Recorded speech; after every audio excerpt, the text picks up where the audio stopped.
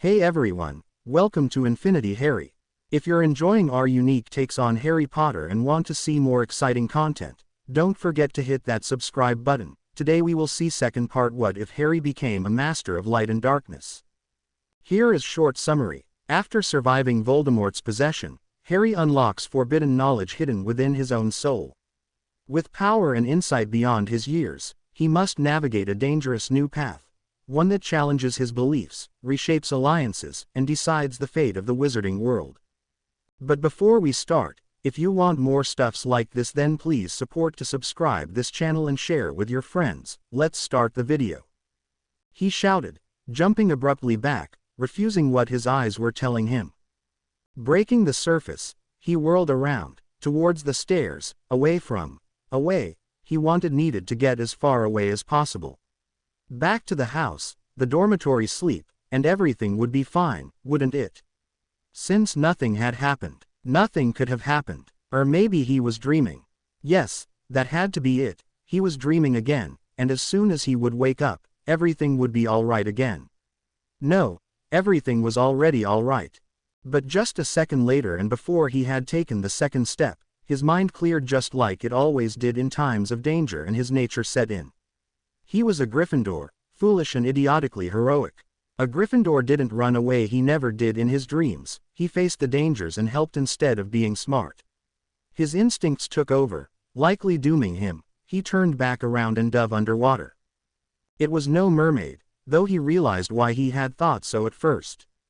The hair floating in the water gave a wild impression, something he had seen in the lake back during the second task. The light filtering through the bubbles drenched the surrounding in weirdly displaced colors, hues of blue and green tricking the eye. With his heart hammering in his chest, Harry had reached the body within moments. Its eyes were wide open, the mouth slightly ajar. Harry didn't waste any time. He pushed an arm under the body right below the pit, silently thanking his experience with carrying dead weight in water from the Tri-Wizard tournament. Refusing to notice the lack of response, he pushed towards the surface. The sound of the waves he made echoed ominously off the cold walls. The mermaid had woken from her slumber and watched him, giggling. "Get it out of the water!" A shrill voice in the back of Harry's mind screamed at him, sounding slightly like a panicked Hermione, but he already knew as much. Painfully slow, he walked over to the edge of the tub, but with each step, he regained a bit of his feelings. He had to do something, obviously. He had intervened and already taken responsibility. But he didn't know what to do. He could fight Death Eaters, no doubt about that, but what could he do if he found someone drowning? He needed help. Why hadn't he asked Hermione to join him? Harry thought desperately, she would probably know what to do. He needed help, and fast. It suddenly came to him, so suddenly in fact, he nearly let go of the body at his side. He had been stupid, had wasted precious seconds. Why hadn't he thought of it before? Dobby! He yelled as loud as he could. Creature! Only a blink of an eye later, both elves appeared with loud cracks. Creatures! Filthy half-breed master called poor, mingled with Dobby's outcry of, the great Harry Poe, before both fell silent in shock. But Harry didn't wait for them to regain their senses. Creature! Get the headmaster! Dobby! Get Pomfrey! He shouted the first name that came to him. The hyperactive elf blinked and disappeared with another loud crack. Creature on the other hand sneered for a moment, before he too did as he was told, leaving Harry with a lifeless body and the echoes of his solitary breathing. Finally, he had reached the edge of the tub, and just as he had, Dobby had returned. Dobby did as he was told. "Master Harry Potter, sir. Mistress Pomfrey be coming. Then help me, get over here and—" But Dobby had already snapped his fingers, and the body, heavy just a moment ago and threatening to slip from his grip, suddenly jumped out of the water and hung limply in the air a foot above the floor. Without the support of Harry, the head rolled forward and the arms swayed from the movement. In trance, Harry climbed out of the tub. Numbness had stolen over his body, dampening the sounds. Help was on the way. He had done his part, but he felt dreadfully weak. He thought he had waved weakly at Dobby, telling him to put the body down and end the horribly disgusting display of the limp body still held up in the air, but for whatever reason the elf didn't, and Harry noticed his mouth was still closed. The door flew open as the matron burst in. Finally feeling relieved of his responsibility, Harry leaned against the wall and sank to the floor. He had done it, all he could think of. He heard Madame Pomfrey yelling, "Elf, get the heads of houses!" And Dobby cancelling the levitation spell. The body crumbled to the ground and popping away. As Harry's mind cleared further, he noticed the nurse bustling around. She had started to fling spells at the body far faster than Harry had thought her able to. But he couldn't look at her shocked expression and didn't feel strong enough to stand up. His eyes were drawn towards the body in the floor. She was pretty, in a way, with dark hair against pale skin. She was also small, he thought, before realizing with a jolt that they were about the same size. In fact, he had probably walked past her in the corridors in the past, but who was she? He couldn't match the face to a name, maybe refusing to recall one for the lifeless form. And then he realized it was the first time in his life that he was in the presence of a naked girl. The door flew open once more, and Professor McGonagall stormed inside, followed by a pair of Aurors. She was even paler than Pomfrey, white as marble, but her eyes quickly traveled through the room. With a quick glance in his direction, she fired off a quick spell and Harry found a bathrobe falling on him. He suddenly remembered that he too was naked. The Aurors meanwhile had begun their search of the surroundings just as Professor Sprout and Flitwick arrived. Even though the air was warm, Harry had started to shiver. Absent-mindedly, he stood up and put on the robe he had been given, his eyes still transfixed on the scene in front of him. He had never thought he would see a horrified Flitwick. It didn't fit him. Professor Sprout was rooted to her spot staring disbelievingly at the body. Someone said something, but Harry heard little more than buzzing. In fact, his eyes were once again drawn to the girl lying on the floor. Someone had conjured a towel that now covered the indecent body parts. Harry guessed it was McGonagall's work, but didn't try to draw up the memory of her doing it. The girl looked so small. Now that her indecency had been covered, he truly looked at her. He had seen her somewhere before, but she wasn't a Gryffindor or member of the DA. Harry felt relief wash over him. Not a friend, popped into his head. Only a second later, he hated himself. Disgust spreading, he fell to his knees as, nauseated, he heaved. Not a friend, but a student had died. Did she have family? Very likely, he realized with another jolt. Her friends had to be informed, and where in the world was Dumbledore? Slowly, he got up, swaying slightly. He watched the body, waiting for the girl to breathe and wake up. He knew she wouldn't, of course, his senses and mind told him so, anyone with half a brain would know, but he refused it. He wanted to cling to his delusion for as long as he could. She would wake up, had to. Really, after the shock she'd given him, she owed him as much. Dazedly, Harry stared as around him Aurors started their search for clues. The door flew open, and in walked Snape, robe billowing as always. His eyes took in the whole scene, from Madame Pomfrey casting diagnostic spells to Flitwick and Sprout standing guard, grim-faced and glowering, a sight that would have been highly amusing under different circumstances, and McGonagall, unsure whether to walk to Harry or the body. Then Snape's eyes locked on the girl's face, and Harry saw for a moment the undiluted horror reflected in the eyes of the man. A Slytherin then, Harry realized.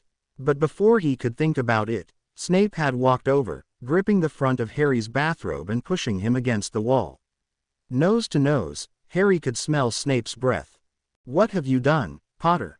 Barely constrained fury dripping from his words, Snape glinted at him.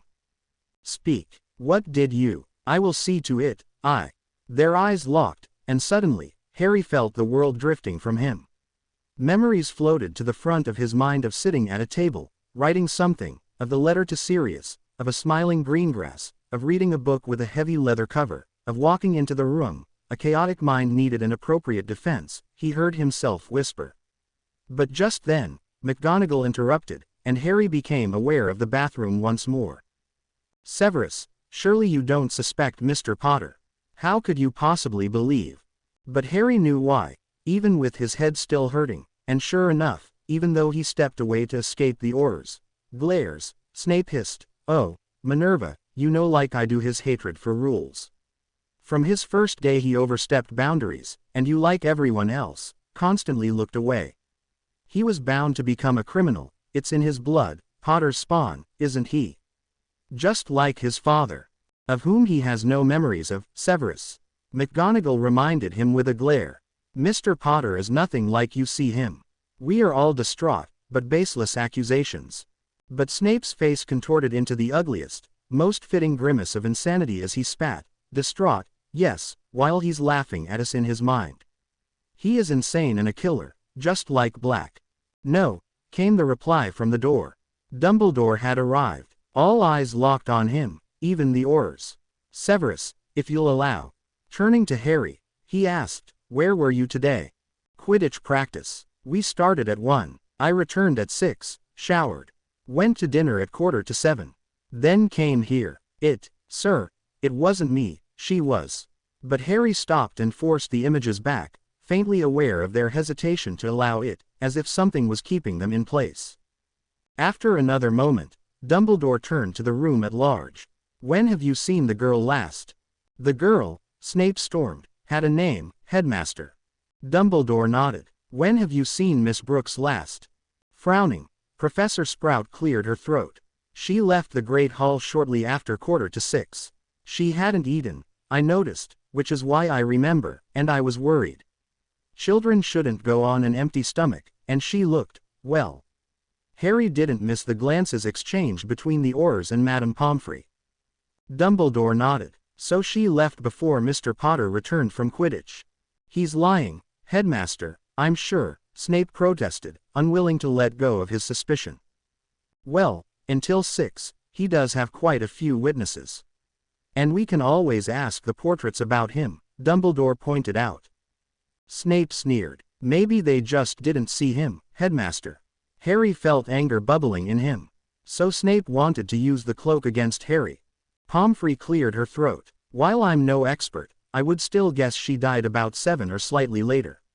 Also, she didn't have an empty stomach at the time of her death. I found quite a bit of fire whiskey, mingled with water, of course. Snape glared at her. She was 14. My students don't drink at that age. They are well-mannered. Well, one of the Aurors said, drawing attention to her, this skirt, she held it up, smells like fire whiskey. The shirt too. And we found that one in the tub. She pointed to her partner, a balding, square-jawed man, who was holding an empty bottle. My students don't drink, Snape spat out. We'll just continue our investigation. How about an interview, now that the preliminary stages are finished? The female Auror raised her eyebrow, daring the teachers to object, but Dumbledore nodded slowly. Harry did his best to say everything he remembered. The already made bath, the lack of response, how he had literally stumbled into the body, had brought it up to the surface, gotten the word out. This earned him a strained smile from McGonagall. Finally, he told about the arrival of Madame Pomfrey. The Auror turned to talk to the matron, trying to verify the story, when the doors flew open once more, and a tall redhead walked in. It took Harry a moment to notice the gleaming prefect's badge on his robes, and another to see the green and silver tie. Sir, the boy began, addressing his head of house, I was told you were here. I have urgent business with you. One of the students is. He slowed down, realizing just what he had walked in on and who was present. Harry could see his eyes going from Snape to Dumbledore, then McGonagall and Sprout, whose gaze was on the girl's body. The still nameless prefect glanced at it, and for a second, his mouth fell open in surprise or shock. Then he swayed on the spot, staggered back, wide-eyed and speechless.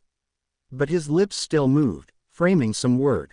Dumbledore stepped in front of him, blocking the view, and Harry wondered why he hadn't done so earlier. For that matter, why hadn't anyone blocked Harry's view? He could still see the girl, after all. But then, he had found her, so what did it matter if he could? Mr. Summers, the headmaster began in his best soothing voice. You had something to report. The boy blinked, waking from his stupor, and threw himself at Dumbledore, pushing him halfway aside with a wild shout somewhere between a name and a feral growl. But the headmaster was surprisingly steadfast. Mr. Summers, please calm yourself. I'm assuming you knew her. It took a moment for Harry to understand what Dumbledore was talking about, enough time for the prefect to regain his senses somewhat. Yes, What happened? Snape stepped forward. Mr. Summers, what can you tell us about her? The student blinked again. Do you know how she could have ended up here? Yes, I told her about it. He stopped, but his blush gave the complete answer. Snape frowned. What happened? The boy repeated. We're still investigating, Dumbledore replied. Did you perhaps arrange a meeting tonight? The boy Summers, Harry corrected, in his mind shook his head mutely. Dumbledore sighed. I am terribly sorry for your loss. Snape stepped forward, pulling his student to the side. The gleam of gold drew Harry's attention, years of Quidditch having sharpened his senses. Snape had taken the badge. Then he turned to the room at large. How do we proceed from here on out? Dumbledore again took control of the situation. Yes, Pomona, if you would be so kind and escort Mr. Summers to the hospital wing. I believe he might need attention later on. Severus, any objections? Receiving a headshake, Dumbledore continued, you will have to inform your students, naturally, and knowing this school. Minerva, Phileas, I think you should, too, before the rumors start. I trust you will find adequate words. Each teacher nodded. Now then, Mrs. Kent. The Auror sighed. It looks like we'll be here for a while, but go ahead. Then, Minerva, please escort Mr. Potter to his house. Come on. Just a peek, Tracy whined. He'll never notice anyway. And don't forget, I let you borrow my dictionary. Not the same, and you know it, Daphne pointed out. I was merely too lazy to fetch my own. And I only needed it for one translation. And I only need a quick look at your reasoning. Just a moment and you'll have it back. You honestly think Professor Snape won't notice? Even if he does, he won't comment on it. And fail us both. He does require us to do our own work if nothing else. You signed up for it, you have to do your own work. Millicent smiled from her place on the couch. I'm just glad I don't have to bother with it anymore. It's actually very interesting, nothing like the past years, Daphne defended. 2 out of 5 professors is not enough for a decent education, that's why many struggled with it. Professor Umbridge wasn't bad, Millicent argued loyally, having had the same argument in the past. Her regular lessons were, Daphne replied. Without the massive extracurricular work and help from the upper years, I wouldn't have passed. Me neither, Tracy injected. Without the madman and the werewolf Lupin, we wouldn't have learned anything. You still haven't, Daphne teased. Very funny. It is, isn't it? Tracy opened her mouth to reply when the wall to the common room opened.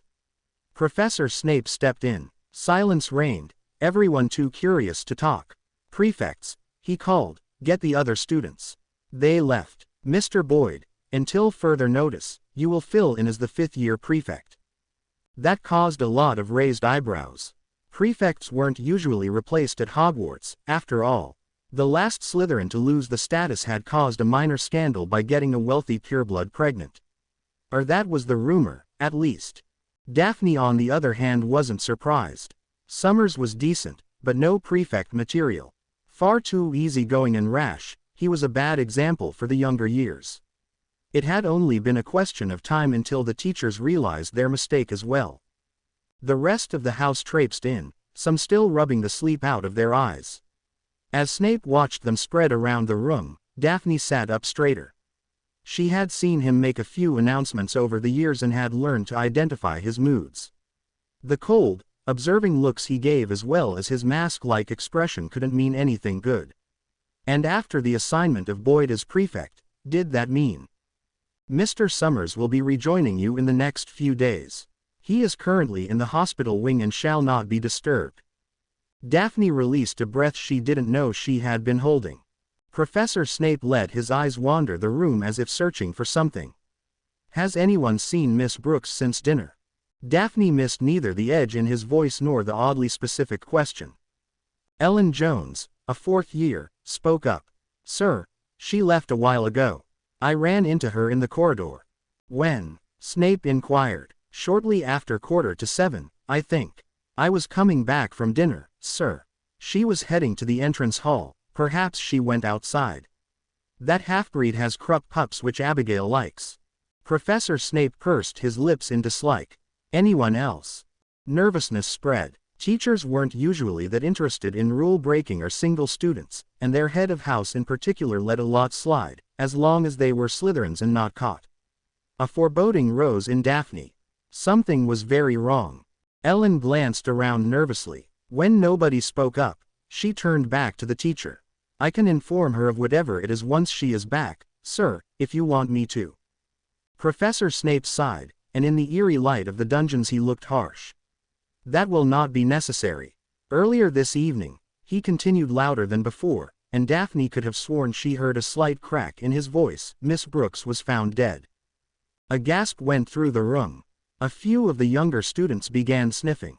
Daphne stared in shock. She had seen the girl just a few hours ago, might have talked to her even, had Pansy not asked for help with an assignment. How could Abigail have died? Slytherins didn't do that. They survived. They were smart.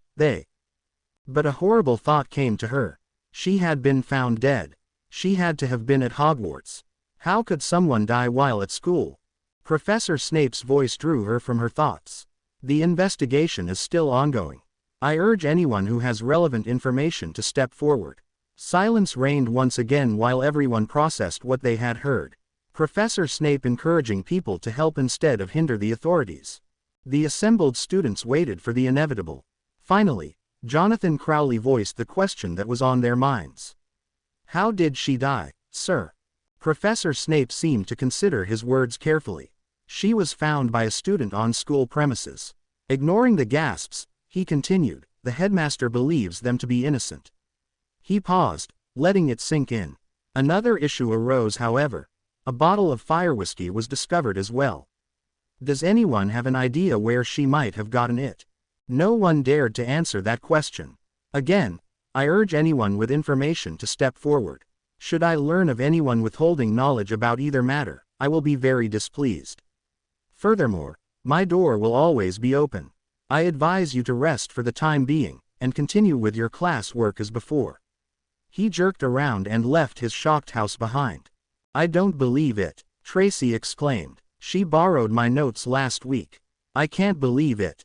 All around agreement was muttered, and similar stories were voiced. The first and second years were huddled in a corner. Nobody seemed to want to follow Professor Snape's advice. How could they rest while one of their own was dead? When do you think her parents will arrive? Someone asked. They'll probably inform her mother tonight, Jones said. She looked horribly pale, perhaps feeling guilty. What about her father? A first year asked. Daphne sent him a pitying look. This was not how a school should be, of course, but learning about the death of a housemate and potential friend had to be quite a blow. Jones bit her lip. Well, he died last June. Worked as a guard in the ministry, you see. And when the Death Eaters infiltrated it. Silence spread as everyone thought about it, until someone from the group of seventh years spoke up. Well, I feel for her mother all right, losing both. But I'm wondering. Dying in school. Doesn't anyone else find that suspicious? Isn't the school supposed to be safe? Nobody answered. Harry looked towards the stairs leading back to his dorm. It was still far too early to be up by far. If he snuck back upstairs, he might get a few precious hours of sleep before classes. But he couldn't. After Professor McGonagall had escorted him to his house and had explained the situation, conveniently omitting Harry's part in the discovery, he had watched from a chair in the corner as his housemates discussed the new development. But after over an hour of fruitless talk, he had excused himself and had gone to bed. Only, sleep had evaded him. He had heard Dean and Seamus wander in shortly after 11, discussing animatedly the possibility of a hit on the victim. He had listened as Ron and Neville had come in, whispering among themselves about the expected retaliation of Slytherins and the necessary precautions to ensure the safety of the younger years. But even after Neville had fallen asleep and Ron had begun snoring, Harry couldn't get to rest. Too many thoughts were keeping him awake, and he had trouble forgetting her face. If he had been just a bit faster, had arrived maybe 10 minutes earlier, could she have survived? He wanted to believe it wasn't his fault, that nothing he could have done would have made any difference. But then, that wasn't really how the world worked, was it? Somehow, everything always led back to him, and every misfortune, every death was at least partially his fault. He could have arrived earlier, couldn't he? Or maybe, if he had found the ready-made bath a bit more suspicious, he might have checked it out before wasting precious time. Or if he had used his head, he might have tried the spell he had seen Bill use at Grimald Place. And so, after rolling around until after 3, Harry had left the dorm. Normally, he would have worked on his occlumency, but it was no use. He hadn't wanted to sit still, and he hadn't wanted to control his emotions. True, he had made magnificent progress, far more than he had initially thought possible. He had already learned to fill his mind and still keep working, creating a mindset he could operate with while hiding his true self behind inconsequential memories. After much deliberation, he had chosen a mix of overwhelmingly depressing and horribly painful thoughts in hope of driving every intruder out, should need be. And he had found to his great surprise that he had an easier time learning and remembering. Every once in a while over the past weeks, he had snuck to the room of requirement and tried spells he had found in his defense books. They had worked, and he had been happy with his improvements, but it was still no match for any self-respecting Death Eater. Since working on his occlumency hadn't seemed appealing and he had felt the aversion to staying put, he had left Gryffindor House. Walking through the corridors, slipping to the astronomy tower and the dungeons had felt good. Liberating, in a way. It had kept him busy for a while. But as his need to be on the move had diminished, he had longed for the safety of his house, leading to him standing in the common room, thinking about his course of action. He didn't want to go to bed. His mind was still too active to allow any rest. And listening to the others held no appeal. Harry had nothing against the other boys, but sitting wide awake while they snored and grunted, lost in their dreams, was not Harry's preferred activity for the night. Instead, he glanced around the room. The elves had already cleaned up, apparently, as he mess from earlier had vanished. Having nothing better to do, Harry strolled over to the fireplace. Normally, he would have found it amusing to be alone in the quiet common room that was usually bursting with people scrambling to do their homework or noisily playing games. In the light of recent events, he instead took solace in the wide space and the soft glow of the embers. On one of the tables, he saw a book. People usually forgot some of their things, but he found it to be a welcome distraction, and picked it up. Introduction to Runes, he read on the cover. He remembered vaguely how Hermione had complained about it once. Or rather, she had complained because Ron had accidentally damaged her copy. Not that it mattered much in Harry's opinion, since it had been nothing more than a rip in a page and easily mended, but it had been more the carelessness of him that had riled her. Curiously, Harry opened the book. 2 hours later, Hermione came down the stairs and found him reading. "Morning, Harry," she greeted, surprise painting her voice, but whether because he was up or because he was reading, he couldn't figure out. "Slept well. About as well as was to be expected, I guess. You?" "Hardly, but then, I share a room with Parvati and Lavender. You know them, this is prime gossip material. I'm surprised they're not already up, pestering people. I plan to go to the library to do a bit of research for arithmancy. I don't suppose I could convince you to join me." "No, thanks. You go have fun," Harry told her with a smile that didn't reach his eyes. Apparently, she noticed, as she frowned. Would Ron have spotted it? Harry wondered. "Harry, do you want to talk?" She hesitated, gripping her robe to keep herself from wringing her hands. I don't think anyone else made the connection, but, you came in with Professor McGonagall, and..." He didn't need her to finish the sentence. Of course she would have picked up on it. "I don't want to talk about it. Don't take this the wrong way, but I'd rather wallow in pity. I get it. Harry, we're friends, aren't we? You can come to me, if you want, and I'll listen." "Yes, I know. Maybe some other time. I'm trying to look forward, not back, if that makes any sense." She bit her lip. Oh, he could see how much she wanted to talk. But after a while, she nodded and forced herself to smile as unconvincingly as he had earlier. "So, what are you reading? Must be something really good if it's keeping you down here and away from bed." Shrugging, he showed her the book. "Introduction to Runes. Someone forgot it. I picked it up." Hermione raised an eyebrow. "Runes. I'm surprised, you never said anything. Mind you, I'm happy to see you applying yourself to more than just your usual coursework. Now all I have to do is corrupt Ron, and then we can be a well-educated group of friends, conversing about the secrets of magic instead of food. She grimaced, but he knew she was teasing him. It's not as bad as I imagined. You know, they really should tell us about these classes before we have to choose. How are we supposed to know which are good or bad? Or important? I mean, runes might be useful for something. Curse breakers, horrors, unspeakables. Hermione immediately began. Yes, I imagined, Harry interrupted her. He found talking to her pleasantly distracting from his grim mood. But my point is, we decide in our second year based on very little information about what these courses ultimately lead to or entail. True, older students might tell us something, but then, ask Neville and he'll say herbology is the most fun you'll ever have. Ask Hagrid and he'll say the same about care of magical creatures. Something close to an objective comparison would have been really useful. Some of us, she pointed out, did read up on them. There are, after all, detailed descriptions of the classes and their uses in books and guides to the wizarding world. If I had known what I was getting myself into, I might have chosen something better than divination, Harry grumbled.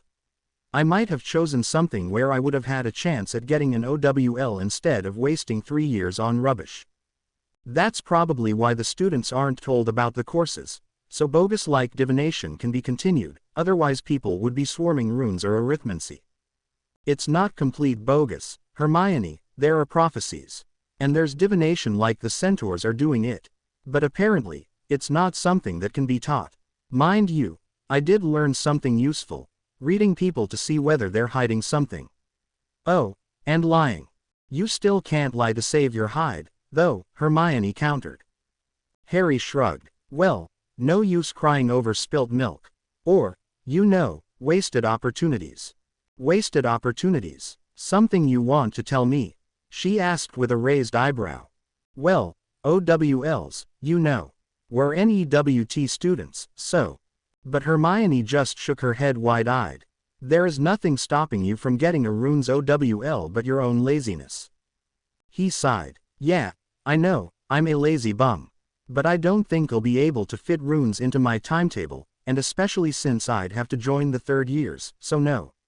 That'd be 3 years of learning in 2 years of school. I don't think that'll work out. Harry, Hermione groaned and sat down in one of the armchairs. The OWLs have nothing to do with Hogwarts. The teachers have no authority over those exams, it's the ministry workers you'd have to convince of your proficiency. And they don't check whether you took the classes, why should they? Because we have to go to them. It's written, somewhere, probably the school charter or something. No, or rather, you'll have to differentiate. The school requires us to sit our core classes and pick electives, yes. They test us, yes. But ultimately, no employer asks whether you went to your classes and answered questions or wrote homework. They check whether you have the required OWLs. And those are the responsibility of the ministry. It would be pretty stupid to limit the exams to people who visited the classes at Hogwarts, no. Those that didn't would never get a job, then. Harry blinked. Those who didn't, what? Visit Hogwarts. But every British witch or wizard goes to Hogwarts. They do, yes, but because it's seen as superior to the alternative. Seeing his blank stare, she elaborated. We weren't ordered to go to Hogwarts, we were invited. Parents are allowed to send their children abroad, for example, but they can also hire a tutor. It's not a requirement to visit Hogwarts. Yes, everyone does, but because the teaching standards are higher than elsewhere, not because they are obligated to. The ministry sends examiners here because they can cover about 99% of all examinees. Also, the school can provide the necessary help to set it up as well as the actual exam rooms. But ultimately, no, Hogwarts has no say in the OWLs. So why do we have to go to classes then? That is a requirement in the school charter. If you want to do your OWLs as a Hogwarts student, you have to sign up for the respective classes. Keep in mind, the school actually tells the ministry which OWLs we intend to sit. We don't have to sign any paperwork or applications. The teachers basically vouch for our knowledge, the examiners test it. But then, We are perfectly allowed to go to the exams the ministry sets up elsewhere. Of course, most of the time, no one shows up. So, we could skip the classes and still get the OWLs. Hogwarts requires its students to go to the core classes as well as at least 2 electives. Every witch or wizard is allowed to sit the exams the ministry sets. That's why I had no worries dropping Muggle studies. I'm Muggleborn. All I have to do to get the OWL and later NEWT is sit the exams at the ministry, and let's face it, those won't be a problem for me. It's also why you won't find a wizarding culture class, although the OWL and NEWT exist. Wait a second. Muggle studies is taught at Hogwarts, why not wizarding culture as well? If there's an OWL for it. Hermione pursed her lips. Well, purebloods deserve the chance to earn that OWL, don't you think? An OWL to balance out Muggle studies, which is a class Muggleborns have an advantage in. But they don't need to be taught about their own culture. Well, yeah, but don't Muggleborns deserve to get that wizarding OWL as well? Harry asked. Purebloods could sit the Muggle studies classes if they wanted to. So shouldn't there be a wizarding class as well then? That would be a decision for the school board. They'd have to sign off on it. The same school board that consists of highly respected members of society, all hailing from wealthy and more often than not old pureblood families. Discrimination. Harry frowned. Are you honestly surprised? Really? But it doesn't matter. There are far worse problems than that. But back to topic, you can still get a runes OWL. All you have to do is learn the material and prove your competence. So, why classes then, other than school rules? Harry questioned. Why go to Hogwarts at all if parents could teach their children at home? The classes are a good preparation. The teachers know the material as well as the standards of the exams. Furthermore, they can keep a better eye on the development, help if needed. That's something parents aren't really capable of. But aren't students, underage witches and wizards forbidden from using magic? Harry pointed out. Well, yes, I don't know how they get around that particular restriction, but there are the occasional cases of wizarding families managing that. Harry stared at her. It was very rare for her to not know something, and her face told her just how much she disliked it. He, however, remembered something Dumbledore had said during the summer.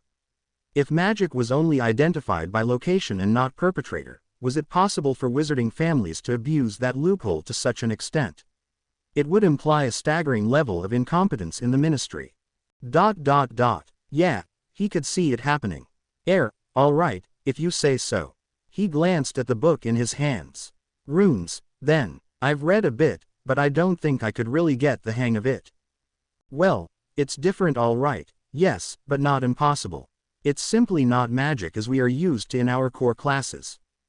Harry smiled. She obviously tried to bait him, perhaps to reaffirm her identity as a know-it-all. Well, if that was what it took to make her happy. The book said something about a distinct approach setting the discipline apart. Hermione nodded at him, happy at his interest. Runes is very useful, but also different in how it approaches a task. Transfiguration and charms both concentrate on doing something you will them to do, changing the form and changing or adding functions of something, respectively. That is the nature of spells. They rely on the will of the caster. Runes on the other hand can do pretty much the same, but are built around the creator not actually causing something themselves. Runes are, well, rules, if you know what I mean. I can charm a rock to be warm, let's say to have heating in a house, but after a while, the charm will wear off, and I'd have to reapply it and willing it to be warm again. I would be recharging the charm, in a way. But then, I could also create a runic layout that achieves the same result, making the stone warm. Since the runes are permanently carved into the stone, they will keep the effect going until they are destroyed. Creating such a warm stone is fairly easy. All it requires are some runes describing the intended function, being warm in the example, and some runes drawing the necessary power. Harry blinked at her. Power. Wait, you lost me there. Well, all right. The first set of runes would say, collect power. Energy. Magic. It doesn't really matter what you call it. The second set of runes says, take the power, make the stone warm. Simple rules which create the intended effect, and as long as the runes aren't disturbed, it will work. That's why runes is an important subject for curse breakers. It is entirely possible to set a trap that will only stop working after the runes are disabled. Let's say, if weight is applied to a set place, repulse it. With enough force, it is possible to smash someone headfirst into the ceiling. With enough force. Splat, Harry finished. I get it. So, runes are based around that concept. If possible, do A. If B, then do C. Alright. Yes, and as you can imagine, there are a lot of possible uses for runic layouts. Permanent wards for houses, for example. Heating, like I said. Illusions, like the ceiling in the Great Hall. Locks, talking mirrors. The paintings, of course. The staircases, or think about the burrow. Those are runes, as well, otherwise Mr. and Mrs. Weasley would have to reapply a number of spells regularly just to keep it together. The painting of the fruit bowl. To get to the kitchen. The pear. Yes, exactly what I mean. Can you imagine the teachers walking through school and refreshing these spells? And they don't wear off. They just keep going, until the runes are disturbed, yes, either by cutting off the power, or by destroying the functional components. Of course, any smart rune carver will think of backups and safeties as well. Something like, if the locking effect is disabled, cause ear-piercing noise, or repulse everything. And of course, there is always the possibility of linked runic layouts. It'd be something like a crossword, with some runes being part of more than one layout. That makes it difficult to disable certain parts because it would bring down more than just what is necessary or wanted. Alright, got it. Sounds like fun. It is. Granted, I prefer arithmancy, but runes is still a very interesting subject, Hermione replied. It looked difficult every time I saw you working on it. Far from it, Hermione yelled. Before, frowning, she added, well, I guess it is. But for any decent muggle-raised witch or wizard, it is considerably easier. It is related to logic and combination, you see. That's why anyone with fundamental understanding of those has an easier time with runes.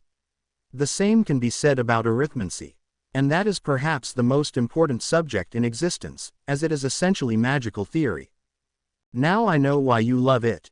Theory, huh? Harry asked with a smile. Yes, it is really useful. Knowing arithmancy, one has a better understanding of charms. Why does casting Lumos create light? Where does it come from? Or take transfiguration. Human transfiguration is very difficult. That it is, yes, Harry added. But a hair-growing curse isn't. In fact, any first year could do something like that, and both are spells to change something about a human. So where is the difference? Why is one easy and the other difficult? Or, for example, take defense against the dark arts. With arithmancy, it's possible to understand how a curse works and find countermeasures. Or, if inclined to, it is far easier to create a new curse or, really, any spell, if you know how and where it has to take effect. Arithmancy adds a lot of additional knowledge to the mix and helps with many different subjects. With arithmancy, one can create better runic layouts, since we were talking about those.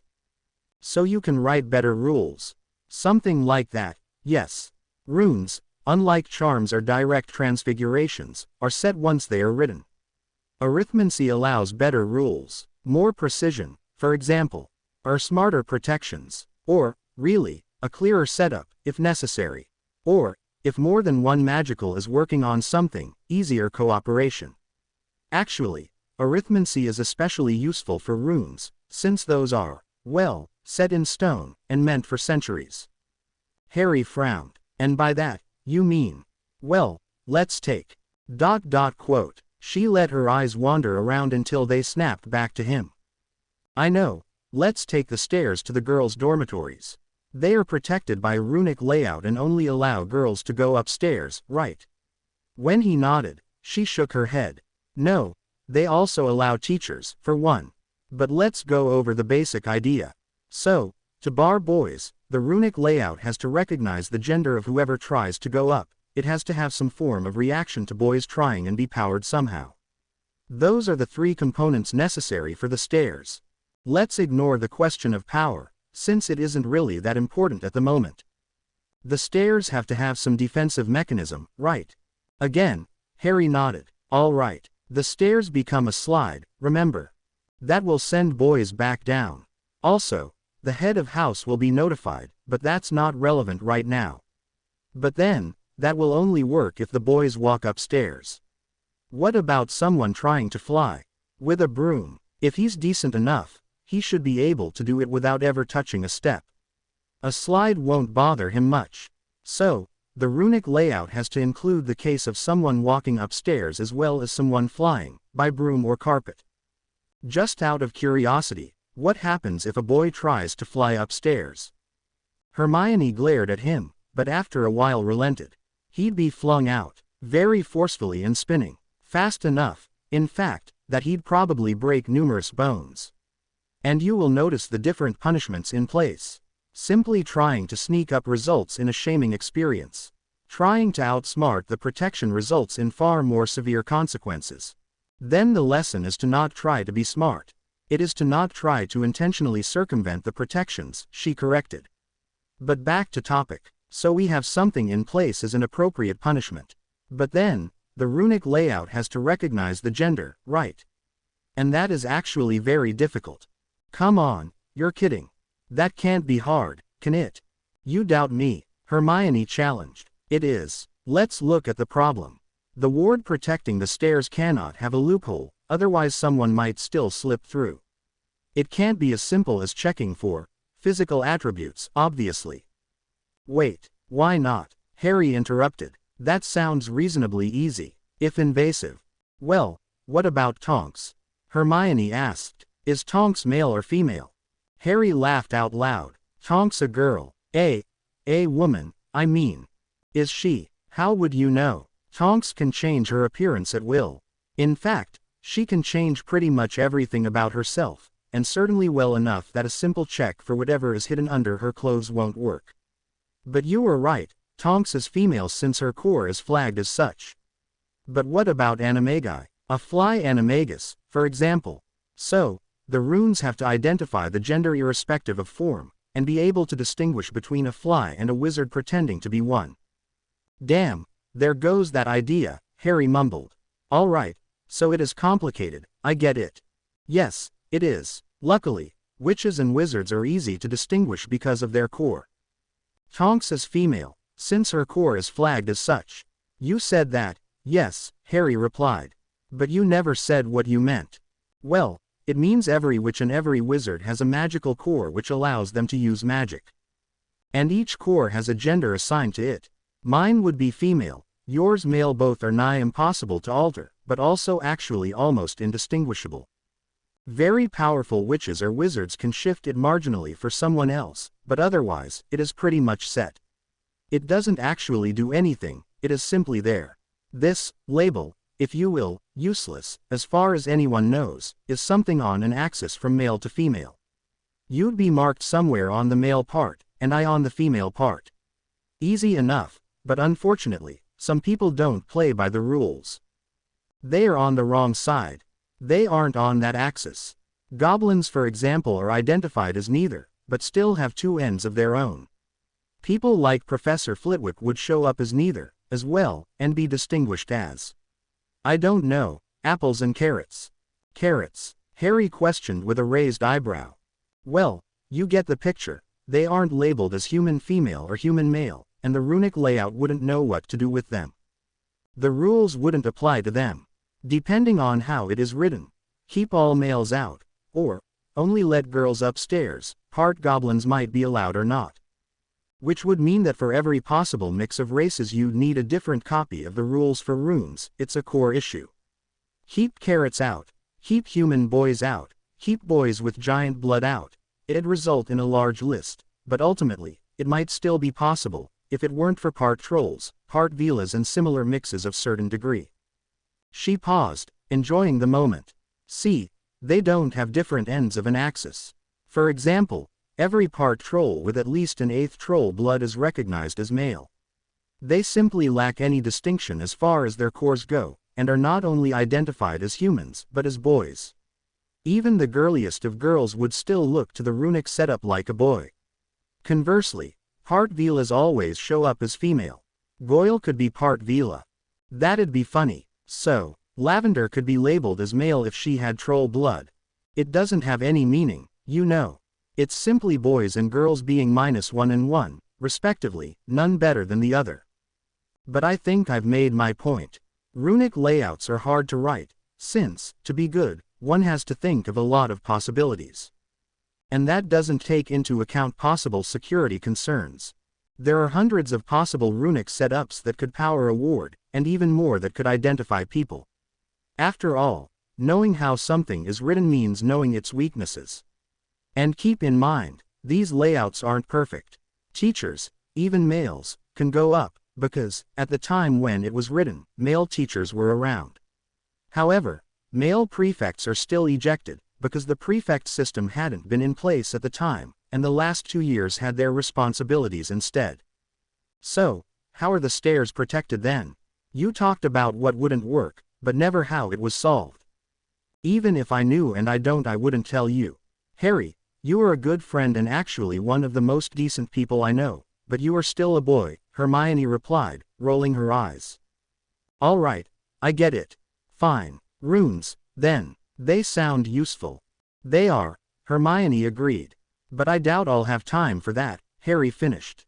You could always do it after we're finished with school, you know.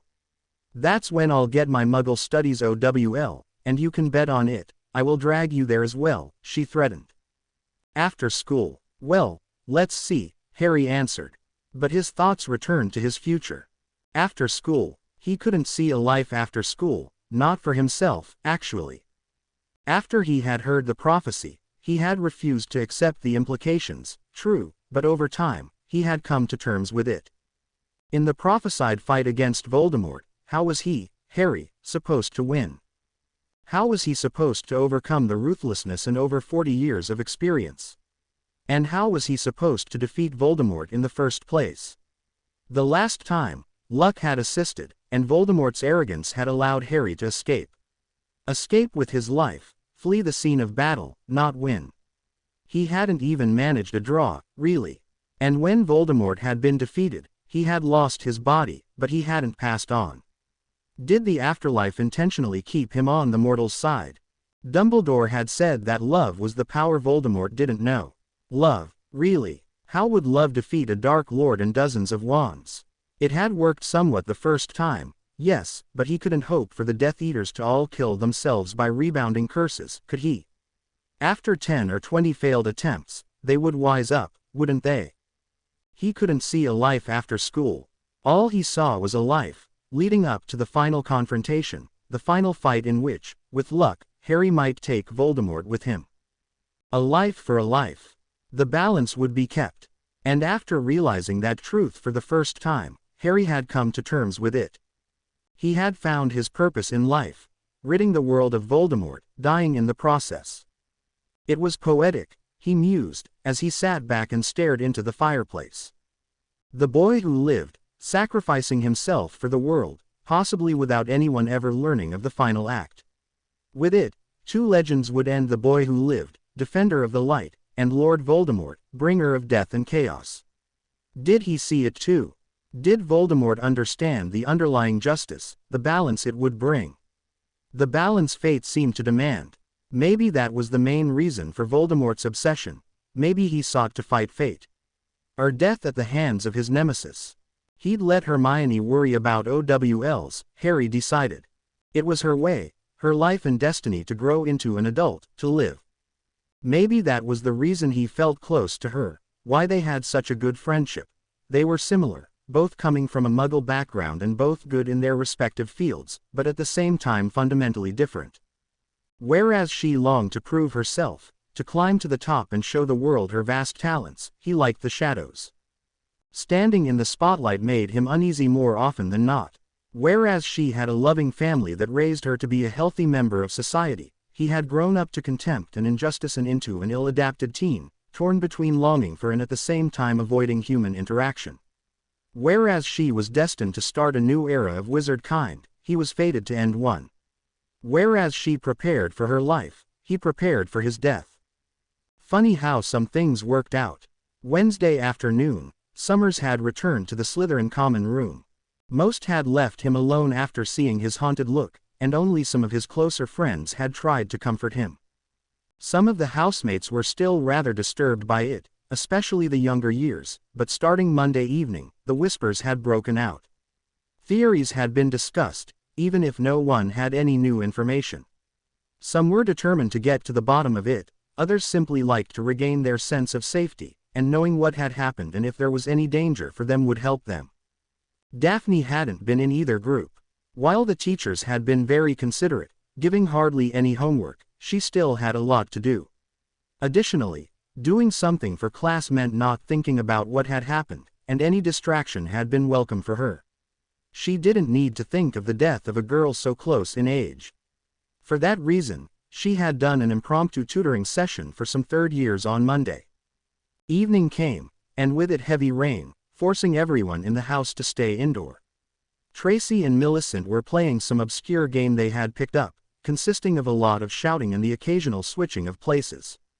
It had the added bonus of annoying Pansy, which was always fun. As a proper pureblood, she wouldn't want to admit to it, and watching her fight the urge to lash out was amusing in its own way. Daphne had offered her help again, this time to a fifth year who had been struggling with a tricky paper for defense against the dark arts.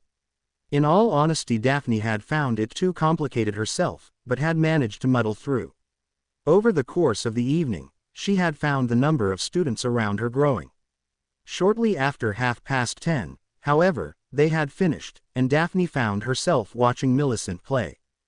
Eagle-eye and confusion, she announced, placing a card down to groans from the others, who rose to their feet and passed their hands to their opposite players. "Well, then," Tracy announced, "I'll call Fish, Edgar."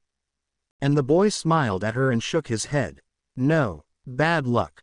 Grumbling, Tracy threw a few nuts on the table. "All right then, fire." Everyone threw a card on the stack in the middle of the table, and the next turn began. Daphne still hadn't figured out the rules, and only knew the game originated in Ravenclaw House. But then, who else could come up with a ridiculously nonsensical game with more exceptions than rules? Edgar nodded. "Well, then, Armageddon, everyone." And as one, each player threw their hand with the exception of one card on the table. "Show me what you've got." Apparently, Tracy had somehow won, as she collected the money on the table. Daphne merely shook her head. And by some weird agreement, most left. "Well, that was fun," Tracy announced. "Are you in next time?" "I don't think so," Daphne replied. "I refuse to play a game where I have to hop on one foot while drinking butterbeer." "Ah, come on, that happens only once every full moon anyway." "And 3 times this evening, I counted," Daphne pointed out. Tracy would have answered, but just then, Theodore and Draco joined them. "She is right, you know," the lanky black-haired boy said. "And I don't care if it is the future of games, I'm out. I'd rather be thought of as grumpy than act like a monkey." "No one asked you to play," Tracy replied, frowning. It was well known she actually liked the silliness of the game, and had tried to get others to play since she had picked it up. "You did. But anyway, you won't believe what I have found out. I talked to Summers earlier." "Please tell me you didn't," Daphne groaned. Theodore, while relatively decent, did have the occasional bouts of tactlessness. "Why, no one had been able to figure out." "Ah, I just talked to him, don't worry. Anyway, he was there and saw her. Brooks, I mean, when he couldn't find her Sunday evening, probably to sneak off somewhere, he went to search for Professor Snape. Well, one of the ghosts sent him to the prefect's bathroom.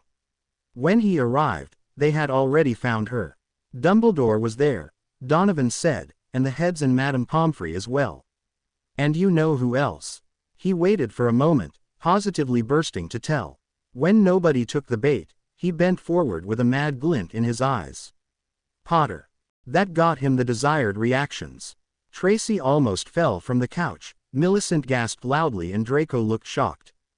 Daphne was speechless. Somehow, her mind had come to a screeching halt. Maybe it was the fact that, for once, she could assign a face to the previously nameless student who had found her dead housemate. Interpreting their expressions, Theodore nodded. "That's what I thought too. Summers said Potter wasn't wearing his uniform, and Brooks had been lying in a puddle of water, from what I could gather. You're thinking of the tub. Draco threw in. Daphne looked at him. He seemed tired, with rings under his eyes and, what would probably bother him more, tousled hair. The prefects had had their hands full, she remembered. They had had to keep an eye on the younger years as well as coping with the schoolwork and their usual duties. Was it a wonder Draco looked as if he hadn't slept for days?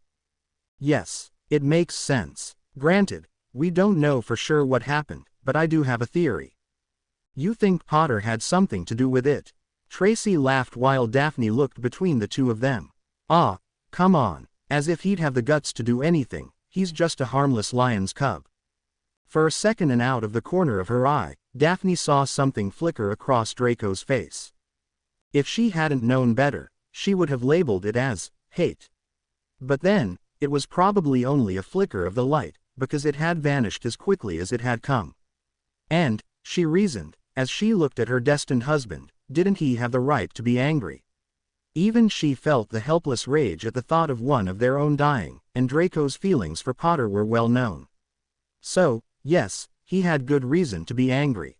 He might not be that harmless. You heard the stories of his many adventures as well, Theodore replied. And he did break into the ministry for some reason and, loath as I am to admit it, managed to escape relatively unharmed. But no, I don't think he killed Brooks, I think he is either being used or involved in the matter. And what? He didn't kill her, but just so happened to stumble upon a dead student. I don't think so, Tracy countered. That's not really likely, is it? And anyway, what was he doing in the prefect's bathroom anyway? How come he can go in? Well, Draco threw in with an ugly look on his face. He is the Quidditch captain of Gryffindor, and they are allowed to use it as well. I should have joined the team, then, Millicent joked. Everyone knew just how bad she was on a broom. Even if I had to put up with all those guys and you, Draco. Theodore chuckled, and drew everyone's attention back to himself. Yes, well, the thing is, there are hundreds of students, and dozens who can use the bath, and it just so happens to be Potter, Dumbledore's pet, to find her. That's really weird, don't you think so? Well, I do, in any case. It is too unlikely, in my opinion. So here's what I think. Brooks's father, he worked at the ministry, didn't he? Receiving nods all around, he continued, so maybe he heard something, or feared someone might be after him. Well, he died, we all heard it, even if we haven't seen the body. Now his daughter is found dead in school, supposedly found by Potter. Such a sad occasion, her mother might move away from all these memories, potentially dropping off the face of the earth, meaning the whole family is no longer to be found. Well, I heard about an idea being proposed to the Wizengamot called witness protection. Basically, if someone fears for their life, they're given a new name and moved somewhere else. It didn't go through, but Dumbledore might have liked the idea, right? It would be like him to take inspiration from Muggles, because that's what they do. Well, when Summers walked in and saw the body, Dumbledore and the heads of houses were present. And I'd say between the headmaster, McGonagall and Flitwick, they should be able to create a convincing imitation of Brooks. What, you think they tricked him? Exactly. Perhaps they placed the body there and inspired Potter to go take a bath. He did so, found what he thought was a dead girl, called for help. Pomfrey would come, confirm the death, the heads play the anguished teachers and adults. That way, everyone will believe Brooks to be dead. And as soon as all the students are out of the way, Brooks will be free to leave the country or whatever. Millicent frowned. Sounds rather cruel. To us, I could understand. But I can't see Dumbledore intentionally traumatizing Potter. He is the headmaster's pet. Making him think he found a body doesn't really sound like a caring authority figure. Might be a necessary sacrifice, but you are right, it isn't his style, Theodore agreed. But that doesn't mean it wasn't a deception. Again, between the teachers, they should be able to make it convincing. Having a student find the body is a good idea and gives it some credibility as well as adds another witness. And if I were the headmaster, well, I'd clean up the trash first, of course. But if I were in his place with such a ploy planned and wanted a student to assist, I'd pick Potter, To be honest, if Dumbledore told him to lie, he'd do it. He might be in on it. Needlessly complicated, you know. Why not have Brooks pulled then? Other students were, Tracy pointed out. Abbott, for example, it is not unheard of. But they were pulled because their family wanted to admit to the danger they saw for themselves. My idea was for the Brooks to simply drop out of sight. Currently, both the father and the daughter are thought to be dead. As long as everyone believes it, they can quietly steal away, and no one will ever know. And it isn't complicated, it is fairly easy, really. Daphne turned to him. So how would they go about it? There is an awful lot of luck involved in your plan. But Theodore shook his head. There isn't, really. Let's go with the idea that Potter was involved. So, the teachers had Brooks go somewhere during dinner, perhaps one of the offices or something, where she had to hide for a few hours. That's easy. Meanwhile, they placed the look-alike in the bathroom and waited. Had a student walked in, they would simply have to act as if someone had found the real Brooks. Again, easy. When one of us, in this case, Summers, noticed Brooks's absence, he went looking for her and later Professor Snape. A ghost sent him to the bathroom, where he stumbled upon the scene. It doesn't really matter who walks in, just as long as someone sees Brooks dead on the ground. Silence reigned while they thought about it. To Daphne, it sounded far too complicated. But then, Dumbledore wasn't really known to do things halfway. Well, while that might have happened, and just so you know, I don't think it did, that still leaves the motive. Why go into hiding in such a manner? Well, her father worked at the ministry and might have learned something he shouldn't have, Theodore reminded her. There is a lot going on behind the scenes, you know. But she shook her head. He was a guard, Theodore. His job was to sit around, basically. I seriously doubt he would be trusted with anything. And it still doesn't answer an important question: who would be after him? Can you see the ministry trying to off people, even if they have learned something crucial? And if it's Dumbledore who is hiding them, he can't be who is after them. The boy smiled mysteriously. I was thinking of the Dark Lord, actually. He might be interested in the comings and goings at the ministry, and who better than one of the guards to answer a question like that? The Dark Lord, Tracy deadpanned. You're joking, right? Well, he did have his Death Eaters in the ministry last June, Theodore replied with a shrug. And the ministry is a reasonable target. Daphne bit her lip. She didn't want to believe it. She really didn't want to agree with Theodore's absurd theory. But it did fit in a way. Not good enough to be convincing, but it explained some of the holes in the story of the death at Hogwarts. And somewhere in the back of her head, she preferred the idea that somewhere, Brooks and her father were alive and well. The Dark Lord, Draco laughed, drawing all their eyes to him. Oh, she's as good as dead, then. Trying to hide from him, good luck with that. Tracy started to smile, and even Theodore started to nod, thinking about the ridiculous notion. No one could hide from the Dark Lord, hadn't Karkaroff been proof of that? But Daphne didn't laugh or smile.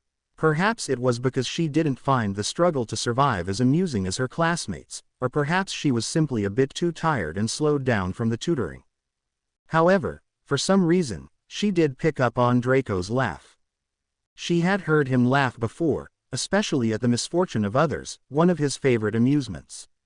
She had heard his sniggers about funny insults or cruel jokes. Each time, it had been the kind of laugh that betrayed his haughty attitude and was, sadly, quite ugly. But as he sat on one of the couches, it sounded positively gleeful. Eyes twinkling with delight at the thought of mortal danger for another human being, his laughter sent shivers down Daphne's spine.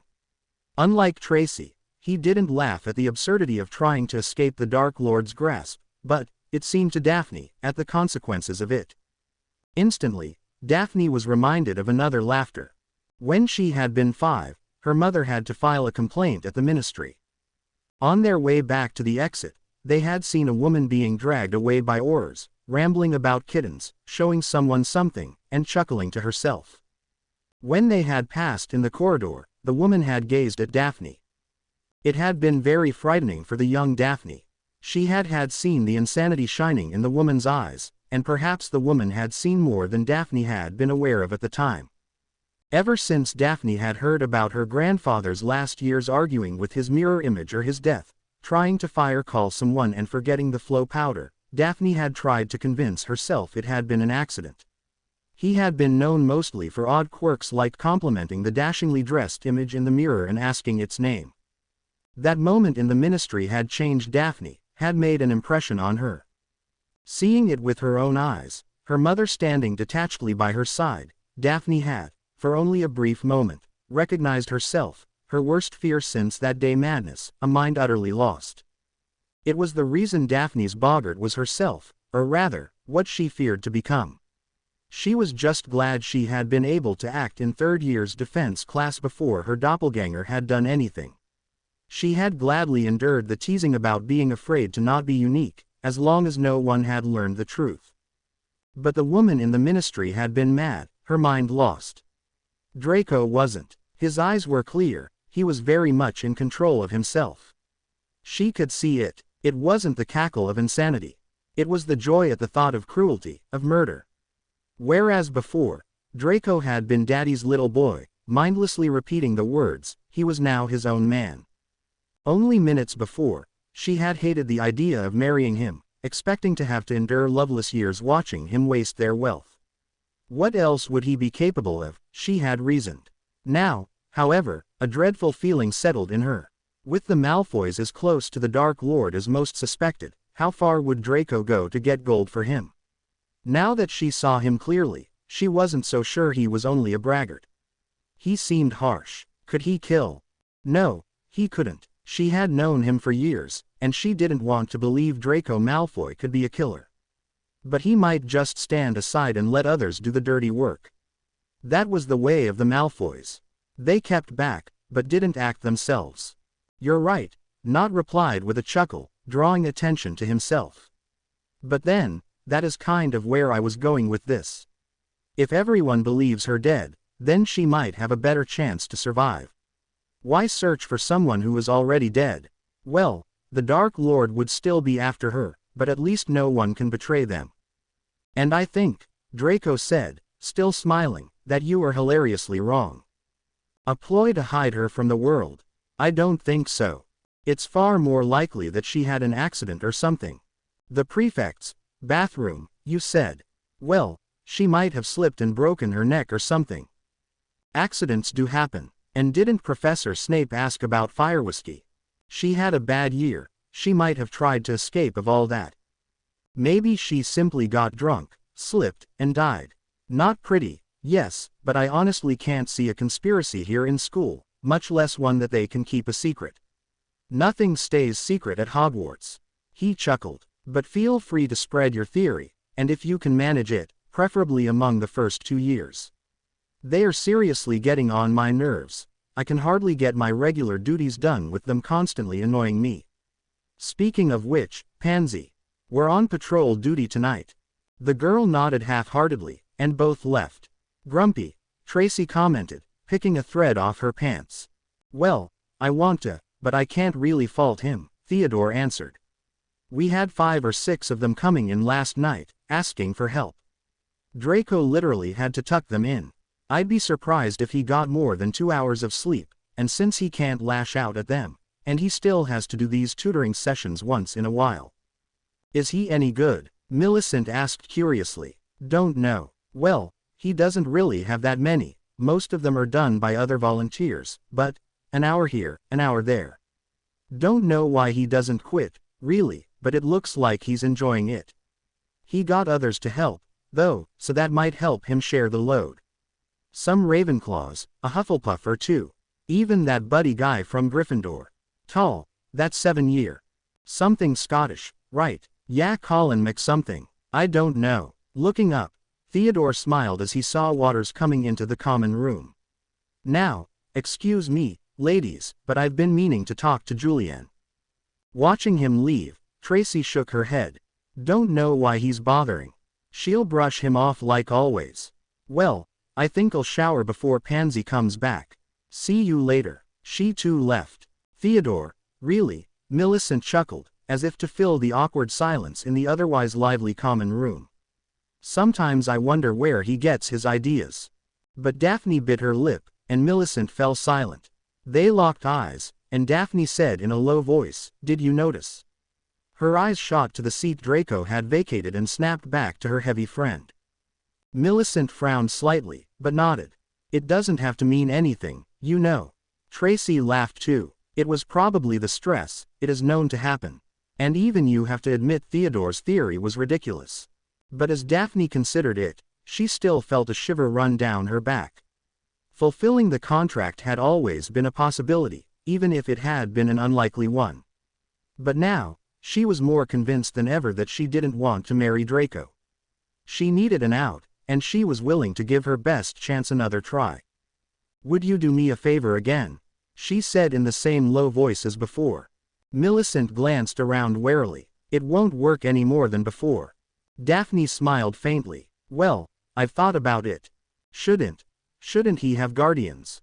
"True, contracts normally need a member of the family, but couldn't a guardian sign for him? After all, there is no current head, apparently, so they should be acceptable. Or, now that I think about it, he didn't say he had no one who could sign, but no one who could be convinced to do it. There might still be a distant aunt or something. With enough gold, everyone is far more agreeable, don't you think so? And he could still try his luck with Narcissa Malfoy if all else fails. At least that is what I came up with after reading up on past contracts where no one could sign for one family. So, can you arrange another meeting with him? Preferably soon." Millicent nodded slowly, recalling the negotiations. "It should work, yes. It's not spotless and could be challenged, I think. The guardians are likely not proper since they aren't blacks, but as long as no one notices it, I'll ask." Draco still hasn't said anything. "No," Daphne replied with a frown. "With each passing day I am more convinced they want to use the contract to their advantage, which is all the more reason not to have him know about my plans." Millicent chuckled nervously. It was a good act, because the large girl really was still a bit uncomfortable in her skin. "There's more, isn't there?" Millicent added after a moment. "You have a plan." Daphne nodded curtly. "A shrewd idea." Harry stepped into the room. Dumbledore smiled sadly at him and gestured to a seat. "Good evening, Harry. I am sorry I didn't meet with you sooner, but important business required my attention." He paused, before adding in a softer tone, "How are you?" Harry swallowed the lump in his throat. "I'm better. But he found no adequate words. Somehow, the girl's death Brooks, he amended, still refused to make any sense. "Yes, I can imagine. You did well, though, and have nothing to be ashamed of. You acted responsibly, something not many can do in such a situation." Normally, he would have blushed at the praise, but Harry's mind was elsewhere. He fidgeted for a moment and found himself wanting to wring his hands like he had seen house elves do. But then, he couldn't keep silent anymore. "Sir, how did it happen?" Dumbledore sighed. "You shouldn't think about that. You did well, Harry, and all of your professors were impressed." "Yes, even Professor Snape." "Didn't seem that way," Harry grumbled. "Ah," Dumbledore sighed, nodding slightly. "Professor Snape had just received a shock, one any educator has trouble dealing with. He might have jumped to conclusions when he saw you there at the scene of a failed rescue." "At the scene of," Harry repeated, breaking off as a suspicion came to his mind. "Potter's son," Snape said. "He thought I was like my dad. He thought." It might have reminded Professor Snape of the incident with the Whomping Willow in his time. "Yes," Dumbledore confirmed.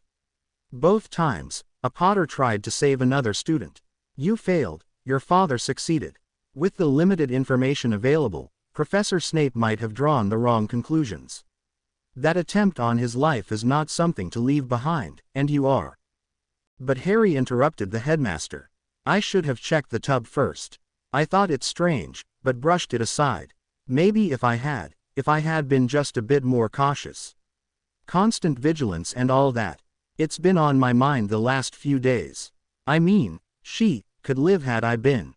I was an idiot back then, wasn't I? If I had walked faster there. I dawdled, sir." He felt like a small boy again, helpless in the face of the challenges of the world. "It wouldn't have mattered, Harry. She died when you were at dinner in the Great Hall. I had it confirmed. You couldn't have done anything to stop it, and have nothing to blame yourself for, Dumbledore told him calmly. Harry tried to process it. Deep down, he had known, of course, but it was still hard to believe it, partly because he refused to accept Brooks had died without any chance of rescue. Maybe if he had skipped dinner, he would have arrived in time. Why had he showered? Why hadn't he gone to the prefect's bathroom in the first place? Even if he hadn't had any reason to do so, he would have been able to keep her from dying. He could have. Sir, how did she die? Did she? He wanted to continue, but try as he might, he couldn't force the words out. Instead, he felt tears trickle down his face. Ashamed at his weakness and behavior, he lowered his head. Another failure of his and another life lost. The soft voice of Dumbledore filled the room. No, she didn't suffer, from what we can tell. It seems as if she had drunk a lot of fire whiskey, which is always bad when going into water. Perhaps she slipped and the alcohol disoriented her. Unfortunately, we don't have any witnesses, living or dead. You might not have noticed, but no paintings are close to the bathroom, which is devoid of paintings like you see around the school. And the mermaid in the bathroom is unable to remember anything for obvious reasons. She was created without the ability to remember anything at all to protect the children's privacy. There was a lot of water in Miss Brooks's lungs, though. There were no signs of harm on her body, and no one saw her with anyone before her death. She drowned, Harry. Not everything has to be some mystery around school. But why did she drink? Brooks, I mean, I don't. She was younger than me, wasn't she? Where did she even get it? We were all searched whenever we entered school. Where she got it I don't know. But since it is not a dark object, she might have smuggled it in, some students do. Magic allows for a lot of hiding places, like magically extended spaces in the trunks. She had a bad year, however, which might explain the reason she turned to the fire whiskey for consolation. Her father died and her grades were dropping. It might have been an accident, or perhaps she tried to escape the pain. We do not know, but either way, it is not your fault, Harry. You couldn't have saved her, you had no way of stopping it from happening. Sometimes, Harry, we are simply powerless. You have nothing to blame yourself for. Senseless though it may seem, it is not for us mere mortals to know the ways of the world around us. So, that's it, she died, tough luck? Harry asked, glaring at his hands. At least his tears had stopped. No use crying over spilt. He swallowed the lump in his throat. Dumbledore stayed silent for a moment. How are you doing with your project, Harry? I made progress, he replied dejectedly. Christmas, maybe. I'm working on a few. Are we really not talking about the... I mean, sir, it's... Yes, Harry, I think it might be good if you got a bit of distance. I can see just how stressed you are, and I have seen similar in the past. Yeah, sure, Harry laughed bitterly. Lost many students in your time. I took it upon myself, the headmaster said, colder than expected and with a glint in his eye, to look after students in similar situations and redoubled my efforts after the loss of Miss MacDonald in 1943. I grieve as well and believe it to be best if you gained the distance to refocus and continue on your path. Now then, your charms project is continuing. Good. I found it to be a difficult discipline and struggled learning it. An old friend taught me in the end. Flammel, Harry guessed. Indeed, Dumbledore replied, but you are thinking of the wrong Flammel. Perenelle was more accomplished and took it upon herself to teach me. Nicholas had always had a lot of interests and projects, but little patience. Now then, shall we begin our lesson? Yes, sir, Harry began, but then he remembered something. Why aren't students told we can take OWLs after we're finished with school? Hermione mentioned it. Dumbledore frowned. I thought it was common knowledge. In my time everyone who passed through the halls of the school was told. He shook his head. Well, it should be easily rectified in any case. Yes, you can take exams, either during the holidays or after you are finished with school. For every subject, the ministry gives one exam every 2 years. Very few people actually sit them outside of Hogwarts, and it would be a waste of time to offer them each year. Additionally, depending on the OWLs you earned, The ministry also awards honorary OWLs and NEWTs under certain circumstances, the most important being an outstanding in 2 or more subjects, and a sponsor with some renown in the field backing the candidate. Naturally, having ties in the wizarding world helps with the latter somewhat. Was there a specific subject you were interested in? Well, I picked up a runes book on Monday. That's how Hermione found me, and she explained the discipline to me. It sounded interesting, but I don't think I'll have the time to read up on it. Maybe later, but not right now, which is what she would want. Oh, and she wants to drag me to Muggle studies as well, but that one doesn't really count since, you know, I already know a lot about Muggles from growing up among them. Indeed. Well, runes is a very interesting discipline, yes, and rather peculiar in our curriculum. This caused Harry to raise an eyebrow. Peculiar. It's, well, not exactly like the others, but there are too many differences to lump all the other classes together. Runes are different, Harry, because it is actual magic, unlike care of magical creatures, herbology and potions, to name some that belong to the handling of elements with magical properties. Transfiguration, charms and defense against the dark arts are also actual magic, but rely on the strength of the caster. Runes draw their strength from elsewhere. Yes, Harry said. Hermione told me something about some runes collecting power, whatever that was supposed to mean. Don't get me wrong, I like talking to her, but it's better to let some things rest with her. So that power for runes, does that really make that much of a difference? It does, Harry. Even very weak wizards or witches can create very advanced runic layouts, since the power of the creator does not influence the result. Miss Granger seems to have forgotten that tidbit. She probably thought it self-explanatory, which, in her defense, it is. Yeah, I know, Hermione's really smart, Harry sighed, and she did say something along those lines, I think.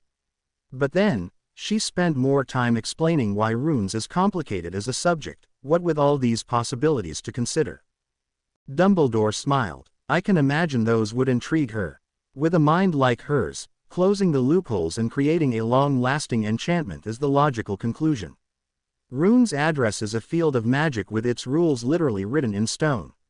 Miss Granger is also fairly adept at arithmancy, I heard, which is another subject dealing with rules of magic. Her skill, therefore, comes as no surprise in her case. Well, she is, yes. She said something about logic and combination, and that it's the most important subject in the world, helping with the understanding of other stuff. It sounded important and useful, but I found it very enlightening, but it is not for everyone, Dumbledore replied with a nod. People with an ordered mind have an easier time with it, while chaotic minds tend to struggle with it. The brightest minds of time have often been talented at arithmancy, from charms to potions masters.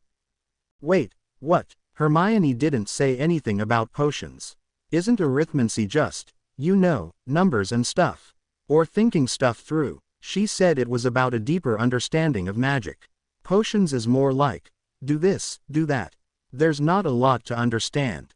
Potions and in extension alchemy rely on the magical properties one wants to combine, Dumbledore explained with a raised eyebrow. I would have expected you to reach that realization by now. For example, adding a bezoar to a potion will usually lead to an antidote. By adding a bezoar to certain potions, it is possible to extend this property to poisons the stone itself is unable to help with. Asphodel is an interesting plant. It is connected to some of the most dangerous poisons, but requires very specific other ingredients to bring out the deadly nature. Without arithmancy, people can only guess and experiment, trying to find something that will work. Some potioneers gain an instinctive understanding of the possibilities that allows them to cut down the number of attempts. But with arithmancy, it is possible to drastically lower the number of tries and in extension the workload. Furthermore, arithmancy allows the thorough examination of a poison or potion. That, of course, leads to a faster development of an antidote. To get a satisfactory result in potions, some instructions have to be followed closely, otherwise, the potion will not work. Another matter with which arithmancy can help. It's following orders, then. Potions, I mean, doing exactly what the directions say, with better results the closer one sticks to the instructions. Harry asked, comprehension dawning on him. It is indeed. That is why most potions books are collections of recipes, not explanations of how or why something works, Dumbledore agreed. Some are more difficult, others are rather straightforward, but ultimately, every potion you will ever brew works because of the activation or transfer of magical properties from ingredients to the finished product. The mandrake restorative draught, for example, works because the deadly nature of the plant that is used for it. It creates an imprint, so to speak, allowing the finished draught to heal exactly what the mandrake would normally cause. Should one make a mistake, however, the draught itself would become deadly poisonous. That can't be right, though, sir, Harry replied. He remembered the changes made by the Half-Blood Prince. They worked just fine, didn't they? I know not every direction has to be followed to the letter, and in fact altering them can lead to improved results when brewing something. Dumbledore peered at him, pursing his lips slightly. I should have been more careful in my phrasing. Potions and alchemy rely on the handling of magical properties, which means that steps dealing with them critical parts of the process are limited to an exceptionally small number of possibilities to achieve the intended result. Often, there is exactly one way. At the same time, however, not all steps are critical, and some can be altered. It usually doesn't matter if the water is heated over a fire or spelled hot, but some potions react very violently if a heating charm is used. Some plants simply need to be cut, but there are cases in which more than the basic act of cutting is involved. That is why some ingredients need to be cut with a silver knife, for example, or picked at a specific time, or a specific course of action, let's say a number of stirs, is required. Some potions require water from natural sources, others allow for conjured water. So, yes, there are steps that could be altered, but also some that never should be tampered with. The difficulty is recognizing where the instructions can be interpreted more freely. Well, Harry began, if you say so. How would one know that leeway? Experience helps. Reference materials may offer further insights. Some authors are more thorough in their directions. And arithmancy, I'm guessing? Harry asked shrewdly. Dumbledore smiled genially at him. Yes, arithmancy reveals these possibilities. With it, some steps can be sped up, usually at the price of simplicity. And Hermione was always trying to shame us with her perfect work. She cheated. I'm not sure if she did, Harry, Dumbledore replied with a shake of his head, or at least not intentionally. She might not have thought about it much. For people with a talent for arithmancy, it borders on instinct. Furthermore, it is possible to speed up the process, but only if the potioneer can handle the increased difficulty. Believe it or not, even the authors of the books do not intentionally slow you down. He paused for a moment. Of course, those who already work very accurately can cope with it quite well. But it is not cheating, as you claimed. Rather, think of it as using their ingenuity. Doesn't arithmancy sound tempting as well now, Harry? Hermione can have it, if she wants to. I have enough on my plate as it is, Harry grumbled. But the next time she bothers me, I'll have a reply for her deal with. To be young again, Dumbledore sighed, and shifted the pensieve on the desk. But then, time does not stand still. Which, I believe, is the reason we should begin our lesson of today. I have, as I told you last time we met, 2 memories to show you. But first, let me continue the story of Tom Riddle. You remember, of course, how he took the news of being special, how he preferred to go to Diagon Alley without my company, and his tendency to collect trophies of his crimes. He was almost instantly sorted into Slytherin House, whether because of his personality or ancestry, I do not know. I can only guess when he learned about his ancestor's talent, Parseltonge. I imagine it pleased him to find such a connection. Whether he tried to impress or threaten other students with it, I was never able to find out, but he seemed to have turned a new leaf. I was willing to give him the benefit of doubt. But you didn't trust him, Harry interrupted. Riddle, the one from the diary, he said so. Yes, I may be called foolish by some, but I am not oblivious. I kept my eye on him. His talents and looks enamored him to the other staff members. He seemed polite, intelligent. Riddle managed to gather a group of supporters, and although they believed themselves to be his friends, he mostly likely saw them as nothing more than pawns. Many of them became Death Eaters. During his time at Hogwarts, he looked into his ancestry. You remember how he believed his mother to be non-magical. He searched for his father, a Tom Riddle, in school records, newspapers, and history books. Of course, he found no wizard of that name. He was forced to accept the truth. It was at that time that he probably began to think of himself as Voldemort. He searched for his mother's family with the only clue he had, his middle name, Marvolo, and found him in the end. In the summer before his 6th year, he went to visit the Gounts. Now then, Harry, let me show you this memory. He emptied a file he had pulled from his robes into the pensieve, and together they entered. The ripples on the surface hadn't disappeared yet, when both reappeared in the room. That's it, Harry asked. Why did it go dark all of a sudden? Riddle stunned his uncle. The next morning, Marvolo's ring was gone. Meanwhile in the village, Tom Riddle Sr. and his parents were found dead. The Muggle authorities didn't understand it, but the Ministry of Magic already had a suspect. They visited the known Muggle attacker Morphin Gaunt, who gave them a full and detailed confession. His wand was proven to have been the one used for the murder. The Ministry officials arrested him for the slaughter of the Riddle family. He died in Azkaban, and his only concern was of the lost ring of his father. So, Riddle stunned his uncle, took his wand and the ring, killed the Riddles, returned the wand and fled. He blamed his uncle. He erased the unworthy Riddle line, yes, and implanted the false memories in Morphin's head, a very difficult piece of magic, but not impossible. It does show Riddle's skill. And since Morphin had confessed and the victims had been Muggles, no one investigated too thoroughly. So Voldemort took a trophy, the ring. The one you found. Stole back. But wait, shouldn't the Ministry have noticed Riddle using magic? He was still underage, right? He stunned his uncle, but since he had been in the presence of a fully grown wizard, they couldn't pin it on him. Magic is recorded by location, not perpetrator, remember? Ah, yes, which is why magical families have to watch their children. Better not tell Hermione that. Or anyone else, yes, lest people become aware of the loophole and abuse it. But I still have another memory to show you. It is a short one. And again they entered the pensieve, only to return before the surface had become still. That's it? Harry asked disbelievingly as soon as they had reappeared. Yes, Dumbledore agreed, sitting down. That memory is very important, maybe the most important of all. And it has been altered, as you have undoubtedly noticed. Professor Slughorn didn't want me to learn about what he told young Tom. He tried to hide it. I want you, Harry, to get a new copy of that memory, an unaltered one. I think it is crucial to learn what Riddle managed to get out of his old teacher.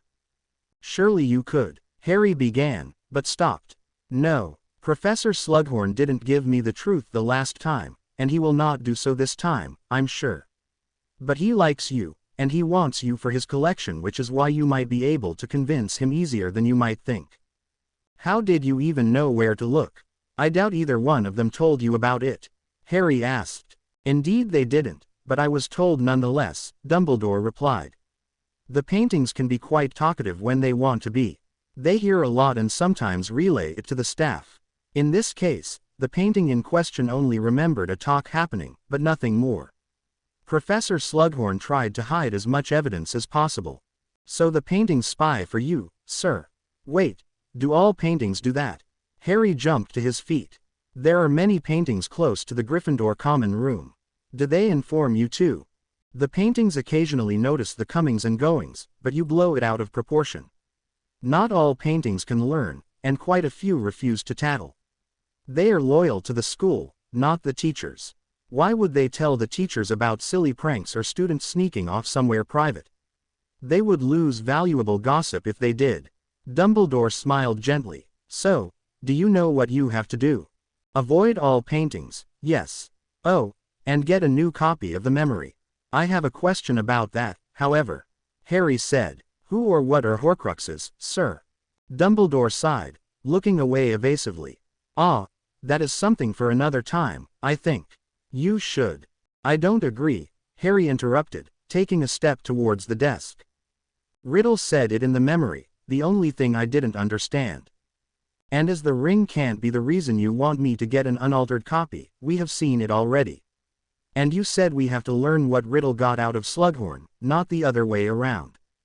Horcruxes, they are important, I think, which is why I want to know now. I refuse to believe you don't know the answer. Do you honestly expect me to think Professor Slughorn knows something you can't find out? No, I'm sure you know who or what Horcruxes are. Harry, you picked the memories to show me. You chose them because you think they are important to understand Voldemort.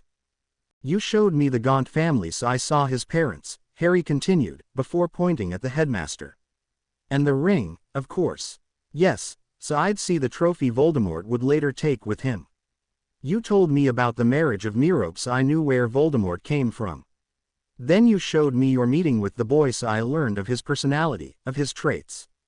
Independence, secrecy, thievery. You wanted me to see them for myself as part of these lessons, didn't you? And today, you showed me Riddle's family reunion so I knew he was a killer back then. Also, he has others take the blame. Morphin, Hagrid. He had the ring in the second memory so he had been to the Gaunts already. But that isn't it. You showed me that memory because you think it was important, maybe the most important of them all. Professor Slughorn altered it, tried to hide evidence of it ever happening so he too believes it to be very important. He doesn't want us to know what he talked about, he tried to hide the evidence. You said so yourself. Well, he mentioned Horcruxes, something I haven't heard of before, the only thing I didn't understand, and the only thing that would catch your attention about the memory apart from the alterations. Harry, either it is unimportant for the war. Then you can simply tell me, and I'll leave. Or it is important, and since you're both avoiding having to answer in my eye, I think it is important then you have to tell me. I don't have to, Harry. You are my student, Dumbledore replied sternly, gazing at Harry. The way I remember it, you said we would investigate together, try to discover the truth. That we would delve into the unknown together, or something like that. If you are keeping secrets from me, how is that a joint effort? What impudence! Phineas Nigellus yelled. Never have I heard a student talk like that. Dumbledore, you really shouldn't allow him. Yes, Phineas, I can imagine what you are thinking, Dumbledore said wearily, but his eyes were on Harry. I thought, the boy continued, these lessons were meant to teach me something for the ongoing war. Dumbledore nodded slowly, but didn't reply. So if Horcruxes are important for the war, not telling me is intentionally slowing us down. How can I be a useful ally if you keep crucial knowledge from me? You are hindering our preparations, sir. His voice grew cold. You've kept secrets in the past, and it led to people dying. This is no harmless game of yours, sir, you are gambling with lives again.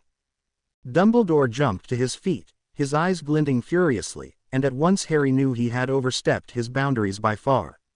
In fact, for a moment, he feared the headmaster would draw his wand.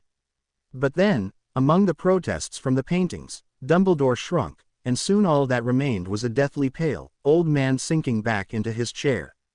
Harry felt horrible for his attack. Hadn't Dumbledore proven his trustworthiness in the past?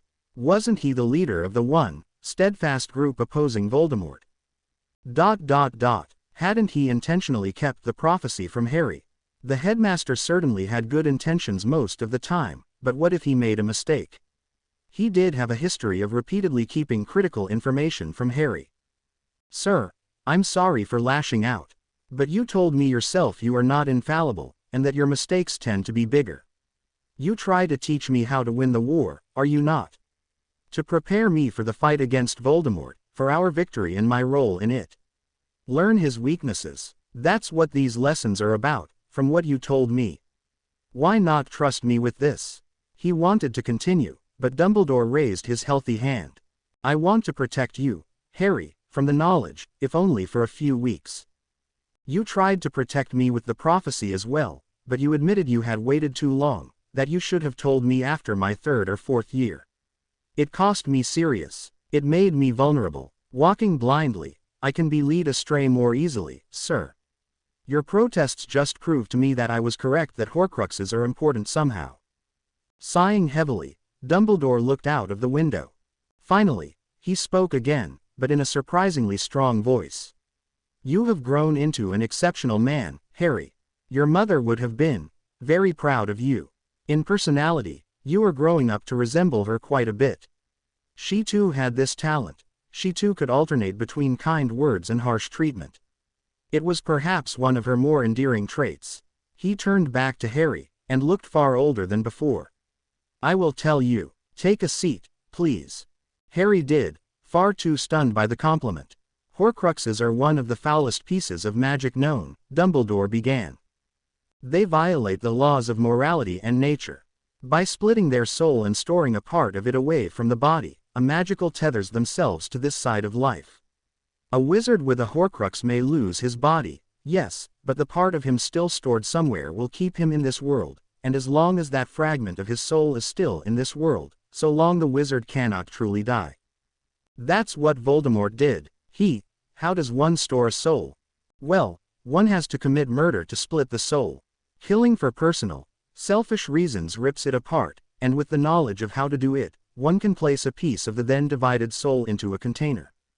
That part will be frozen in its development, but still incomplete, which just makes them more dangerous. As long as the container exists, so does the part of the soul. And as long as a witch or wizard has a Horcrux somewhere, he or she will stay in this world. It is a foul route to immortality, but one that Voldemort would find to his liking. And since I know you will ask anyway, a Horcrux can be destroyed, and if it is, the piece of the split soul will leave this plane of existence. However, Horcruxes are very resilient. They have to be put beyond magical repair, or else the part of the soul in it will restore the damage. The container keeps it safe, the fragment in it repairs the damage to the container. This cycle has to be interrupted. Harry blinked. All right, so we have to find this Horcrux, destroy it, and then finish Voldemort. But if you already know how he is still alive, why have me get that memory? You know how he did it, right? Or, do you think he told Professor Slughorn what he used? What can be used, sir? Well, almost anything can be used as a Horcrux, but reasonably speaking, it should be something that is not regularly destroyed. A newspaper that doesn't burn is suspicious, for example. As to why I want that memory, no, I don't think Riddle would have told anyone of his plans or his intended container. I know he used that method, yes, for, as you know, I received evidence of it even if I didn't see it immediately as such. Seeing Harry's blank stare, he elaborated, the diary, Harry. It was without a doubt a Horcrux. You destroyed it. Basilisk venom is one of the possible means to do so. But then, it was not Voldemort's only Horcrux. Can you imagine him only having one safety? No, he thinks himself to be too important to limit himself like that. And keep in mind, the diary was far more than an anchor to this world. It could be read, no doubt due to Voldemort's tinkering. He made it such that it could be used, written in even, as much a Horcrux as a weapon, a means to release the basilisk once more. No, it was likely his first, but not last. And so, when I left the castle earlier this year, I started searching for them. And I found another one. The ring, Harry concluded. You've been showing me memories with it in them because it is a Horcrux. Because it was one, Harry. I put it beyond magical repair. That part of Voldemort is no more. But that just proves what we are facing. If he made 2, why not 3 or 4? That is why I want the memory from Professor Slughorn, Harry. Voldemort obviously knew about Horcruxes by that time, yet he still asked a professor. Why? My best guess would be his hope to get a second opinion, and Professor Slughorn just might be the right man for it. While to my knowledge he never tried creating a Horcrux himself, Horace has always been rather good at figuring out the rules of magic. Arithmancy again? Harry asked with a wry smile. Arithmancy again, this time with extensive knowledge of both dark magic and harder to get access to dark rituals. You see, rituals are not usually taught outside of old pureblood cycles where it is considered secret knowledge. That is why I believe Voldemort approached Professor Slughorn to get his opinion on creating numerous Horcruxes. I want to know whether he mentioned a specific number. But even if he did, that doesn't mean Voldemort has created as many. He might have decided to be extra careful and have a few more. Or he's still a few short. True, but it would give me an idea of his goal. Harry thought it over. How did you know the ring was one? How can one recognize it as one? Or find them. Well, Dumbledore smiled, as I've told you, it's dark magic. While a Horcrux will not draw attention to its nature, thorough investigations can uncover the truth. In this case, it requires about 36 spells of varying complexity and power to be reasonably sure. Wouldn't that revealing spell work? Hominem Revelio. Wait, does a Horcrux even have a magical core?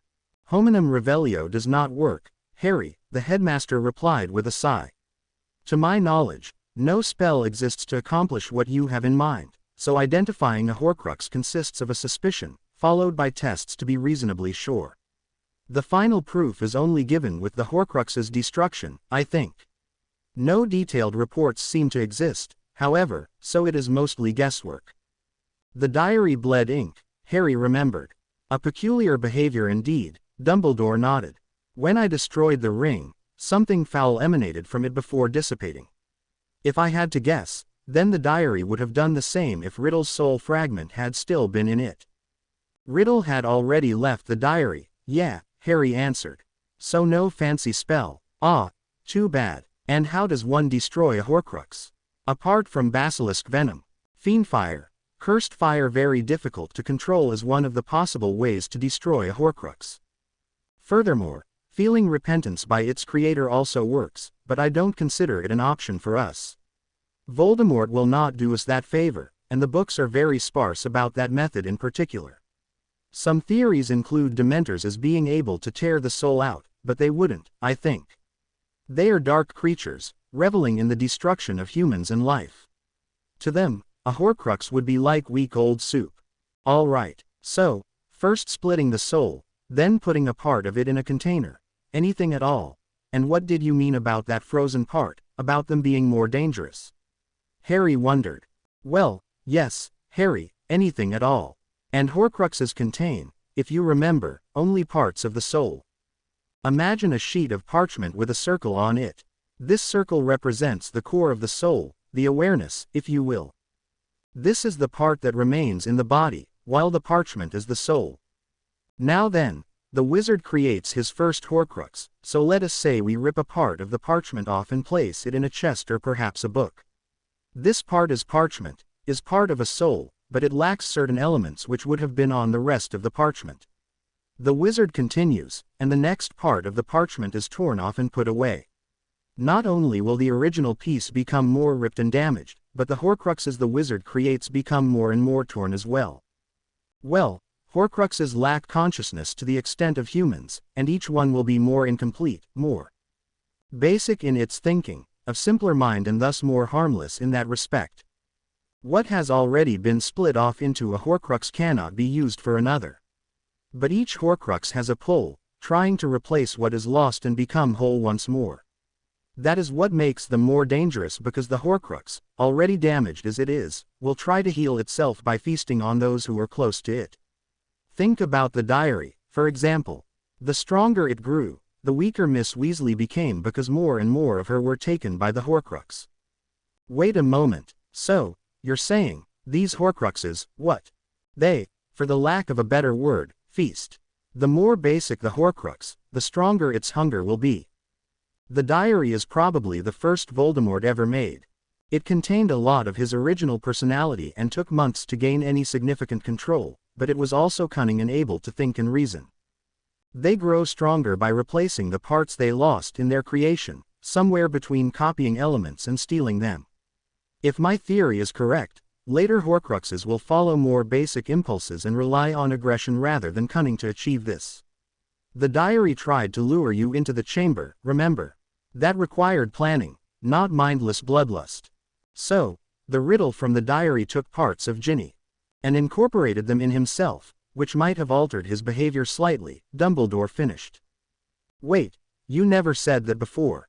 It changed him, Harry yelled. I can only theorize, but the Riddle from the diary, longing to be complete, had to draw strength from Miss Weasley. Naturally, those aspects of the host the Horcrux could best relate to would have had the strongest draw. Elements of Miss Weasley the soul fragment could relate to would be more interesting and easier to adapt and include. Think of rebuilding a house by searching for boulders of just the right shape and size to fit into the gaps. So, Harry began, if, say, Riddle and Ginny had a longing for something, the diary would have felt a draw to that aspect. If both had been obsessed with the boy who lived, someone who dared stand up against Voldemort and win. Dumbledore sighed and peered at Harry. Riddle would have found a kindred spirit and used it to strengthen himself with it, yes. Harry pursed his lips. If he understood it correctly, then Ginny's obsession with him had made the diary's Riddle change priorities to going after him, Harry. Trying not to think about the implications or resent her, he returned to his original thoughts. Horcruxes sounded strangely familiar. All right, Horcruxes then. We have to find and destroy them. Then we get to Voldemort. Any idea what he may have used? I do, Harry, but until I know how many he aimed for, I can only guess. I think he used his trophies for it. The ring, for example. The diary wasn't one, Harry pointed out. True, but it was proof of his heritage. In it and with it, he documented his relation to Salazar Slytherin, a prominent member of Wizarding Britain as well as a well-known historical person. He might stress this relation, for example, and have created 3. Dumbledore nodded towards the pensieve. The locket, you see. But then, he could very well have decided to let it be with just the 2 we have already finished. Or perhaps he tried another trio. The ring as his ancestors, an award or prize Riddle won as his own accomplishment and the diary connecting them. Or perhaps something representing his goal in life. The ring as the past, the diary as Riddle's struggle into power and something for his future.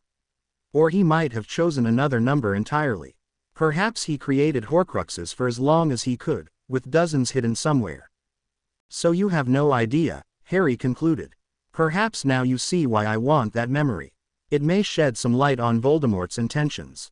Harry began to nod. Yes, it made sense. But still something was bothering him. In the back of his mind, something lingered, waiting to be connected. These Horcruxes sounded not as unfamiliar as he would have guessed. I see. Yes, sir, I understand. Thank you for confiding in me. Well, let us hope I don't regret it later, Dumbledore replied. And now you really should return to your common room, it is far beyond curfew. It might be best if you were not seen, Harry. We wouldn't want any trouble coming your way, would we? No, sir. Good night. Harry left, and on the stairs, pulled out his invisibility cloak. So, he mused, Voldemort was perhaps immortal, or close to it. That explained why Dumbledore hadn't obliterated him in the Ministry. And, yes, it also explained the secrecy. If Voldemort ever learned about Dumbledore's research and knowledge, he would, what? Create more. Hide the Horcruxes he already had. So it hadn't been just an attempt at keeping him, Harry, in the dark, but also to protect their side of the war. Harry had half a mind to return to the headmaster and apologize for his earlier rudeness and doubts. It wasn't some simple game and Dumbledore had known it and acted accordingly. It wasn't like the prophecy, the contents of which had been important, but ultimately protected by their side. These Horcruxes were firmly under Voldemort's control, probably hidden somewhere.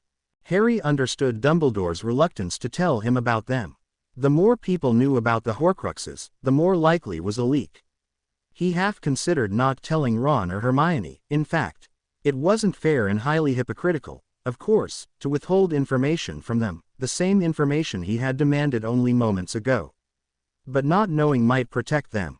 Tell them. They deserved it. Not tell them. They deserved their peace of mind.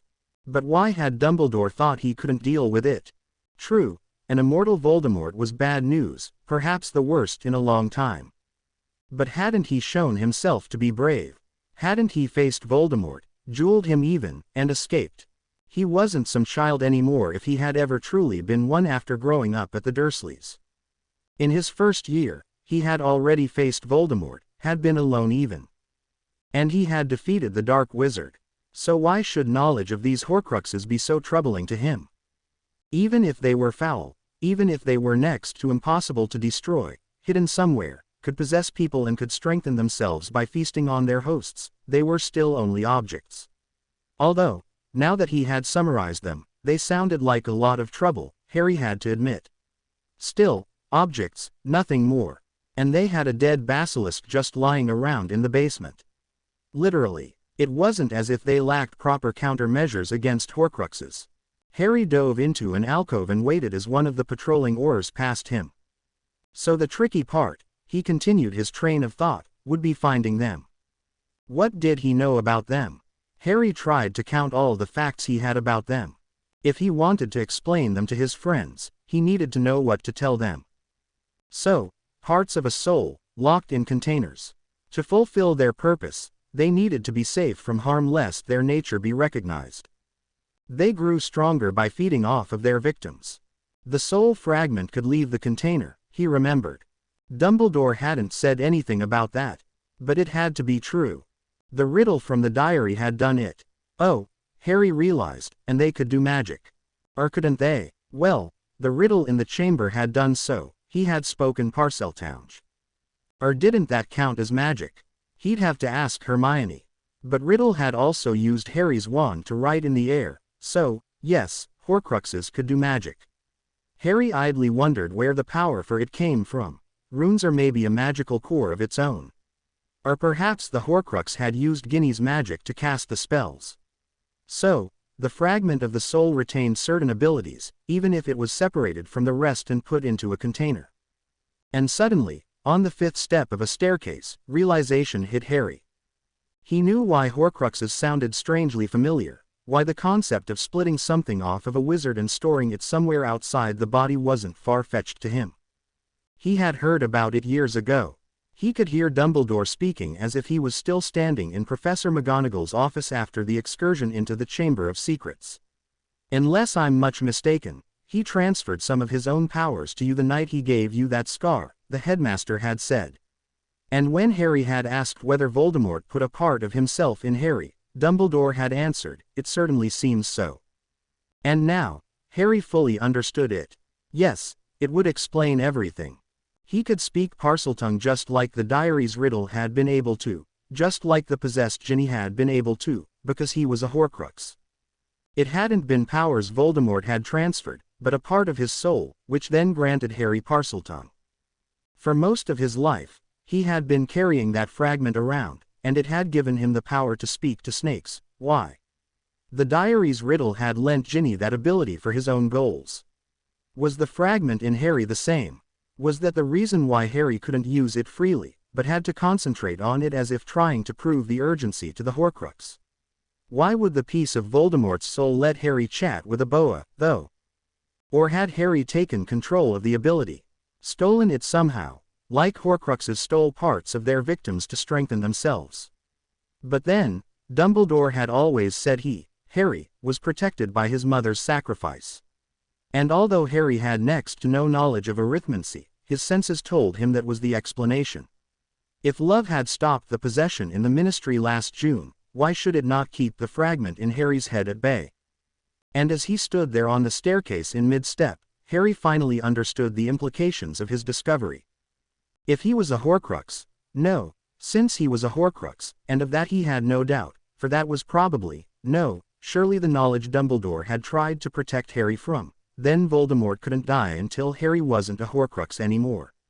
It wasn't that Harry would die in the war against Voldemort, he realized with a jolt. He had to. Only if he died would Riddle be mortal, only then could the light side win. Oh, how poetic, Harry thought, a desperate chuckle threatening to escape him, the boy who lived sacrificing himself for the cause. The two champions dying side by side if the poets had their way, pierced upon each other's spears like a Greek tragedy, balancing the losses out not because neither side would budge, but because fate demanded as such. Really, there was no other way to finish the tale of the boy who lived. He had to die, or otherwise the stories would be lame and uninspiring. What kind of hero survived, perhaps spawning children and growing old? The boring one. And looking back on his life, what kind of hero lost his family, slept in a cupboard, was constantly bullied, grew up to be an underfed runt? What kind of hero had to face challenges far too big for him? The inspiring hero, struggling to stay afloat. What else could top a life of hardships than the ultimate, cruel sacrifice to do what was right and be punished for it instead of rewarded? Yes, Harry could see it in his mind's eye. Books would be written about his heroic nature, retelling the tales as thrilling adventures, potentially even children's books to read the little ones. Please, Dad, Tell us about how Harry bravely challenged the evil wizard to a duel. He could picture it in his mind, the shining eyes and everything. Oh, they would make him out to be a splendid hero, an inspiration to all. See, Harry persevered, and so should you, because in the end, it will all be worth it. If he was lucky, he'd even get a good quip for his dying breath. Oh yes, it would all make perfect sense, wouldn't it? But of course, they would all ignore the truth. He was nothing more than a young man doomed to die for the rest of the world. He had no special knowledge, and he wasn't born to fulfill the role the universe had given him. So he had to die. Figures. Was that his lot in life? Be an inspirational tale. Why did all this misfortune have to be focused on him? Was it simply easier for the universe to have one target instead of many? Perhaps it was a sick game for fate to see how much he could take until he crumbled. Yes, that would be his luck, wouldn't it? Being a cosmic plaything, nothing more than entertainment. Perhaps it wasn't fate, but some conspiracy. It would certainly be par for the course and not really that unusual. He had been entertainment in the Tri-Wizard tournament, after all. And his survival had been the source of stories already. He had seen glimpses of the book series they had written about his alleged adventures fighting everything from dragons to giants head-on, rescuing priceless artifacts from dark wizards. Trash, of course, but people still read the rubbish. Even his private life hadn't been safe from the vultures and bugs. What national newspaper bothered to write about the rumors of a school, about the love life of a 14-year-old? Who had to deal with stuff like that? It would be fitting, therefore, if his life had been nothing more than silly entertainment for someone. Or perhaps misfortune had to happen. Maybe it was also a case of balance. For every fortune someone had, someone else had to suffer. If so, Harry would have very much liked to have met his counterpart. What a life that must have been. So, he had to die for the war to end, Harry thought with an aching heart. Hadn't he suspected something like that already? He had. Perhaps, deep down, he had long before noticed the pattern and recognized the course his life would take. From the crib to the slaughter block. Raised to willingly go to his end, perhaps. Once again abandoned by the world, at least. Feeling oddly weak, he steadied himself on the banister. But then, what had changed, really? He had suspected he would die. He had prepared for it, hadn't he, had planned ahead. And now he had certainty. He had to die. Maybe he should prepare for it as well. Since he knew he would die, and soon, probably, to bring an end to this madness, maybe he should do it. Voldemort wanted to do it himself. Malfoy had said so in the Department of Mysteries. It fit, and with his obsession for the boy who lived, Voldemort wouldn't rescind that order. So Harry would very likely come face to face with him before his end. What should he say? I'm one nose length ahead of you. Or perhaps, I'll tell them you're on your way, all right. A veiled threat couldn't hurt. Of course, why not stick to the classics? If you strike me down, I shall become more powerful than you could possibly imagine, and in a way, his legend would do just that. And all that would remain of them would be the stories, after all. Or perhaps he could taunt the man with his knowledge about the prophecy. Or maybe an intentionally vague comment about his plans already failing. He needed to come up with witty remarks, Harry decided, as he started moving again.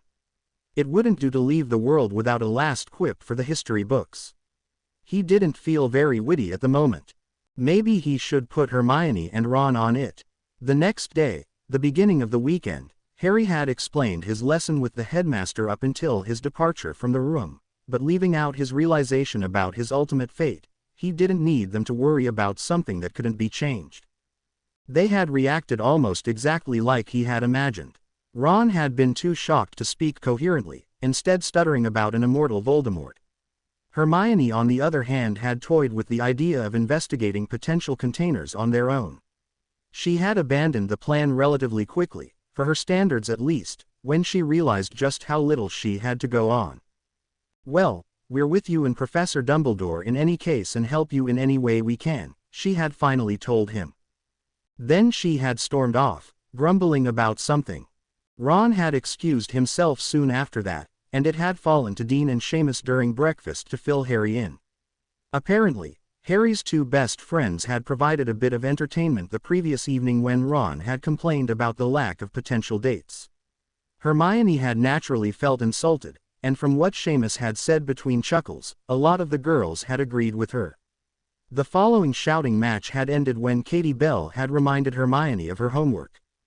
The consensus among the boys had been that Ron really needed to learn to choose his words more carefully and clean up his act if he ever wanted to land with a girl. Well, a girl except Hermione, Seamus had corrected, and Harry had agreed. She wouldn't mind too much being with Ron, if only so she had a better justification to have screaming matches with him. Seamus had left Harry at breakfast to talk to a seventh year he had his eye on. Dean on the other hand had decided to improvise a football game. All he needed were a few players, and when Harry had refused, the other boy had run off. Shortly after that, Neville had sat next to Harry bearing the most surprising news of the day. "You remember the family business I helped you with over summer?" he had asked in a low voice. "Well, it seems it is not as finished as we thought it was.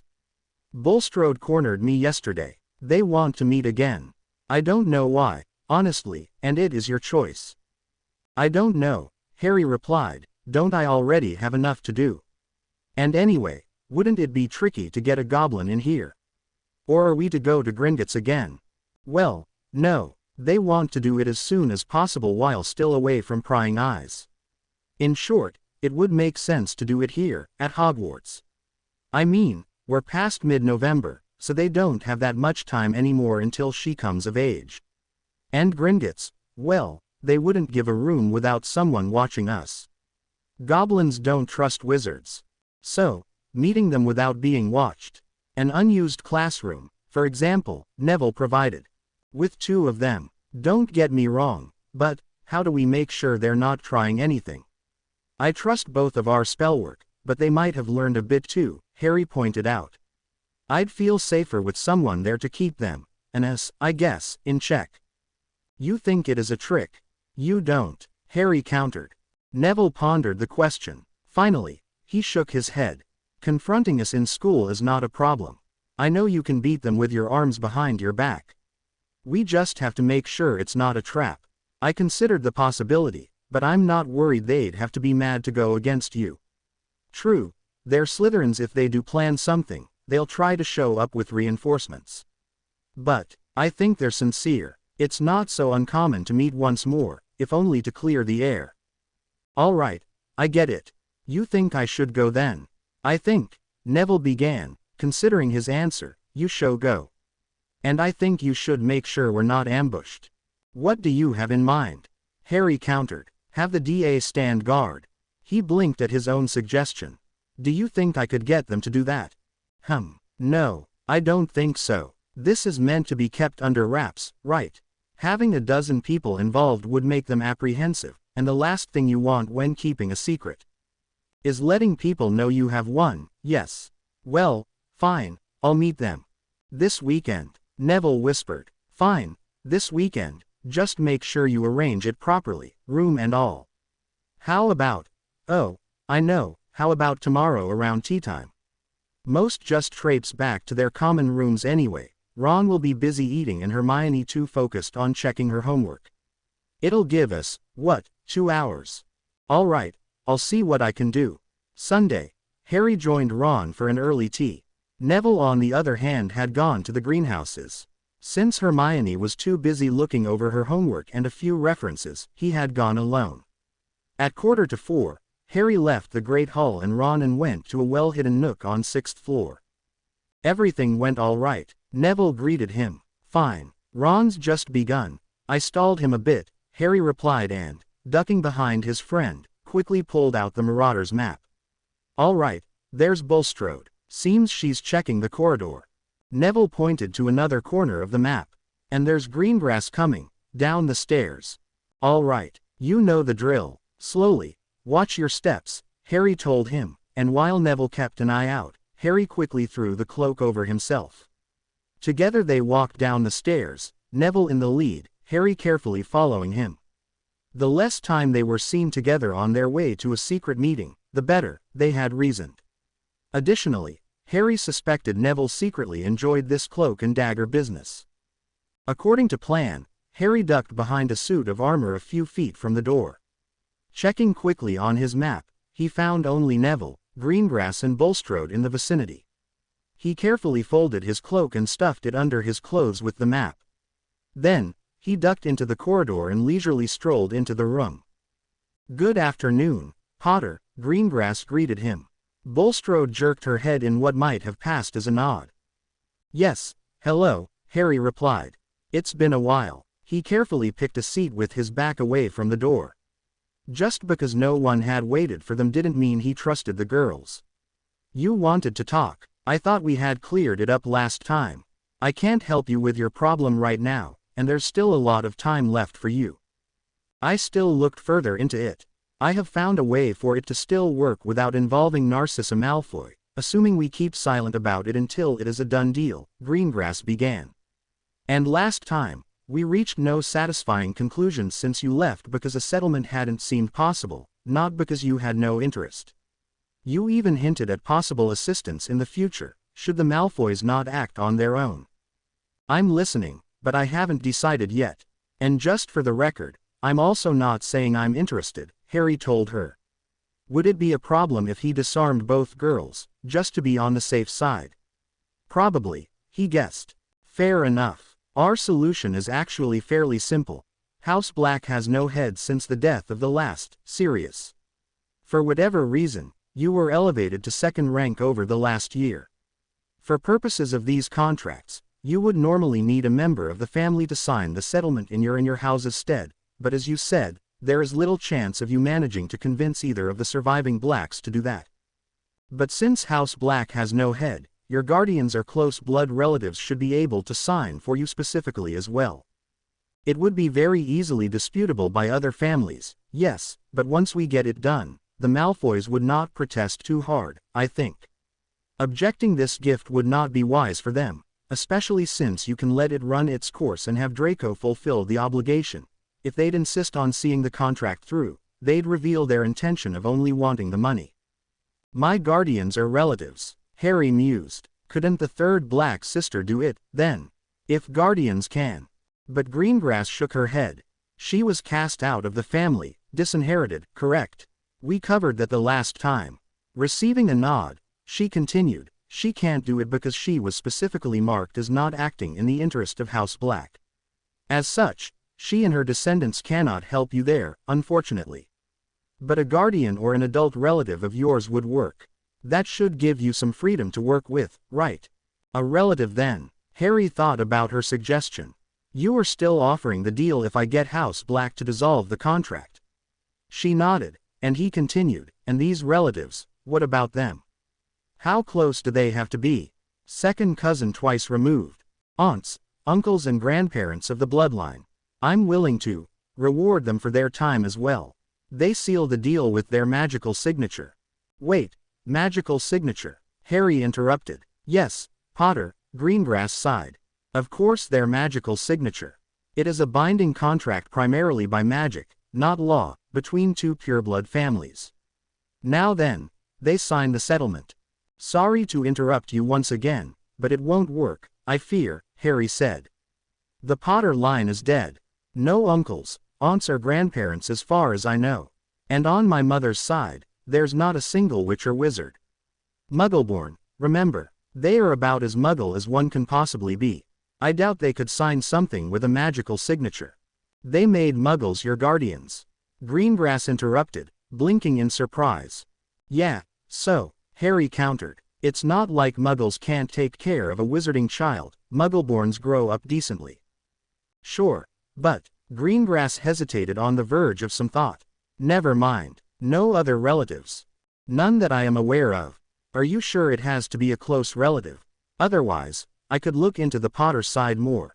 Or that the third Black sister really can't do it.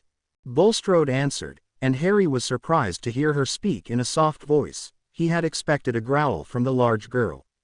We are sure, yes. Well, what about assigning someone as my guardian?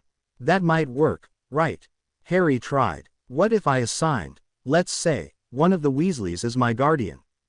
It's not that easy, Potter, Bulstrode countered, ignoring for a moment that you should already have someone for that role. My relatives. Other than that, I don't know anyone. Your relatives, then for the moment, at least. Ignoring the idiocy of appointing someone as your guardian who cannot fully act in your stead, appointing a new one so close to your maturity will draw attention and is bound to make someone suspicious.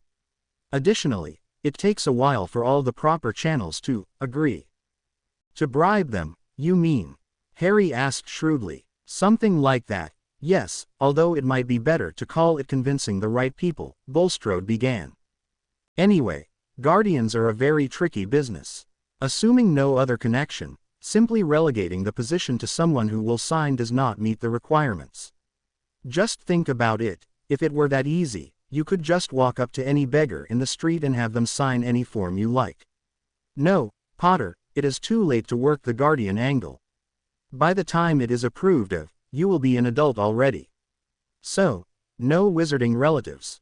Harry shook his head. Hearing the burly girl talk more than a few words was almost surreal. But then, Neville had set up the meetings with her, so it was obvious she corresponded in more than grunts. No, he looked around the room for something to say. To be honest, he had been curious about the meeting. Not only had it distracted him, he had really wanted to hear what Greengrass had cooked up. It seemed as if fate hadn't just dealt him a bad hand. Maybe for that reason he felt for the girl. True, it was not her life on the line, but it was still not something she wanted. Again, I'm sorry I can't help you, Harry told Greengrass. He rose from his chair and bowed slightly to her. She stared off into space. In fact, she hadn't moved at all since he had told them about his lack of magical relatives. Well, it had to have been a shock for her. But maybe, just maybe, she would learn to deal with it. And hey, who knew? Maybe Malfoy died soon. Then she'd be free once more. He bowed to Bulstrode as well, careful to keep his eyes on her nonetheless. With the business concluded, he made for the door, when a low voice behind him stopped him in his tracks. What if we went through with it? Harry whirled around. He wasn't sure he had even heard something, it could have been his imagination, after all. But looking at Bulstrode told him he hadn't been the only one who had heard it. The heavy girl stared at her friend or acquaintance or whatever they were wide-eyed. Her mouth hanging open, Harry was reminded of a confused mountain troll he had met years ago. But confused or not, she was stunned speechless. Finally, she seemed to have caught up with reality again, and started shaking her head. No, bad idea, Daphne, she began. It took Harry a moment to get over the shock this gave him. Bulstrode sounded very concerned and even slightly panicky. He didn't know Slytherins even cared enough about one another for that, and he hadn't expected the brutish Bulstrode to show sympathy. That wouldn't solve anything, Bulstrode added, it would only make it even worse. But Greengrass didn't pay her any attention. She had risen from her seat and stared at Harry and, at his side, Neville. What if we went through with it? She asked in a stronger voice. As Harry looked at her, he could see her mind working furiously, figuring out a plan for the new situation. It's the contingency plan I had. There's some way for you to trump Draco's claim, so if we manage to have you take that route. What if we go through with the contract? And what if we let an air clause take effect? Or something similar, I'm not picky. And as she said that, something glimmered in her eyes. Bulstrode jumped a foot to the side.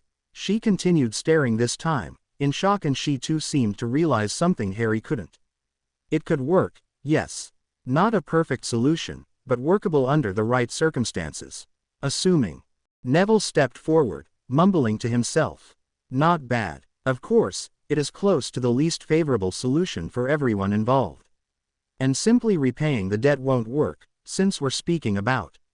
He stopped mid-sentence and began striding. And the properties would need to be kept separate. Yes, of course. Greengrass waved his comment off without averting her eyes from whatever she saw behind Harry. But that's not a problem at all. Safeguards would have to be put in place. Before you mention that, I don't want to be tempted to kill Potter just so I can get out of the marriage sooner. Yes, understandable, Neville agreed without looking. Bulstrode grunted. And there can't be a clue about that arrangement beforehand, a deal like that with Potter. Still, not impossible. But it would work, right? Greengrass asked. Assuming we can get everything in place without people noticing.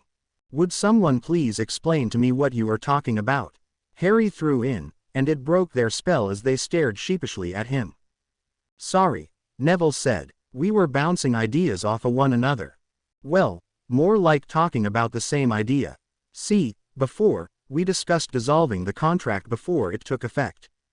No marriage at all between the families was our goal earlier, and both of you would have had very little to do with each other. Well, that won't work. Unfortunately, Greengrass can't buy out. I'm assuming no one you know can sign for you or is willing to. But the marriage contract actually only states that members of both houses have to marry and sign an individual contract for the two involved in the arrangement, nothing more, strictly speaking. As it is a political alliance firmly rooted in traditions, stuff like that separation thing, divorce, right?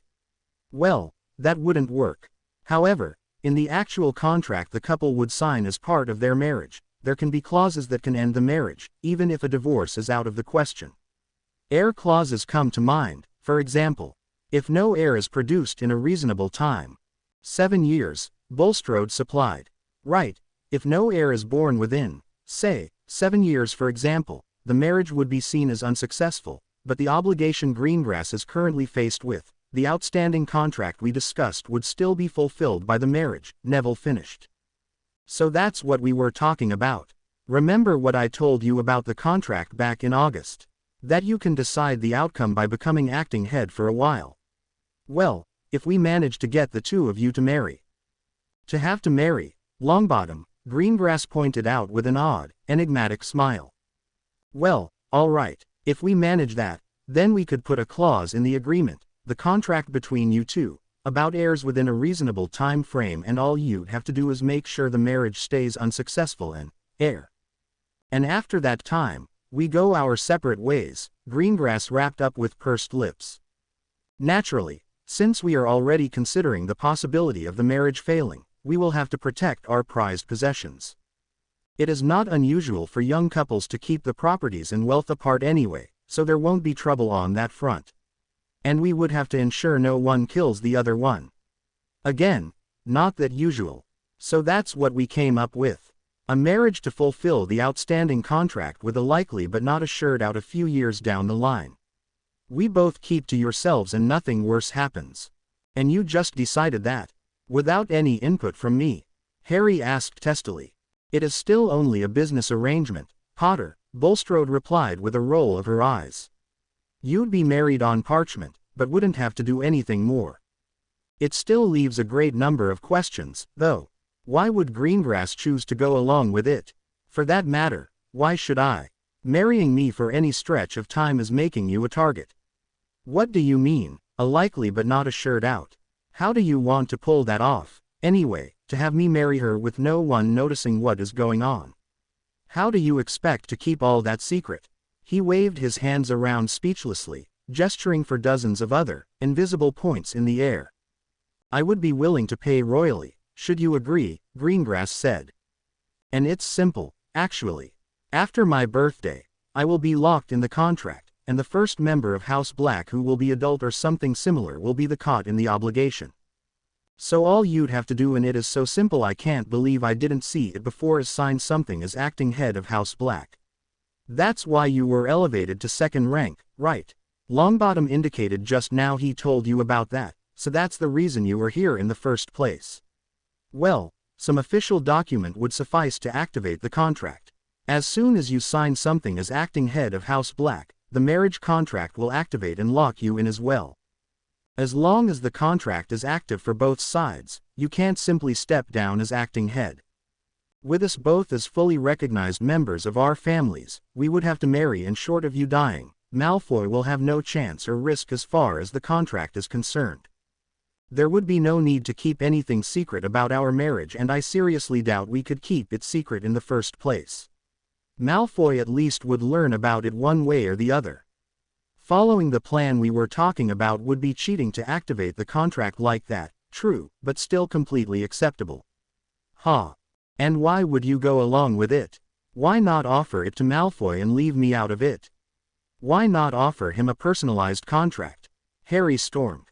My reasons are my own. Greengrass tried, her voice suddenly cold. Marrying me will put you on the hit list of the Death Eaters, Harry countered. Do you have a death wish?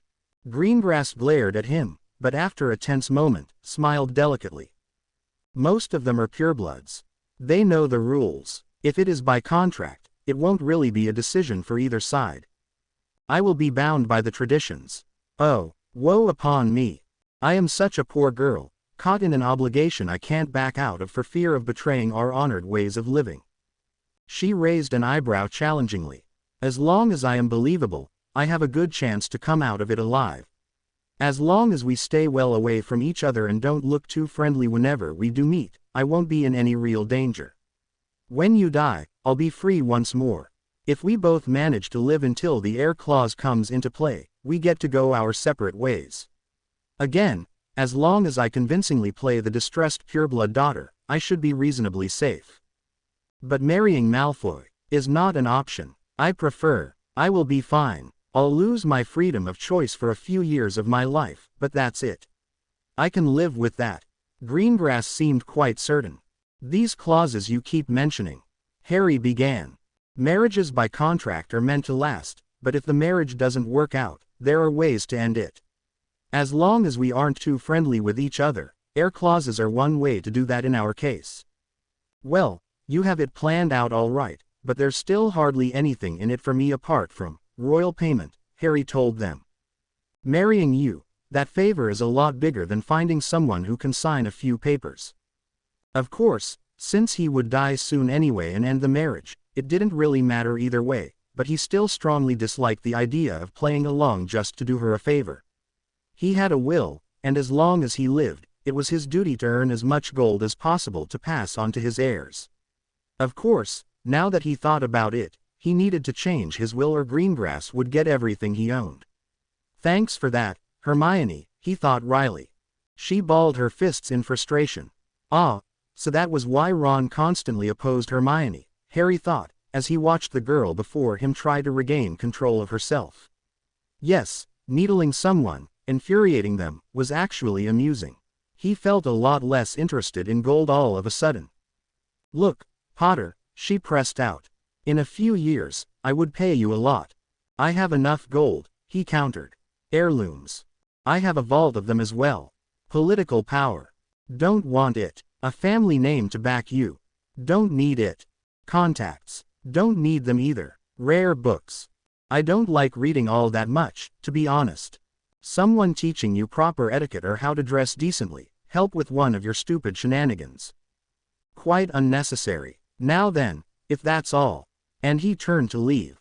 Greengrass rattled on. My gratitude, a future favor, a chance to irritate Malfoy, eh? Wait, Harry interrupted. Irritate Malfoy. He didn't know why he had said it, but he had, and he had also faced her again. Both Neville and Bulstrode gaped at him. Honestly, Greengrass asked disbelievingly, out of everything, out of gold, power, rare knowledge, that's what got your attention. Gold, power, knowledge you pass on, but irritating Malfoy gets you interested. What can I say? Harry shrugged. You have your traditions to follow, and I have mine. But joke aside, I thought he'd be happy with the result. He'd be free if I get involved, right? That's what you said. If we marry then he'd be safe too. No risk, you said so. They stared at each other. Finally, Greengrass shook her head. While he can't dissolve the contract and might not want to marry me, the latter would give him access to money again, something he does want. That's probably why they cancelled the negotiations with my family, and it is likely the reason they haven't done anything so far. One way or another, they want gold, either by forcing my family to buy out or by leeching off our income. Blocking Malfoy from that wealth would probably annoy him, especially if he sees these much-desired resources go to you. But I wouldn't have access to it, right? You said, heir, keeping properties apart, and all that. Harry pointed out, so I shouldn't have. But Draco would only see what he might have gained had you not intervened, Greengrass sighed exasperatedly.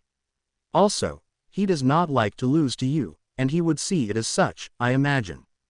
There might also be a vault set aside specifically for the happy couple, and in there might very well be a fair bit of gold. Quote. While that sounds like a fun plan, it still doesn't convince me to play along. Ignoring that I would paint another target on my back for opposing the Malfoys. It wouldn't make that much of a difference, would it? Greengrass asked. If the Malfoys are law-abiding citizens. Neville snorted humorlessly, but she continued as if she hadn't heard anything. Then they won't lay a hand on you. If they are indeed in league with the Dark Lord, then they won't dare defy his wishes and equally won't lay a hand on you. And how would you know his wishes? Harry asked with a raised eyebrow. Talked to him lately. Whatever you might think of me, Potter, I am not stupid. The Dark Lord probably feels hurt in his pride to see you still walking around. He has to kill you himself to prove his superiority. And for that, he needs you alive. He will have ordered his followers to keep you alive. Also, I noticed Draco's behavior. Just last year, he was happy to see you get in trouble. This year, he keeps back. Some may attribute it to him becoming more level-headed, but I am guessing he just prefers to sit back and wait for the Dark Lord to exact his revenge. Whatever you may think of Draco, he isn't stupid either. Getting in the way of the Dark Lord is not a good idea, and going against you hasn't really worked that well in the past anyway. You'd still be safer with Malfoy, Harry said, even if he took everything of worth that he can get his hands on and pulled out your golden fillings or whatever. Fillings of what? Bulstrode threw in, glancing at the others in the room. Of the teeth. Never mind, it's a Muggle thing, Harry replied. The point is, associate with me and you might die. Greengrass stared at him and Neville for a moment. Then she locked eyes with her companion. Whether they had some means of silent communication or not, they broke contact after another moment with Bulstrode rolling her eyes and Greengrass sighing. Draco has changed, Greengrass spoke carefully. The arrest of his father must have hit him pretty hard, and he's grown up. He's on exemplary behavior as far as I can tell, but he's grown up and I think he might want to look strong. He wouldn't kill me himself, no, but would he stop others from doing it? Should his wife die, Draco would inherit a bit of gold and be free once more. And don't forget that vault possibly set apart for the happy couple the contract will bind together. Another source of gold for Malfoy that he would gain full access to once I'd be dead. Not much, but still a welcome income as well. So, for me, it is a choice between death only if either of us makes a mistake, she indicated all four in the room, or possible death, should I go along with a Draco who'd have something to gain from marrying me. You on the other hand are too noble to take advantage of the situation and too noble to object being taken advantage of. So that's your plan, then? Marry me and play the unfortunate pureblood to the world? Harry asked. Yes, until the personalized contract has run its course or the Dark Lord kills you, Greengrass agreed. He won't wait for long, I'm sure, and once he's done with you, I'll be free once more. It was Neville's turn to gape at her. Harry on the other hand pursed his lips. Charming, and you will probably be not the least bit sorry once I kick the bucket. She smiled crookedly. I would certainly act very happy to be free from you. Her face fell. But make no mistake, I hold no ill will towards you. In fact, should we go through with it, you would do me a huge favor. There was a reason why I originally offered that loan between the houses and not as personally that way. Even if we both die for some reason, it would still be respected. The purebloods in our society would not dare to ignore such an arrangement. I may not particularly like you, Potter. Always ideal when marrying, he threw in. But I don't hate you either. If we go through with this plan of mine, as long as I act convincingly and keep my distance from you, I will only lose a few years of my life. Now that I think about it, I don't even have to act as if I dislike it all the time. If I claim to be waiting for your almost guaranteed death in the next years to inherit your wealth. Not bad either, Bulstrode agreed. You could be reluctant about the marriage, but still claim to try to make the best out of a bad situation. Again, as long as no one learns about these plans, it could work. I'm not asking you to agree on the spot, Potter, Greengrass told him. As long as we set it into motion after but before Draco's birthday, it will work out. We can explain it as an accident with me dismissing the possibility and you simply being ignorant of the consequences. It does sound much like you, in any case. Just think about it, alright. He held up his hand. Neville, could you try to get the finer parts of that suggestion worked out right now? What would need to be done? What would have to be included in the deal, that kind of stuff. I'm not saying I agree, but I'll need a moment to think about it. Well, The other boy looked around uncomfortably. All right, if you want me to. He walked over to the girls. Well, that sounded like quite an arrangement. Harry tried to sort it out in his head. Marrying Greengrass had never been part of his visions for his life. But then, she had a point. How long would his life be, anyway? So, they would sign it in the clear knowledge that it would end in a few years' time. He would die, of course, either before or after, so he had little to gain or lose. But he would stop Malfoy, keep him from getting money again, which was important for the war. And Greengrass would owe him a big favor, a plus as that could prove useful sometime. If he played it just right, he might even secure his heirs a fine present a few years down the line. What would the stories say about that, Harry wondered. A reckless adventure, or maybe the greatest love story ever told in the wizarding world. Star-crossed lovers, oh, that would just be the best part of it, wouldn't it? Making it out to be another cruel trick of fate. Only, it would be Harry's trick, and he'd have the last laugh. For once, he'd know it all to be lies. For once, it wouldn't be the public having the upper hand. If he played it just right, maybe he could do another exclusive for the Quibbler. But no, he had to play the part of the disgruntled boy who, by traditions that weren't his own, had been deprived of his choice. Only he wouldn't be. He could, for once, decide. And it felt great.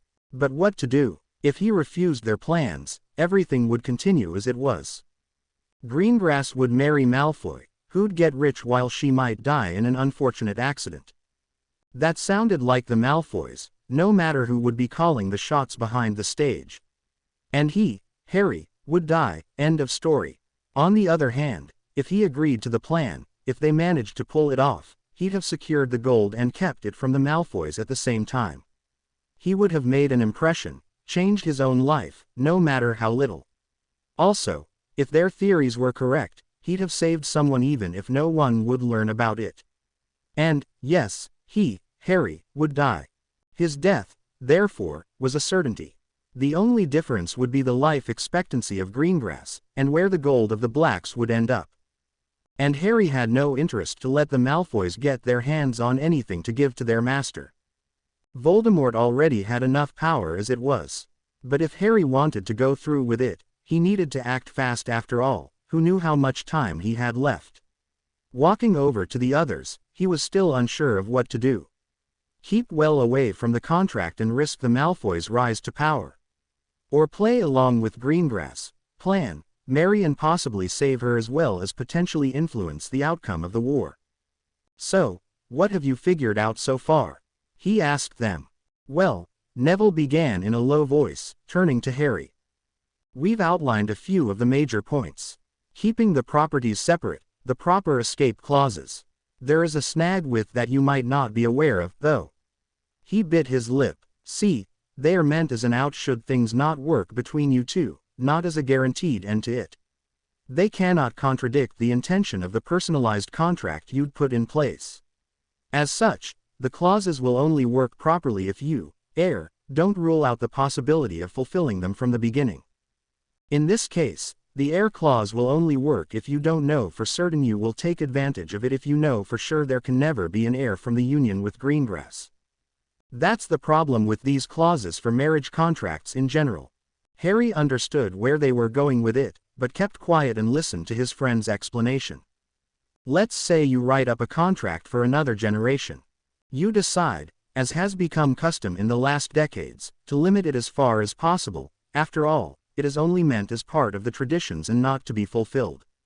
You don't want to tie your children up, only fulfill the obligation of writing one to seal the alliance. So, you limit it to the next generation, only direct descendants of both families, born no more than a fortnight apart. It's highly unlikely, but still possible. Even if you try to restrict it to exactly a fortnight, the clause could still be fulfilled if the births are exactly that fortnight apart. But if you add a line about both children being born under a new moon, that wouldn't be possible, Harry agreed. Yes, and the clause connected to it would be ignored, leaving you, depending on the wording, with a contract for the next generation, but one without either time constraint on the actual birth dates. Or perhaps even a contract in general, without the restriction to the next generation. Any two children who meet the other requirements, let's say, blood purity, would be seen as suitable. It is the same with an actual marriage contract between two specific spouses. If you write in an heir clause, but already know it never can or will be fulfilled, you try to undermine the contract itself, the binding of the two families in this case.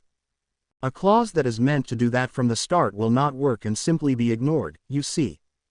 There has to be the heir possibility for the heir clause to not be fulfilled. That's why we decided to use a very loose phrasing: unless an heir is born within 7 years, the marriage can be dissolved, but does not have to. That way, it should work. It gives a choice to both of you 7 years later, and it doesn't require the marriage to end. There would still be the possibility of you deciding to continue. What do you mean, there has to be a possibility for it not to be fulfilled? Harry interrupted, having a hunch about that as well. In the case of an heir clause, a child would have to be born within the set time, so there needs to be a possibility for you two to try, at least. Neville braved on, despite his blush. Or we could, let's say, demand a male heir with the name Theophilus. It is technically possible, thus acceptable. But if you already know you will never name any child of yours Theophilus, you intend to counteract the contract, and it would not work. These clauses are meant to enhance the underlying agreement, to build on it, not undermine it from the beginning. And if I hold a poll, a dozen names, one of them Theophilus. Acceptable. Theophilus, if I score a goal in the last Quidditch match before the birth. Unlikely, especially since you are a seeker, but acceptable. If I score 2 goals at the same time. Since there is only one quaffle, it is not possible and therefore not acceptable. You see, that is why we chose the loose clause. There is less of a chance of you intentionally undermining it, as long as you don't rule out the possibility. As long as you don't find her repugnant or know you. Naturally, we couldn't put it in writing yet. Harry leaned back. And the parts about each other not trying to murder one another, right? He asked loud enough to draw the girls' attention. They are part of it too. Greengrass nodded. Harry looked to the window. There is no way your family will just stand by and let it happen, he pointed out. Or are you honestly trying to tell me they'd be happy about you marrying the boy who lived, painting a target on your back? They couldn't do a thing to stop it if all goes according to plan. As long as you sign something as acting head of House Black after my birthday, so I'll be locked in. But before Draco Malfoy, so you were the first of House Black to get signing power for your house and equally obligated to take part, everything will work out just fine. Once we are trapped by the contract, neither of us can simply back out. That way, very little suspicion will fall on me, it will instead look like simple misfortune. My parents couldn't intervene if they wanted to, as the contract would be binding either way. Neville, may I speak with you for a bit? Harry asked and led his friend to a corner. You want to know what I think about it, right? Neville began. Well, I'm a pureblood. True, I am also a child of our generation, but I have learned the traditions. This arrangement will, at most, cost you 7 years.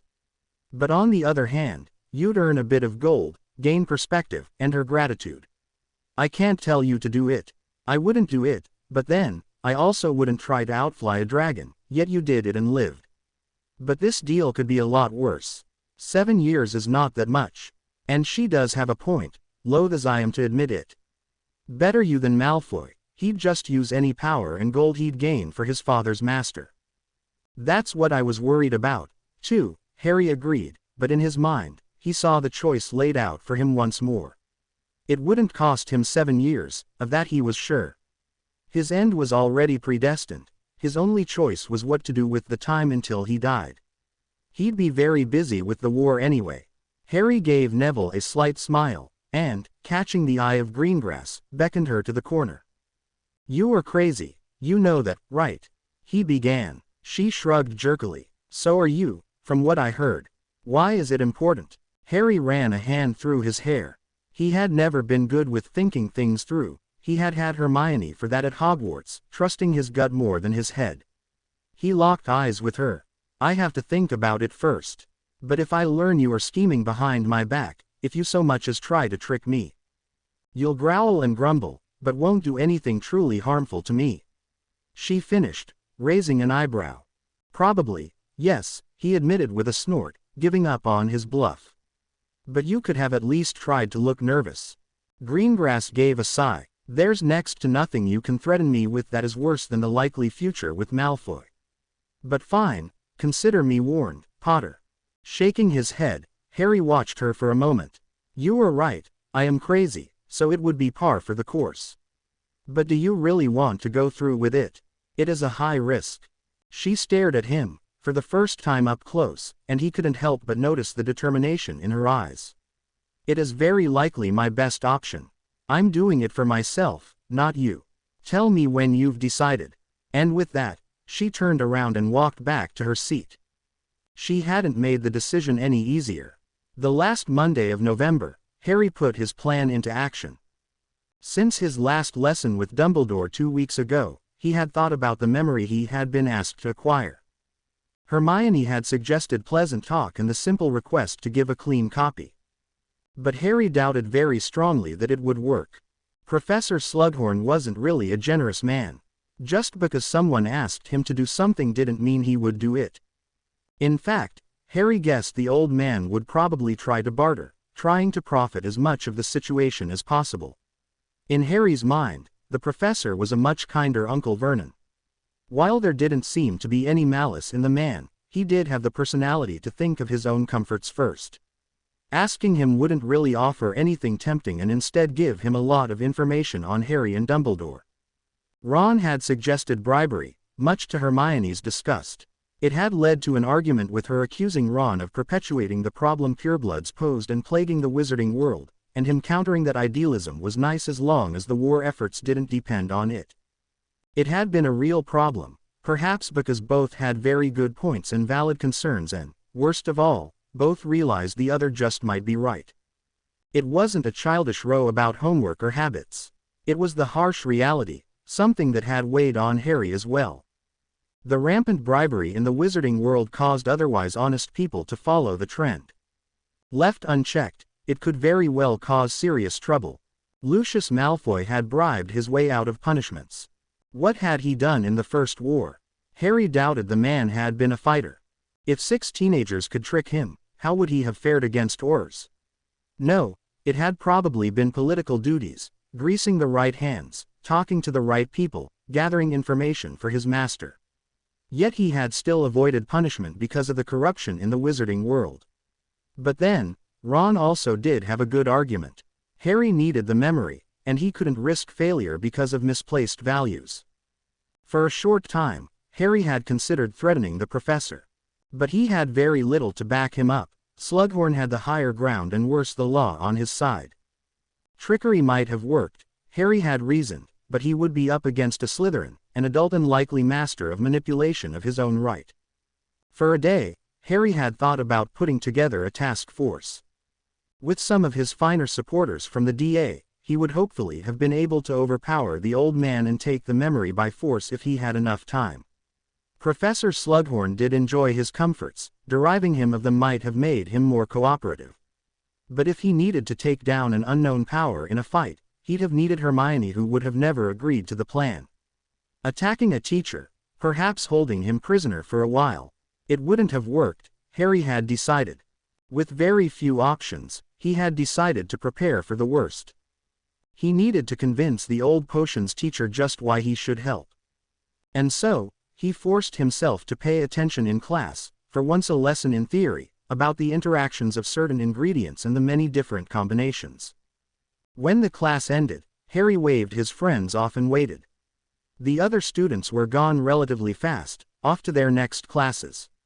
Hermione and Ron had been among the first to leave the room to give Harry his opportunity, followed closely by a Malfoy, who had spared Harry with a curt nod. It had unnerved Harry, not used to a reserved school rival. Slughorn had his back to the room and was wiping the board. Finally, Harry gathered up his courage and cleared his throat. Turning around, the professor said, "Oh, Harry, my lad, didn't see you there. Off you go, I say. Dinner awaits, and I remember just how much growing boys love their food." "There's enough time, sir," Harry began. "I wanted to talk to you, though." "Oh, really? Well, I am always willing to help my students, and with your gifts, why, I can already guess what you are angling for." He waggled his finger. "Clever, very clever, just like your mother. Yes, the ministry still holds the contest and, yes, you are running quite late, but I can still get you a place in the competition." Harry blinked, but after only a moment, he caught himself. "Actually, no, sir, this isn't about the contest at all. I wanted your help with something." Slughorn frowned. "Oh, well, fine then, but you should really consider entering. You might win, you know. But all right, ask away, my boy." Taking a deep breath to steel himself, Harry fixed the professor with his eyes. "I wanted to learn more about Tom Riddle." "I can't help you," Slughorn interrupted, paling considerably, but Harry didn't listen to him. "I think it is important for the war to know the enemy." "Enemy? Now, my boy, let the grown-ups deal with that," the old man tried, sweat running down his face. "Yes, enemy. He tried to kill me in the past, he will try in the future. He can't let me, his one, prominent failure, live. He will go after me, and I have to be prepared, sir. But more than that, he forced this conflict upon us. He tortures, kills, he wants to overthrow the order and ministry. He must be stopped. That is why I need to learn about him. He was your student for a time. That was long ago. He is now a completely different man," Slughorn panted. "But some of his traits might still be there. And it is still his history, his life. Sir, I wouldn't be asking if it wasn't important.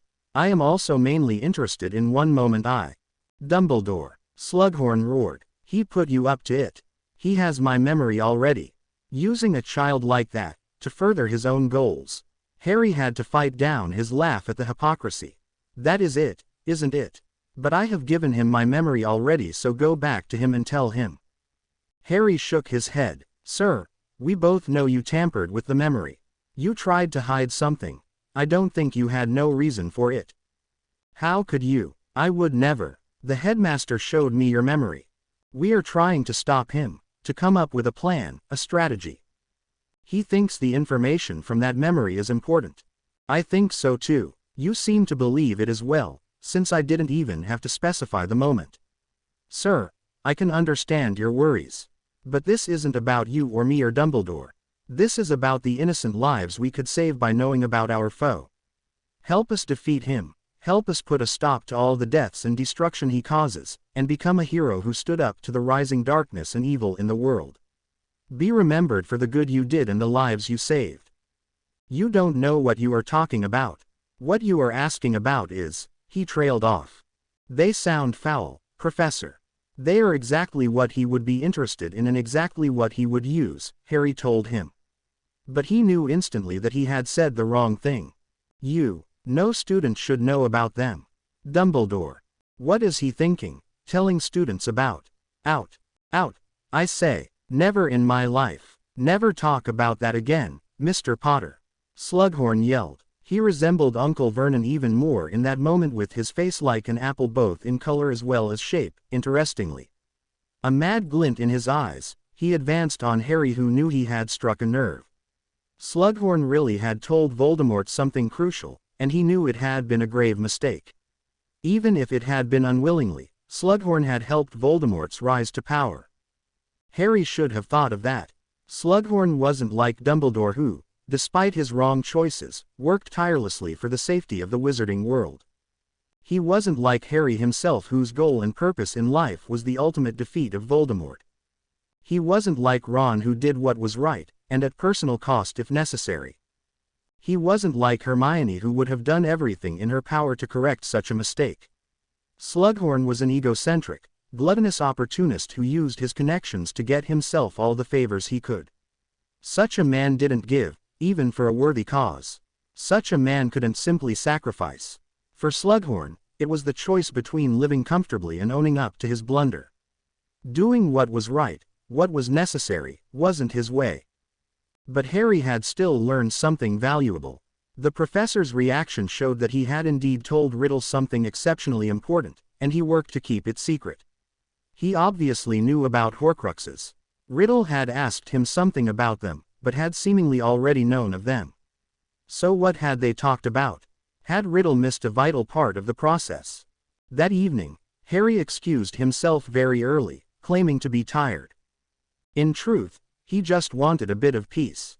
Somehow, he felt crushed by the sheer number of problems and tasks he had to deal with. As Ron scrambled to finish his homework, Neville read a book about the cultivation of rare and dangerous plants, and Hermione had been asked to help with something by Ginny. He had little reason to stick around. But more than that, he was far more shocked about his actions of the day almost 2 weeks ago in mid-November. He could still understand why he had agreed, and despite the numerous, slightly disbelieving glances from Neville, he, too, knew why Harry had done it. But it had still been a tremendous decision, not only because he had basically made a life-altering choice, but also because he had agreed to marry a Slytherin girl he hardly knew as part of a plan. He had taken on an additional responsibility. Had he been madder than usual, the reasons for doing so were still true, each one of them. Maybe a love potion, but no, it didn't fit. Just to be on the safe side, he would have to write to the twins and ask them about something to counteract one. If they dealt with one side, why not the other? He found his dormitory empty. While he had said he'd go to bed, he didn't feel like it. His mind was still wide awake, and so, he grabbed the materials and continued his charms project. As usual, he was able to slip into the right mindset almost immediately. Since he had gained control of his emotions, he had begun creating defenses that deserved the name. He didn't intend to lock away all his feelings, but force the intruder to suffer through some of the more harsh memories and ideas. If they wanted to get inside his head, he'd let them know starvation, loneliness, and despair. To balance it out, he had also prepared some shocks as well, his favorite and most hated shocking tactic being the memory of Uncle Vernon chasing a 6-year-old Dudley in jest. It had been a terribly warm day, too warm, apparently, for full garment. All Harry had to do to the memory was strip most of the remaining clothes and focus on the sight and sound of fat ring against fat ring, pockets opening and closing, each step shaking the masses. And Harry was fully prepared to overwhelm his mind with indistinct happiness, should the former not prove to be successful. Finally, he had the void. Emptiness, endless darkness to surround everything, with no sense of direction and nothing but oneself. Others might find it unnerving, or at least, Harry hoped they would, for the complete lack of control should trouble most, but he associated it with the lack of confinement, with solitude. He had a firm grip on the theories behind occlumency, and all that was left were the finer touches, really. He still had no idea about the strange sensations he had had initially. Maybe his mind had been working too hard, or he had been oversensitive, but since it had stopped once he had gained a reasonable understanding of occlumency, he didn't worry too much about it. Maybe he should begin learning legilimency. It might prove useful, he had reasoned in the past. But it sounded difficult, and wasn't his job. Voldemort. What did Harry care about the Death Eaters? He had to prepare for Voldemort, who knew occlumency as well. Entering that mind wouldn't be a good idea. After finishing his training for the day, Harry put everything away and fished out one of his defense books. Point the wand, then jab and say, he read. He knew that one and skipped to the next. Draw a circle counterclockwise, beginning at the top, then up and a half circle clockwise downwards. Say, that one, he too had already learned. Point the wand at the enemy, jerk towards yourself, then sharply back, focusing on them. Say, wait, hadn't he learned that one as well? Yes, he had. Strange how he hadn't paid attention to them. Spell after spell he looked through, some known, some new. Wand movement, incantation, effect pass. Wand movement, incantation, effect marking it for future reference. Wand movement, incantation he already knew a very similar one. Wand movement, incantation, effect interesting. But he found none without a spoken incantation. Too bad, he thought. It would have been useful to have something up his sleeve that he didn't have to shout to the world. True, once he had mastered the spells, he would be able to use them nonverbally, but not only did he have problems with it, the spells also lost some of their power. Too bad there wasn't anything to down enemies with that needed all that fuss. Luckily, he thought with a chuckle, all the incantations were derived from Latin or Greek, or he'd have trouble speaking them. He set the book aside and walked to the bathroom. As he took a very welcome shower, his thoughts returned to his studies. It was true, he had never seen a spell that hadn't been based on some language from Europe or close by. Greek, Latin, English, odd, he realized. But then, why shouldn't there be different schools of magic all around? European witches and wizards learned spells based on their languages, Asians probably had their own. The African wizards from the World Cup had probably known and used a lot of spells Europeans were unfamiliar with. As long as they worked. But why did they work? Why did they work indeed? Harry slowed down. Reasonably speaking, other places on Earth had to have their own spells, but what did it need to get one to work? Why did incantations work, and what did they do? Yes, all the spells he had seen relied on them, but why? Or rather, what purpose did they fulfill? He thought about it, pointing the wand and not saying or thinking the incantation didn't work. That was the first lesson of magic. Say or think the incantation, do the wand movement, get the result.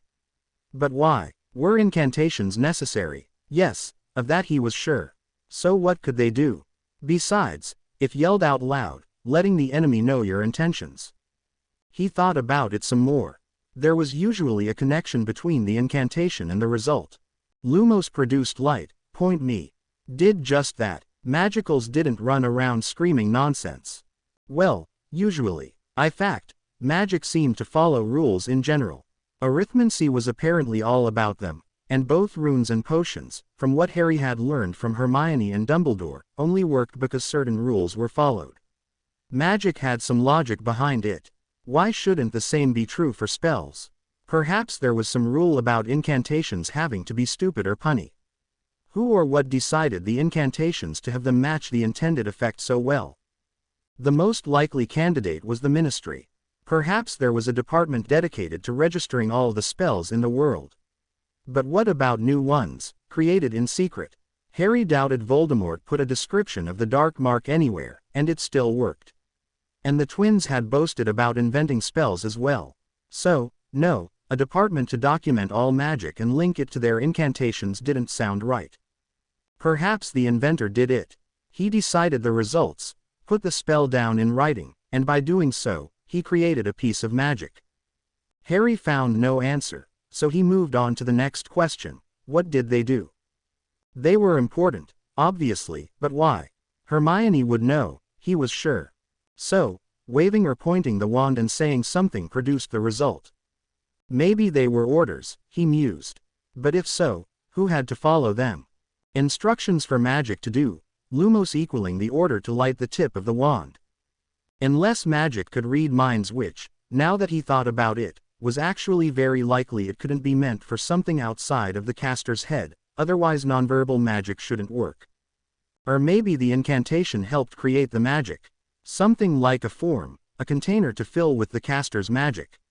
That way, the incantation and wand movements would define the shape of the spell. That sounded nice, but very much like something Luna would say. And even if he liked her, her theories were often orders. Then, it made sense, or about as much as magic usually did. Someone had decided on a specific incantation as the order for a specific spell leading to a specific result. It fit. All that thinking made his head hurt, and he was very happy he hadn't chosen arithmancy.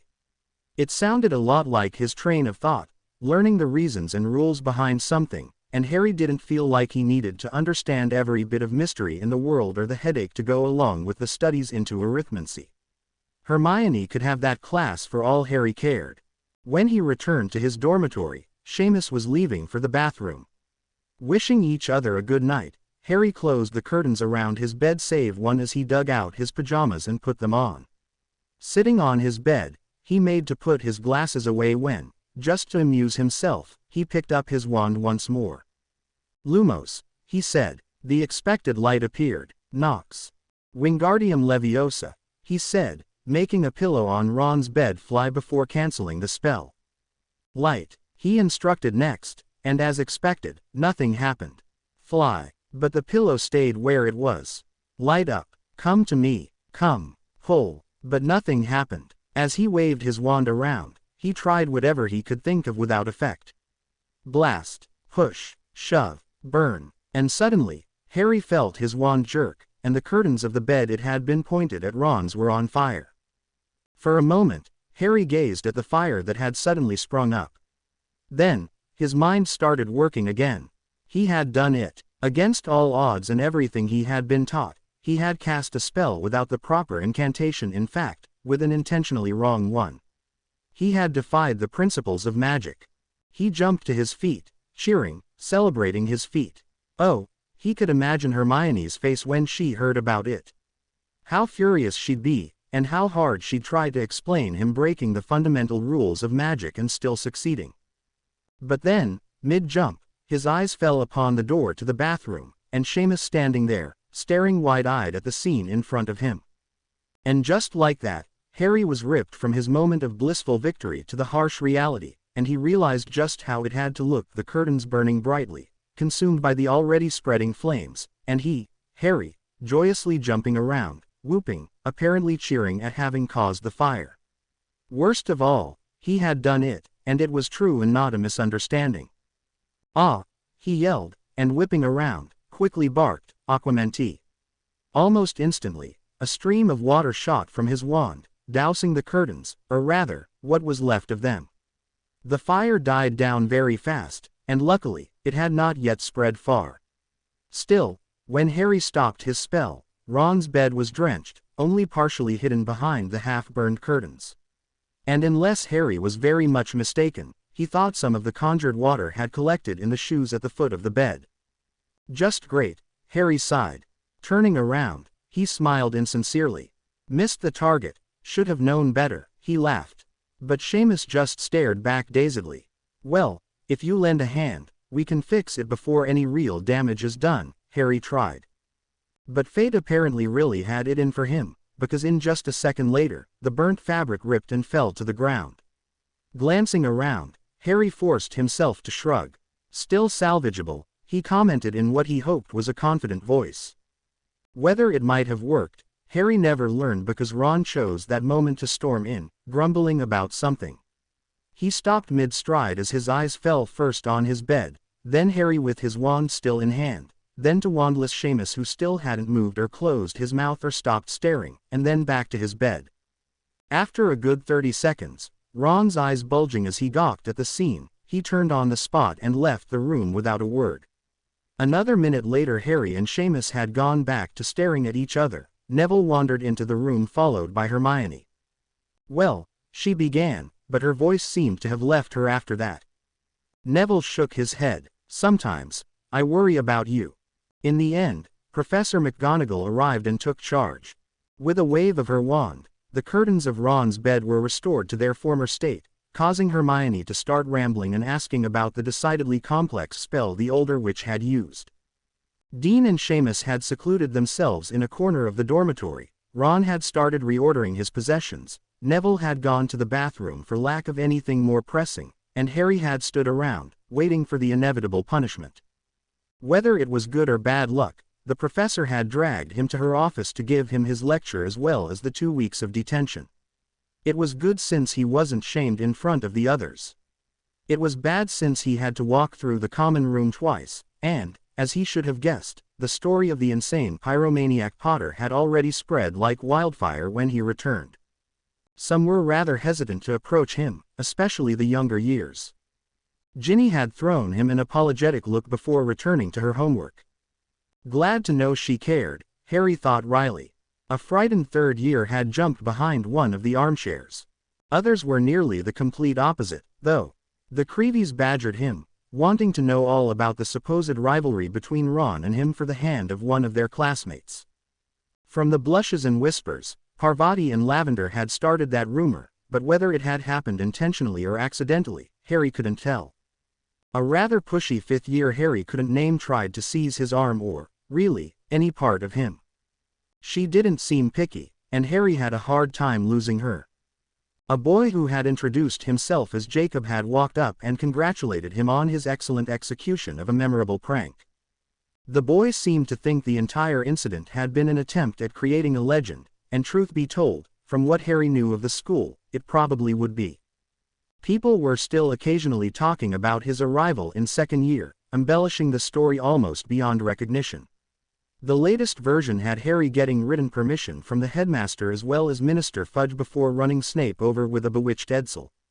Harry still had no idea where the Edsel had come from, but according to the stories, he had pushed it in the Great Lake, along with, depending on the storyteller, a bag of galleons or the body of one of his enemies. After assuring the teammates he could see, especially Katie, about his continued captaincy, Harry skulked up the steps. It could have been worse, naturally, he thought to himself. 2 weeks of detention for the willful destruction of school property wasn't all that bad. He had tried to explain to the enraged professor how it had been an accident. But she had, true to tradition, compared him to both his irresponsible father and the youthful collaborator Black. Normally, it would have hurt Harry to hear such criticism of the two men, but as he had sat in the room, listening to the angry Scottish woman, he had felt strangely detached. He knew just how much Professor McGonagall had cared for both miscreants. She cared for all her students. But maybe because he knew she cared for them he also realized she spoke the truth. Both his father and Sirius had been out of line quite often, and from her point of view, Harry had stepped into their shoes. Hearing the comparison, Harry had shut his mouth and accepted the punishment. So he would have to do detentions until shortly before the Christmas holidays. It didn't bother him that much. His Quidditch team was coming around, which was good. He had been able to keep up with his homework, unexpected by Hermione and himself, but still welcome. His occlumency had progressed to the point of daily training instead of dedicated lessons and complicated theory. In fact, he considered himself reasonably competent in the discipline. The detentions would keep him from working on his defensive magic, but since he had learned quite a few spells in the past already and shown competence in them, he figured he could take it easy for a few weeks. After all, he wouldn't slack off. He would do detentions. The other boys were waiting for him. Dean and Seamus were pretending to play a game, but they did a bad job and weren't even looking at the cards in front of them. Neville sat on his bed, and apart from a quick glance and a nod, he didn't divert any attention from his book about, judging by the cover, colorful water plants. Ron sat on his bed. Their eyes met, and after a moment of silence, Ron shook his head. Mental, you know that, right? I do, yes, Harry admitted. But I still hang out with you, so I am too, Ron added with a shrug. Next time, burn down your own bed, all right? So you're not mad? Harry asked cautiously. Ron shrugged. I am. Do you have any idea how long it took to get everything dry again? How long it took you, or how long until Hermione did it in the blink of an eye? Harry countered. I am mad, you know. But then, she'll give you a telling off that'll have your ears ringing, and I couldn't think of a worse punishment. You should have seen her when she left. I think she's writing her speech to you right now. Probably won't finish until late in the night, Harry replied with a smile. It was just like her to draft a scolding. Yeah, probably. Your timing is off, though it would have made a great Christmas gift for her, Ron told him. Oh well, what did McGonagall say? 2 weeks of detention. She also had a few choice words about my character. It could have been worse, but it could also have been better. She didn't hear me out. You set my bed on fire and then danced around the room. There isn't much of a story, Ron pointed out as he punched his pillow into what he thought constituted for a comfortable shape. Only then did Harry notice the patch he had sewn on his own pillow appearing on the one on his best mate's bed. It was fair, Harry guessed, and he had slept on worse than a burnt pillow. Knowing Hermione, she had probably magicked it into better condition than it had been before.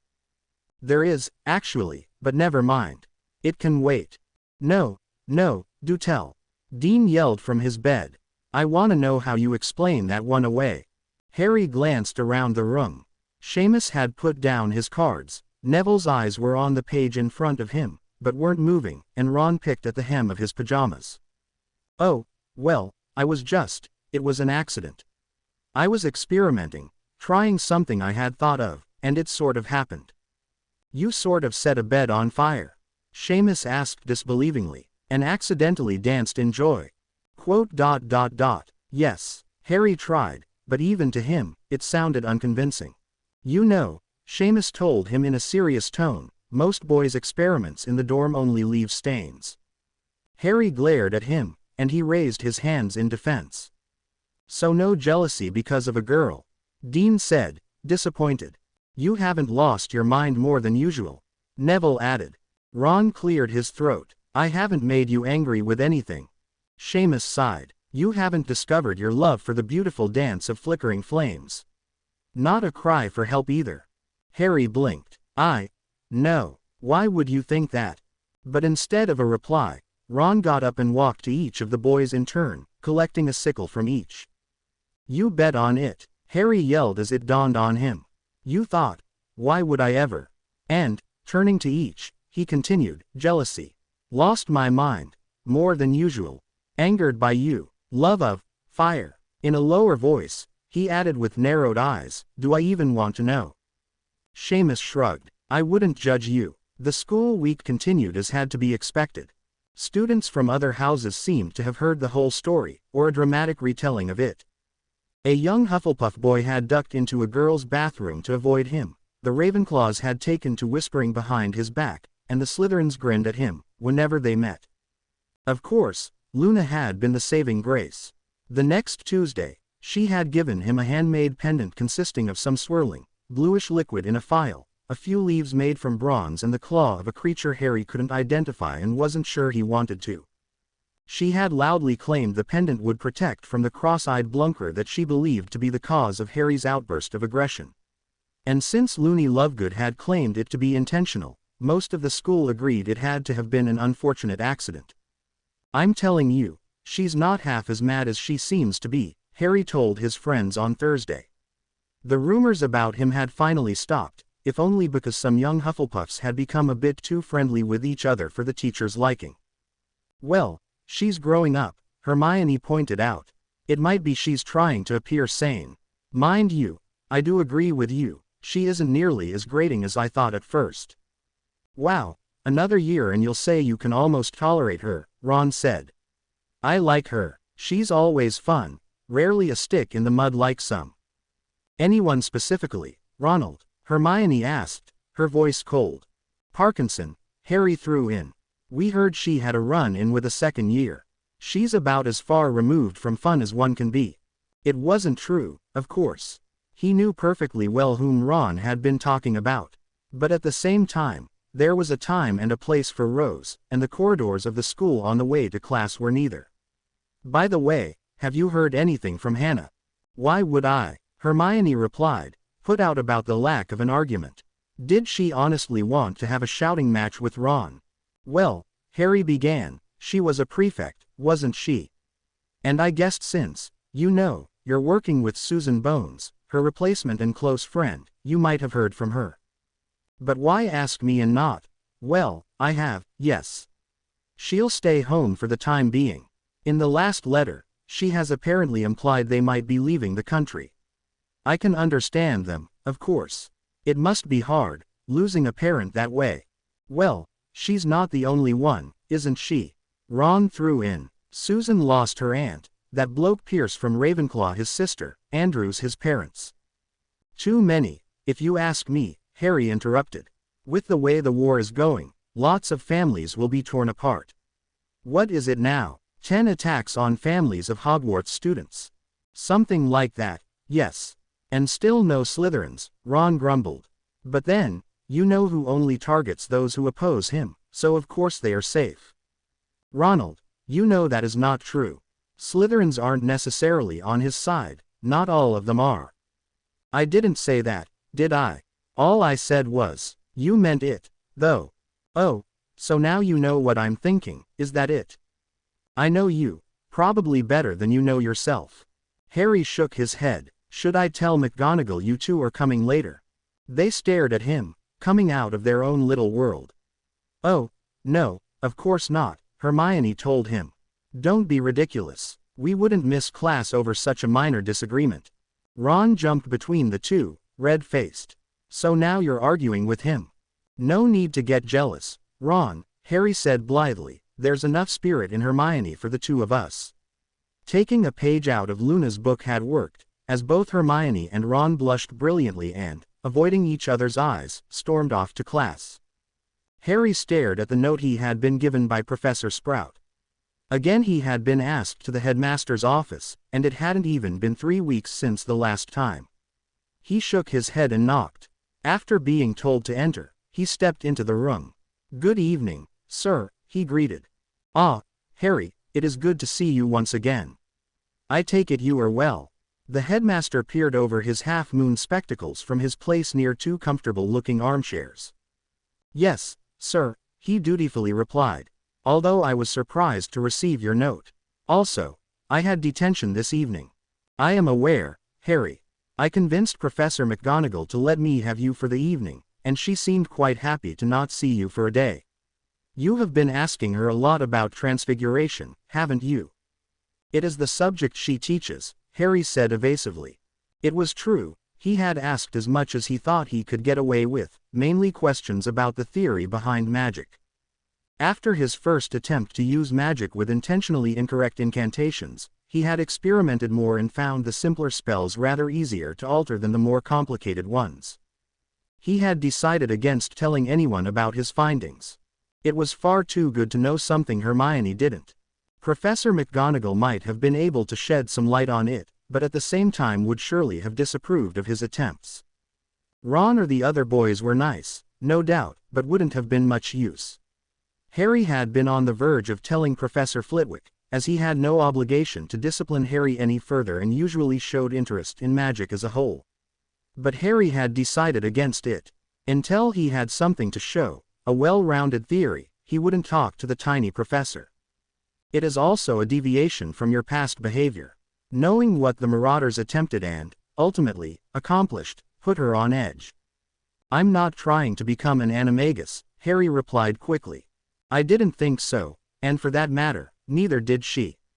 But a curious Potter is a perilous thing, and you have a knack for causing extraordinary amounts of trouble," the headmaster told him with a twinkle in his eye. "So, I'll have my detention with you, then. Tonight, yes. Please have a seat." Harry did as he was told, and the headmaster took the chair opposite of his younger student. "But do not worry, you are not in trouble from me. In fact, you could say we are, should I say, kindling spirits, and the recent occurrence caused a burning curiosity in me. In my youth, I too set the curtains around a bed on fire, accidentally, of course." "You did?" Harry yelled in surprise. "He did," one of the paintings answered with a shake of the head.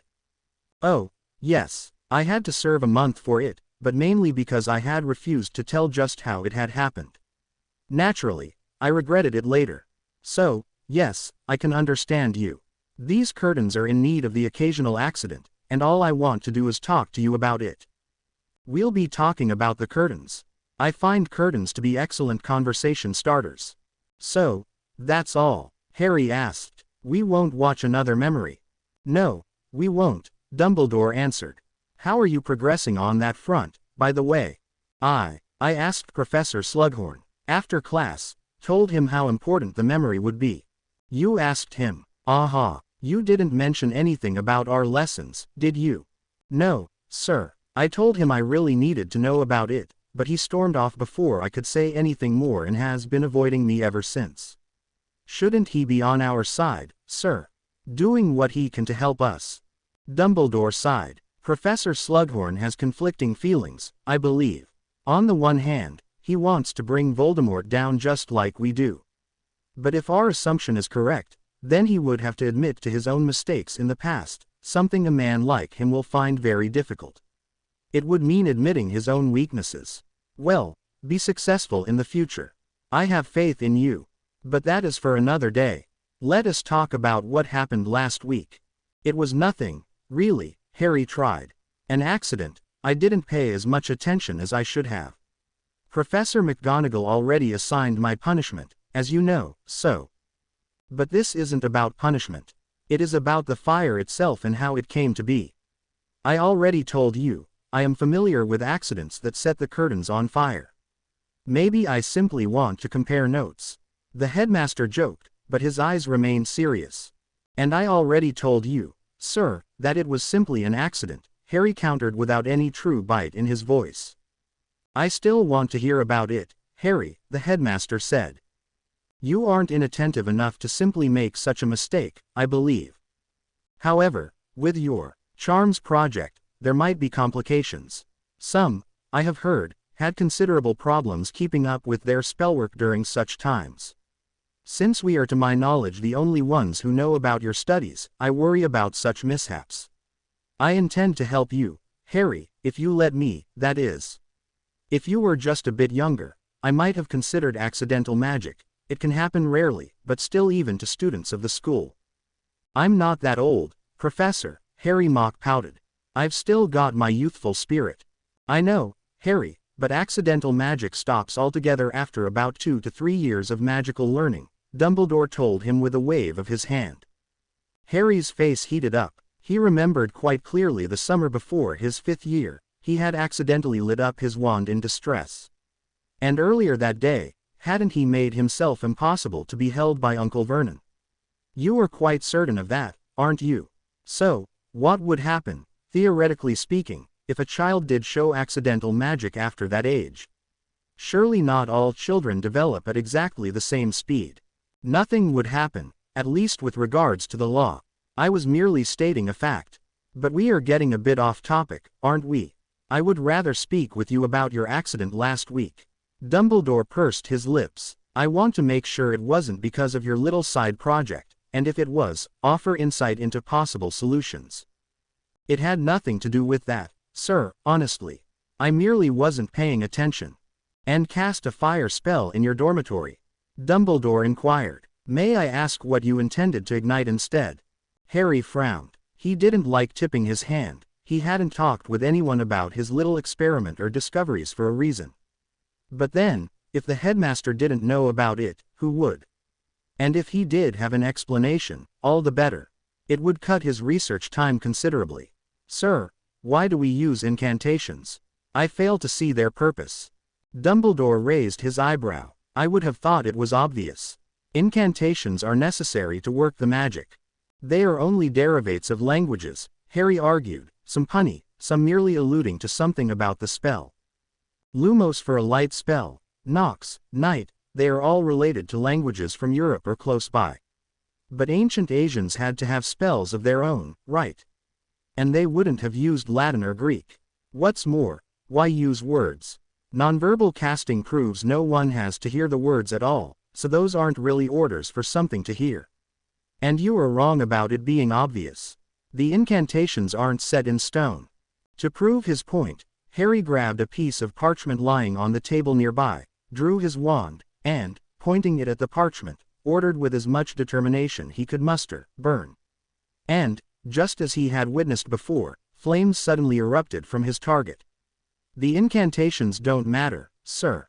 Happy with his accomplishment, he looked to his headmaster. Dumbledore stared back at him, horror-struck. Finally, with what seemed like a great effort, he swished his hand, and the fire died down.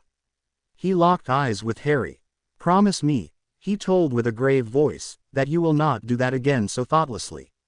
What you just did was extraordinary, but also highly irresponsible. Do not play with magic like that, Harry. But it works, sir, Harry replied stubbornly. It shouldn't, according to what we have been taught, but it does. Your promise, Harry, Dumbledore repeated. Why should I not do it? It seems stupid to teach incantations if they don't actually do anything at all. I won't promise anything until I know why you are so worried by it. Is it dark or something like that? Dumbledore sighed heavily, his eyes taking in the young man in front of him. To Harry, it seemed as if he was torn, and again, he had the impression the headmaster was protecting Harry from the knowledge. But finally, the old man nodded wearily. I guess you deserve as much. Having seen you do it explains a lot about you, actually. It does. Oh, yes, nothing all that life-changing, But yes, it does. Your parents would have been very proud of you. Sirius would have been very proud as well, and I expect Remus will be too when I tell him," Dumbledore said with a kind, slightly sad smile. Why, could they do that too? Harry was suddenly giddy. The prospect of learning something about his parents, anything, really had often motivated him. "I don't know whether your parents or Sirius ever did it. But it seems we have found our topic for the night, and again, we will have a lesson about magic, Harry. To answer your questions, no, it is not inherently dark. What you have discovered is not a forbidden art, but touches some of the fundamental principles of magic. And it explains your accident. I assume you tried spells without the correct incantation." "Something like that, yes," Harry admitted sheepishly. "I hadn't thought about the consequences of using a fire spell after the others didn't work." "Yes, some I would expect to be more difficult. Tell me, Harry, what are the basic elements of a spell? What do you need for one?"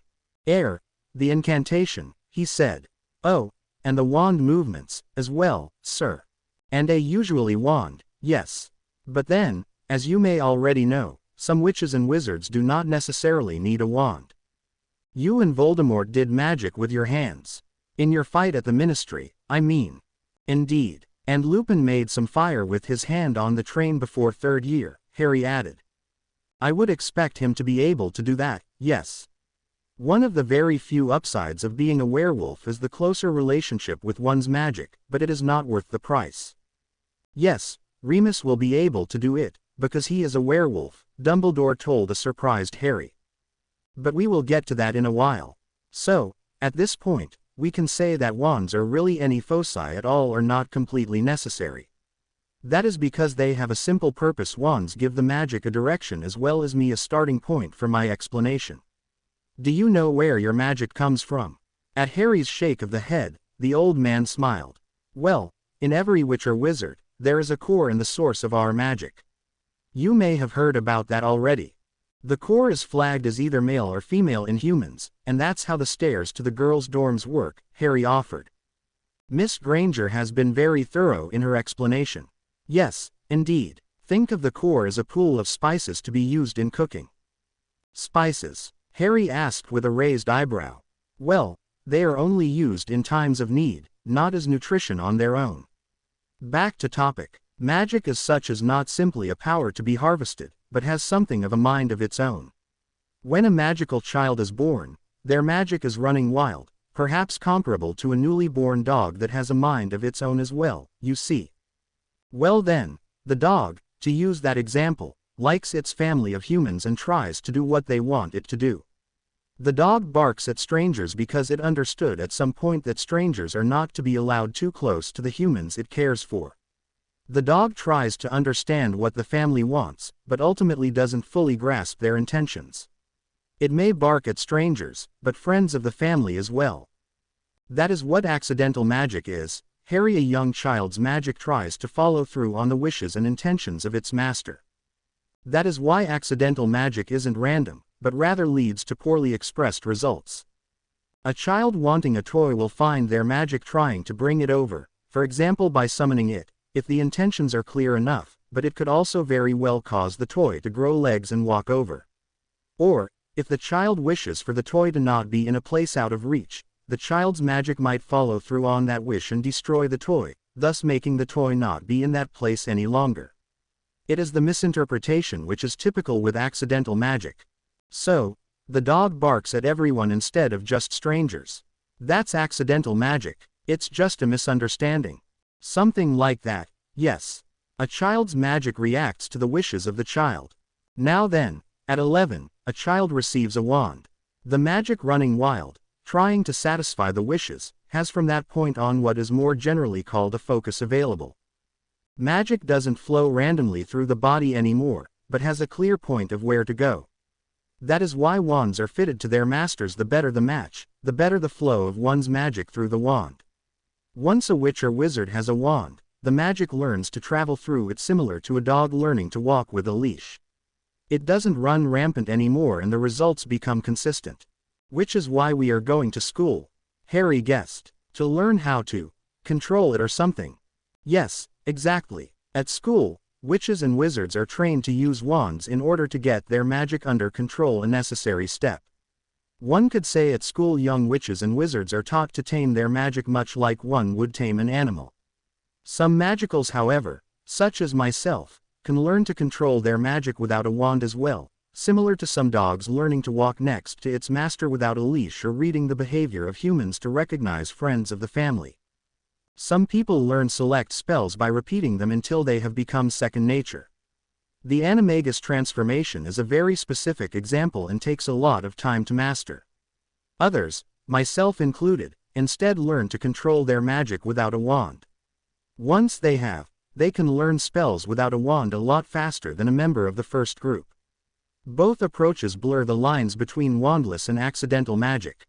Isn't that the same, learning a spell without a wand and... He trailed off, unsure how to phrase it. It is slightly different, Dumbledore disagreed. Think of learning where at a specific lake the best fishing spots are, or learning how to fish in general and then applying that knowledge to a lake of your choice. The latter is not limited to single spells. And how do you learn that? It sounds interesting, sir. It is. It relies heavily on a talent, though, that not everyone has magical affinity. You see, a witch or wizard can first of all be measured in how much power they have at their disposal. Some are stronger, some are weaker, some waste their potential, others use it to the fullest. There is also the concept of magical talent, another dimension. Some people have trouble working spells, while others are highly adept at causing very difficult pieces of magic. This one can be achieved by following two different paths, actually by following the instructions very precisely or by magical affinity. Both aim to clarify the intentions of the caster. I talked earlier about a dog trying to appease its owners. Imagine now that one of the owners teaches the dog a very extensive set of orders. It does just like it is taught to. The other owner has a fair hand for animals. He doesn't need force or orders to get the dog to do his bidding, and he doesn't need to train the dog to guard something. Merely telling him to is enough. The dog understands the intention without the tedious process of learning to understand the orders in the insufficient language used by owner and dog. Magical affinity works similar. Some witches and wizards are more capable of expressing their intentions, and their magic doesn't need to be taught to recognize certain movements or signs, signals, or words. Incantations. Harry guessed. Yes, people with a high magical affinity may discover three possible effects. They are able to learn wandless magic considerably easier. They may find certain spells, the Patronus charm for example, easier. These spells rely heavily on intent, and people who can communicate theirs more directly will find them easier to master. So, the Patronus charm would have been easier if I had magical affinity. Harry asked curiously. I believe you have a high affinity, Harry, which would explain your success with the Patronus in the first place. I told you earlier, seeing you use another word instead of the proper incantation explained a lot about you. But back to topic. The third possible effect is a higher sensitivity for magic. The ability to feel magic is the result. So, tell me, Harry, does that sound familiar? Harry didn't have to think for long. It does, yeah. When I walked into Ollivander's, I felt the air tingle. I thought I imagined it. And the Hogwarts library as well. Both highly magical places, yes. Even deaf people can feel loud music around them, though. During my Charms project, I occasionally felt something strange about the curtains. And we're back to the curtains, great. Anyway, it was a tingle. And the doorknob to the bathroom. As if it were cool. And the shower, it was, drainy, sort of. Dumbledore smiled widely. Yes, excellent. Far better than I would have guessed. The different sensations are the results of different spells, of course. Let us try something. The headmaster turned around, and after a few moments, faced Harry again. Placing about 10 feathers in the table, he said, "Tell me what you think, Harry. There is no right or wrong, of course, it is simply a test." Harry reached out. He was far too interested to question Dumbledore's orders at the moment. So he hadn't imagined the strange sensations. It had been a sign of something special. His hand hovered above the feathers on the table. Guessing what was expected of him, he touched the first. Nothing. It felt like every feather he had ever held. Dull. Dejected. He tried the next 2 with the same result. It wasn't until he touched the 6th feather that something was off. He couldn't place it, but it felt slightly too warm. Concentrating, he tried to get a better picture of it. Did he imagine it, or was it really slightly too eager to part contact with his skin? Too slippery. Harry placed it down, and tried the rest.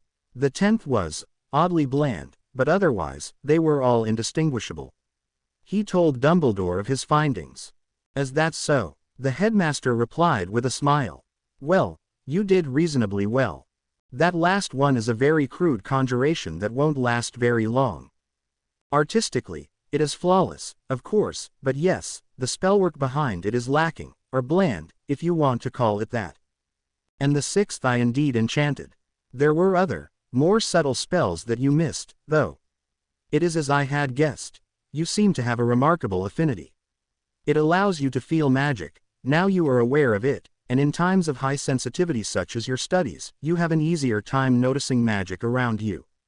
Of course, here at Hogwarts, there is always magic going on, so it won't really matter all that much.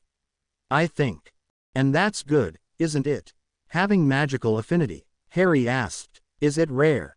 It is not common, but also not really rare in the strictest sense of the word. As I have told you, a high affinity only gives a sense for ongoing magic which may be useful for the detection of spells and the like, but there are a lot of detection spells increases the talent for wandless magic, should one try to learn it, and strengthens some spells. It will not make you invincible, and there are quite a few people with high affinity alive. Also, not everyone becomes aware of it in the first place. Before 5th year, when the Dementors attacked, Dudley knocked my wand out of my hand. It lit up when I told it to, despite not being in my hand, Harry told the headmaster. Or rather, I wished for light, said the incantation and the wand lit up. Did it? That is extraordinary. It must have been wandless magic, very rare in one not trained for it, but also not unheard of. Did something similar ever happen again? Dumbledore asked with a wide smile. Well, earlier that day, Uncle Vernon was unable to get a hold of me. And when Lupin and the others came to get me, the lock on the door simply clicked open of its own accord. Oh, and before 3rd year, after I had blown up Aunt Marge accidental magic, remember, the cupboard door flew open when I approached it to get my school stuff. And later, I felt as if I was being watched. Dumbledore raised an eyebrow. Were you? Yes, Sirius had been there in his dog form. And during the 3rd task, I felt as if was being watched as well. Which I was by Crouch. With the eye, I am certain those were other instances of your talent coming through. It all but confirms it, you have a high magical affinity. Combined with your, forgive me for saying so, rather unusually emotional side, it seems to be surprisingly easy for you to use it. If I had to guess, I would say your accidental magic also tended to be closer to your intended result than would have been the case for others in your place. Of course, you are free to look up other tests to confirm my suspicion. So, that will help me with my magic, now that I know about it. In a way, it already does. It allows you to communicate your wishes better than others, and as a result, some spells will be easier for you. On the other hand, high attention to detail when following the instructions will help with a lot of spells as well, since the caster is certain they know what they do and want and unconsciously formulate very precise orders for their magic to follow. That sounds like Hermione, Harry joked. Because it is likely the cause of her success. She follows the instructions, which include specific descriptions of the intended results, with high attention to detail, and as such, she gets the results, as if she were teaching her magic a lot of tricks. So that's it, then. This test, the one with the feathers, does it always prove affinity? If I were to give my friends enchanted feathers. It is not exact, Harry. But we have veered off far from our original topic, so let us return to it. Incantations, shall we? Dumbledore received a nod. We have learned you have a high magical affinity, and I have told you of its effect on the relation between a wizard and his magic. I have also told you that wands are not strictly necessary, and that magicals can learn to cast without them, even if it is hard work, which brings us to incantations and wand movements as part of a spell. You have realized that any word at all can be used as an incantation. People with a high affinity will find it a lot easier, but it is true for everyone. So, what causes a spell to work, then? It is simple, really. For a spell to work, the magic has to understand the intention behind it. Let us take the simple light spell Lumos. It is a fairly easy objective, but it still needs a clear idea of what is intended. It is still a concept, a movable source of white to bluish light at a specific point without heat, but a specified intensity, under the control of its creator. You will realize the danger of relaxing the intensity constraint. Some particularly bright witch or wizard might blind people with it accidentally. Adding back heat might cause burns. Not specifying the location, tip of the wand, in this case, might cause light to shine out of the nose or ear or from the hand. Humans have always struggled with concepts like that, as they are not easy to grasp fully. It is demanding to remember each and every part of it in times of need. But that is where incantations come in, Harry. They work as a label. At school, the students are taught a specific spell, or rather, a set of specifications, and given a phrase or name for it. Whenever they want light, they will say the incantation Lumos, recall the specific aspects without actively thinking about them, and get the results they wanted. Incantations are names, labels to simplify spells. So even the stupidest of wizards can learn them. Alright, but wouldn't it be easier to learn how to express your wishes to your magic? Wouldn't that give more options to choose from? Harry pointed out. He hadn't expected his discovery to be so essential, but was intrigued nonetheless. But you have to keep in mind that freedom is also overwhelming.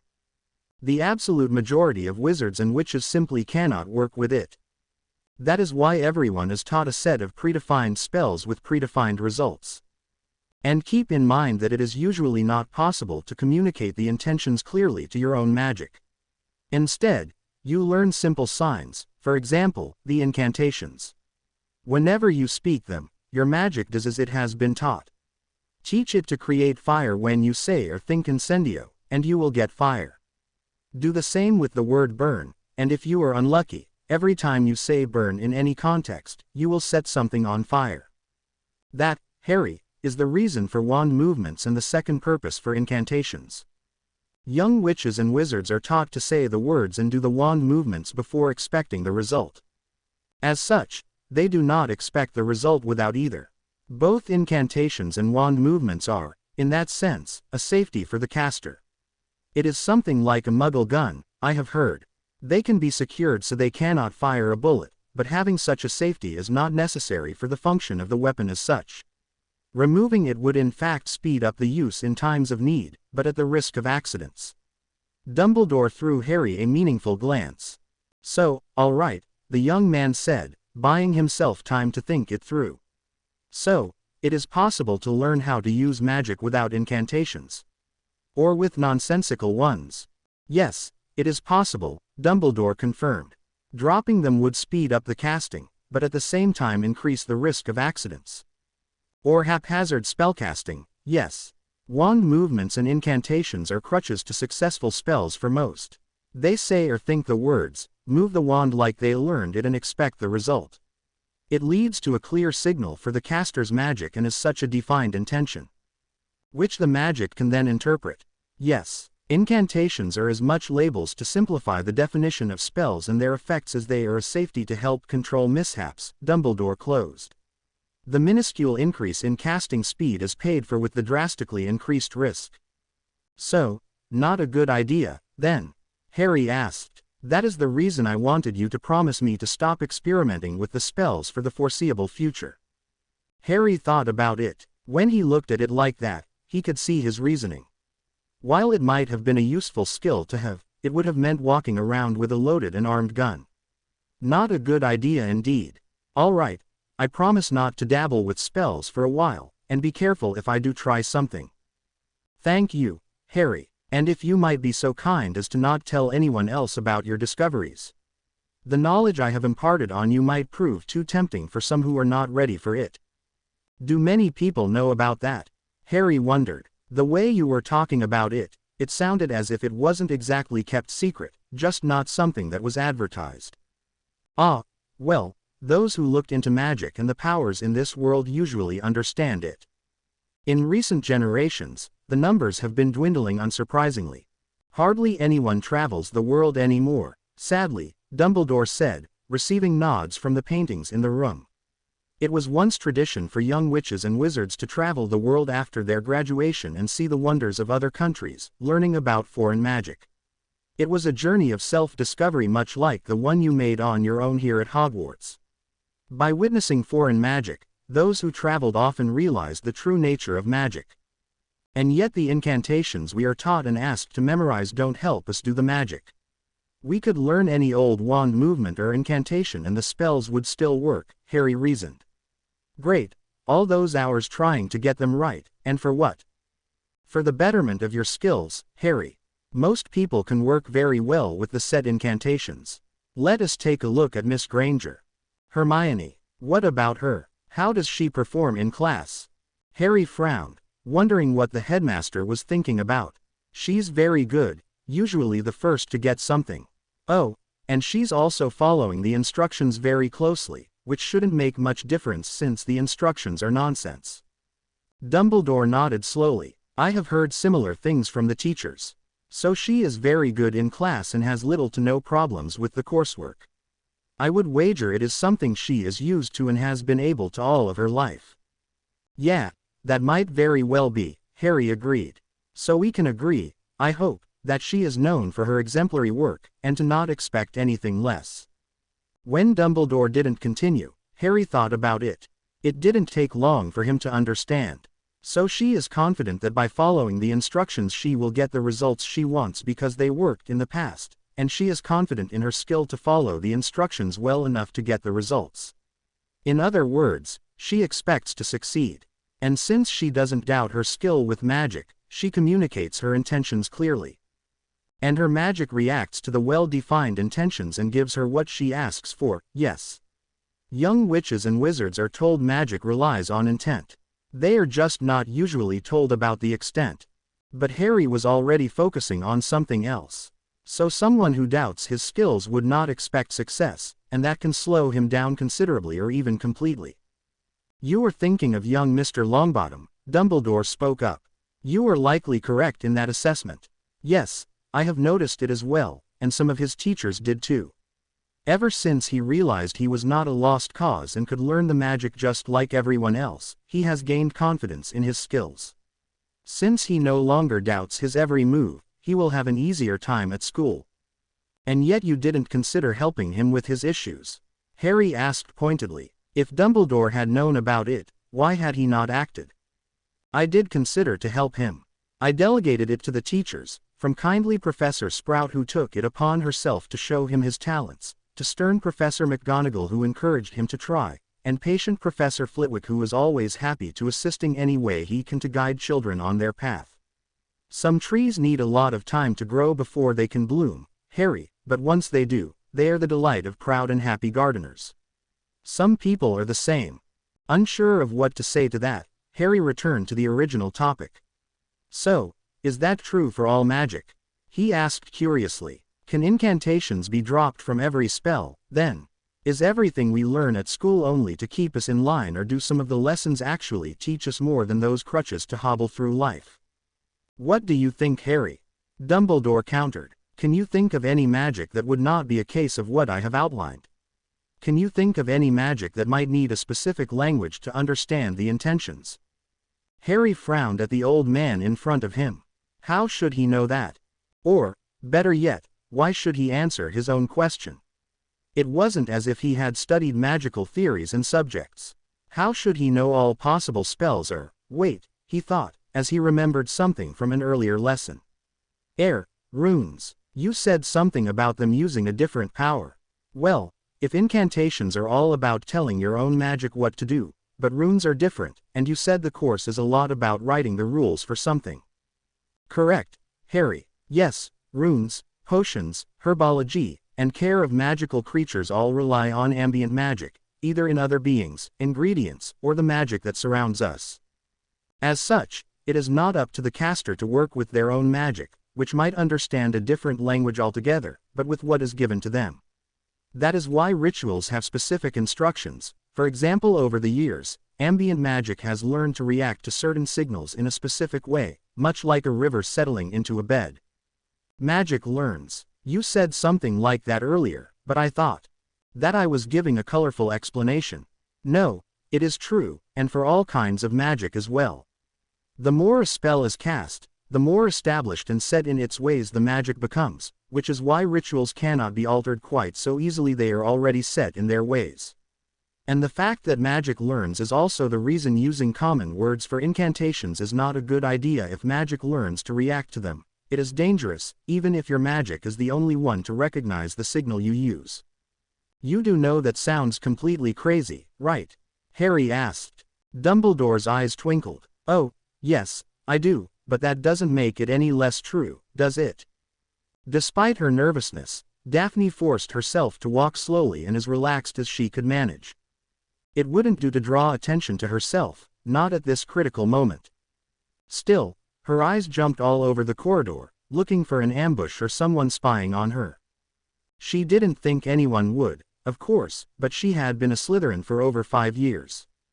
Especially when it seemed inconspicuous, when nothing out of the ordinary was going on, an attack would happen. Frankly, since the last meeting about a month ago, she had expected each day to be confronted, either by his housemates or her own. Had they kept quiet, she wouldn't have believed it possible. Gryffindors weren't known to keep secrets well. But then, maybe Potter and Longbottom were smarter than Daphne had thought. And as for her own house, they very likely didn't know about it. They would have ambushed and questioned her. Insults, if she would have been lucky, for conspiring with Gryffindors and betraying her house and friends. So, no, the Slytherins were still unaware of the deal with Gryffindor's finest. But Daphne had still slept very lightly in the last month, expecting to be attacked in her sleep. Could she trust her dorm mates, should someone come for her? Millicent, nice as she was, would probably play dumb, but help nonetheless until she was told about Daphne's betrayal. Afterwards, she'd have to back down for her own safety. Tracy, well, she was all right, but prone to lose her nerves in stressful situations like that. Pansy would perhaps assist in her capture, but could just as easily support Daphne, hilariously enough. If Daphne married Potter, then Draco would be free for Pansy. But then, Pansy wasn't stupid. Supporting Daphne and Potter would mean opposing the Dark Lord. So, no, she wouldn't do that, at least not visibly. Coming from her thoughts, she inspected a painting of 2 trolls arguing over their dinner. Was it strange to have such paintings in a school full of children, Daphne wondered, as one troll was punched out of the frame and thereby lost his claim. But it didn't matter. Glancing around covertly, she found the corridor deserted. Taking the opportunity, she turned around and jumped into the nearby classroom. As she closed the door, Daphne looked around. Millicent was already there, silently glancing at the other occupants. Longbottom and Potter were whispering among themselves and, from their smiles, had found something amusing. But as soon as Daphne had closed the door, Potter turned to her. "Glad you could join us," he told her. "I take it everything went well." Daphne forced herself to smile. While she neither liked nor hated Potter, there was no reason to antagonize him. "Yes, thank you for asking. I hope you didn't have to wait for long," she replied, quickly casting some advanced privacy spells. A random classroom as a meeting place hadn't been the best idea Potter had had. "No, we arrived only a few minutes ago." Potter watched her closely, his eyes jumping to her wand occasionally. "To business." Well, at least he had his priorities straight, Daphne thought. If they wanted to avoid suspicion, then they shouldn't waste time.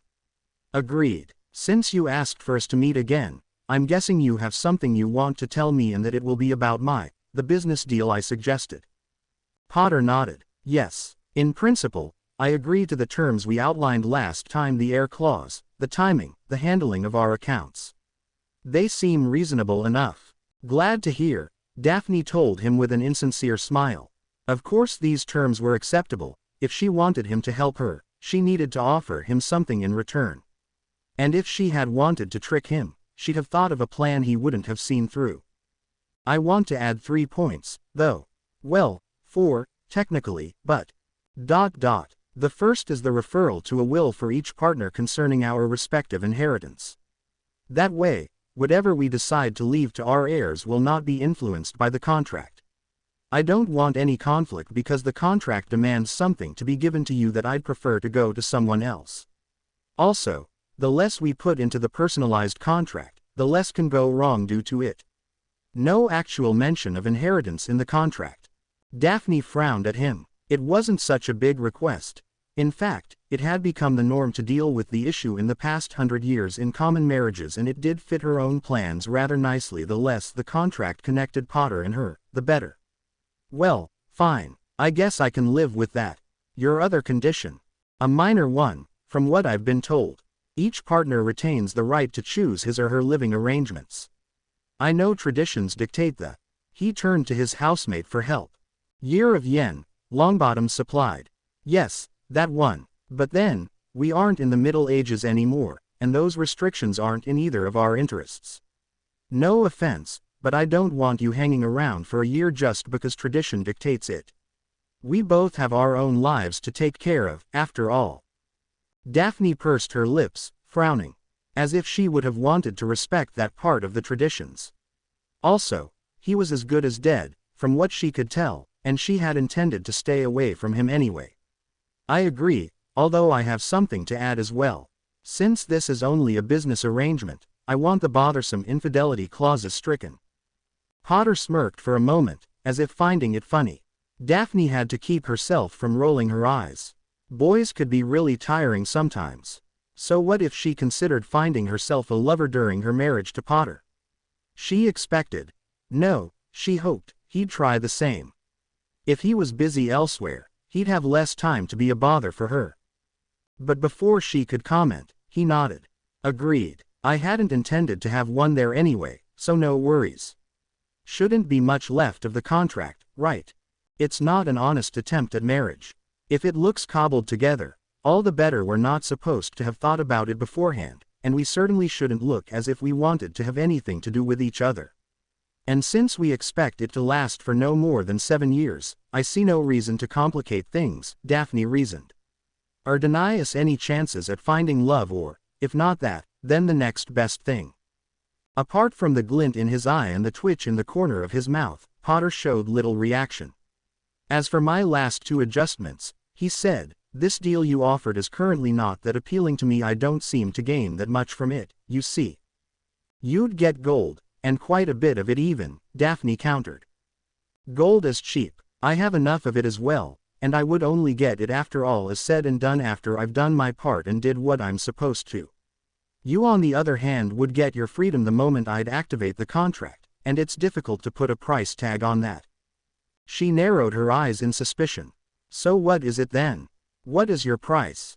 I'll take the gold, Potter told her, smiling. Know about that, but there has to be something more in it for me. I'm not really known for my patience, and 7 years is an awfully long time with just your word that you'll repay my kindness. So you want to raise your price now? Daphne asked, pursing her lips in displeasure. I'm not trying to rob you or anything, I just want to add something to the deal. If you were in my place, wouldn't you try to get something more out of the situation than what the other side offered? Especially since you don't have that many options left to you. Potter replied with a shrug. So you'll growl and grumble, but you won't do anything really harmful.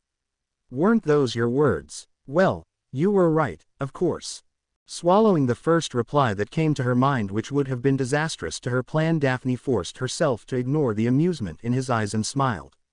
I'm sorry if I insulted you during our last talk, she pressed out, the words tasting vile in her mouth. It hadn't been my intent. I hope we can move past that misunderstanding. He nodded. Well, fine, but an apology's not what I wanted in the first place. No, you are a Slytherin. I won't spy on my housemates, Daphne interrupted. And as soon as that marriage becomes public knowledge, they won't tell me anything important anyway, so this plan will actually hurt my standing. You might not gain it, but I'll lose nonetheless. What do you think, that we sit down there and plot the rise of the dark arts? You're wrong. For the most part, she added in her thoughts.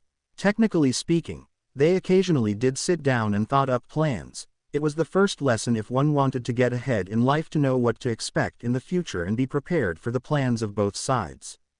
Well, that would have been useful, to have you spy for me, but no, that wasn't it either, Potter spoke, raising an eyebrow. No, first of all, I want a sign of goodwill from you in advance, if you will. As a Slytherin who likes her privacy, I'm sure you have learned quite a bit of magic to guarantee no one listens in on you. I'm interested in that. You could find spells and wards like that in any book out there, she told him with a roll of her eyes. Anyone could tell you that. Even Granger will have stumbled upon one or two of those spells during her studies. You wouldn't have needed me to point that out. True, Potter said, smiling slightly. But those are widely known. I'd prefer a defense that is both reliable and at the same time not common knowledge. I like to keep some of my talks private. I'm sure you can understand that. Well, who better to ask how to do that than those who deal with secrets regularly? And I'm sure you know some pretty ingenious magic to accomplish that. Don't think I didn't notice you casting something of that sort earlier. That just confirmed my suspicions. So that's it, a sign of your goodwill, the keys to the secrecy of Slytherins. Or think of it as an exchange, a favor of mine for one from you and a bit of gold later on, in a way. Daphne mulled it over. On one hand, he hadn't really asked that much. Ignoring the payment in gold yet to be determined, what he wanted was knowledge. Hadn't she offered him just that previously? She had, even if she hadn't meant that kind of knowledge. And it wasn't as if it really mattered all that much. Once he would look through the records of House Black, he would surely find something similar or even superior. Or he might die before he could put any of that knowledge to use. That wasn't our original deal, she pointed out, and I'm hardly an expert on those matters, at best a beginner, whatever you might think of me. You could still easily find something on your own. I'm not an expert in marrying someone, least of all on parchment alone, Potter countered. You could try to find some way to settle with Malfoy, perhaps some precaution so he will put your life and safety first. You could make him give you an oath or something, for example. And I'm more interested in the obscure magic, something I might not need to waste on if you help me. And I'm guessing you won't tell me how many spells you want, you just expect me to hand them over until you are satisfied. Daphne sighed, but kept from rubbing her eyes in resignation. There's a book, she began reluctantly. It has a lot of spells that, as far as I know, have never seen publication. If I can get you a copy of it. Those spells you are talking about, Potter asked, leaning forward, what about them?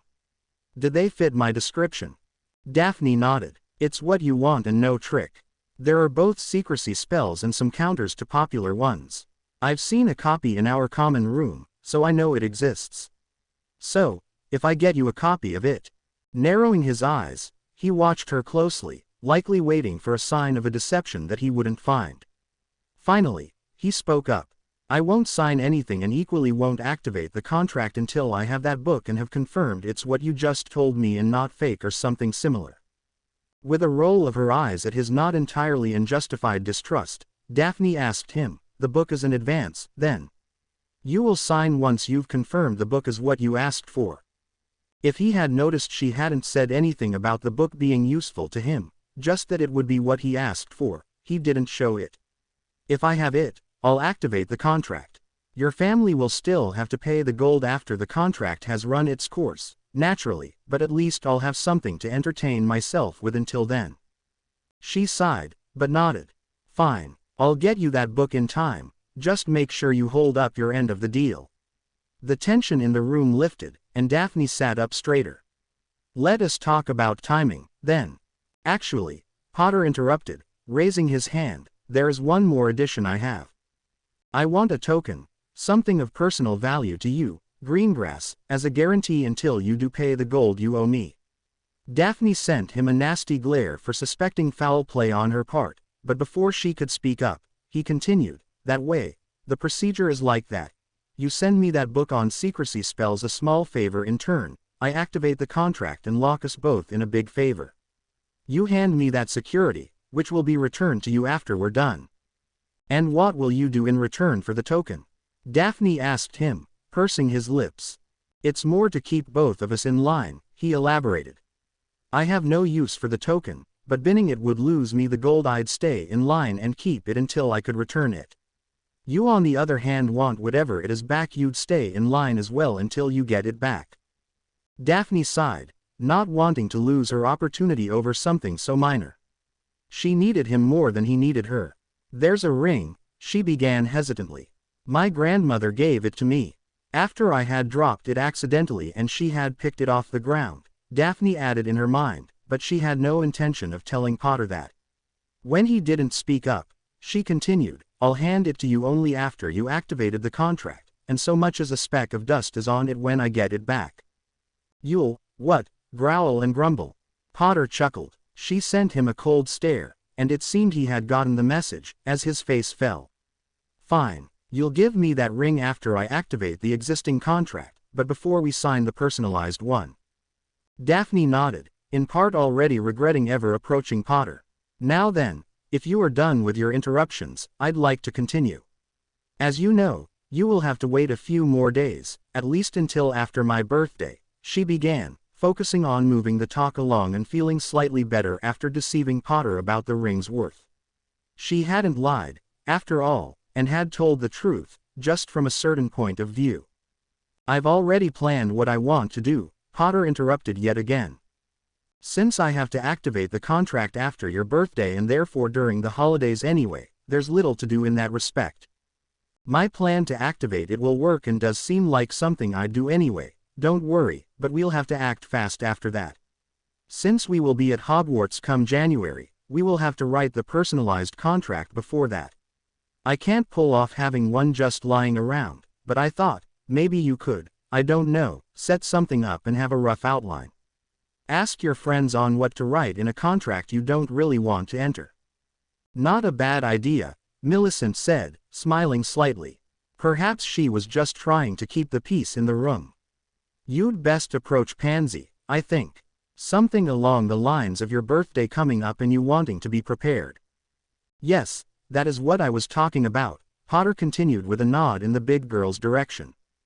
You'd have witnesses to you composing a preliminary contract.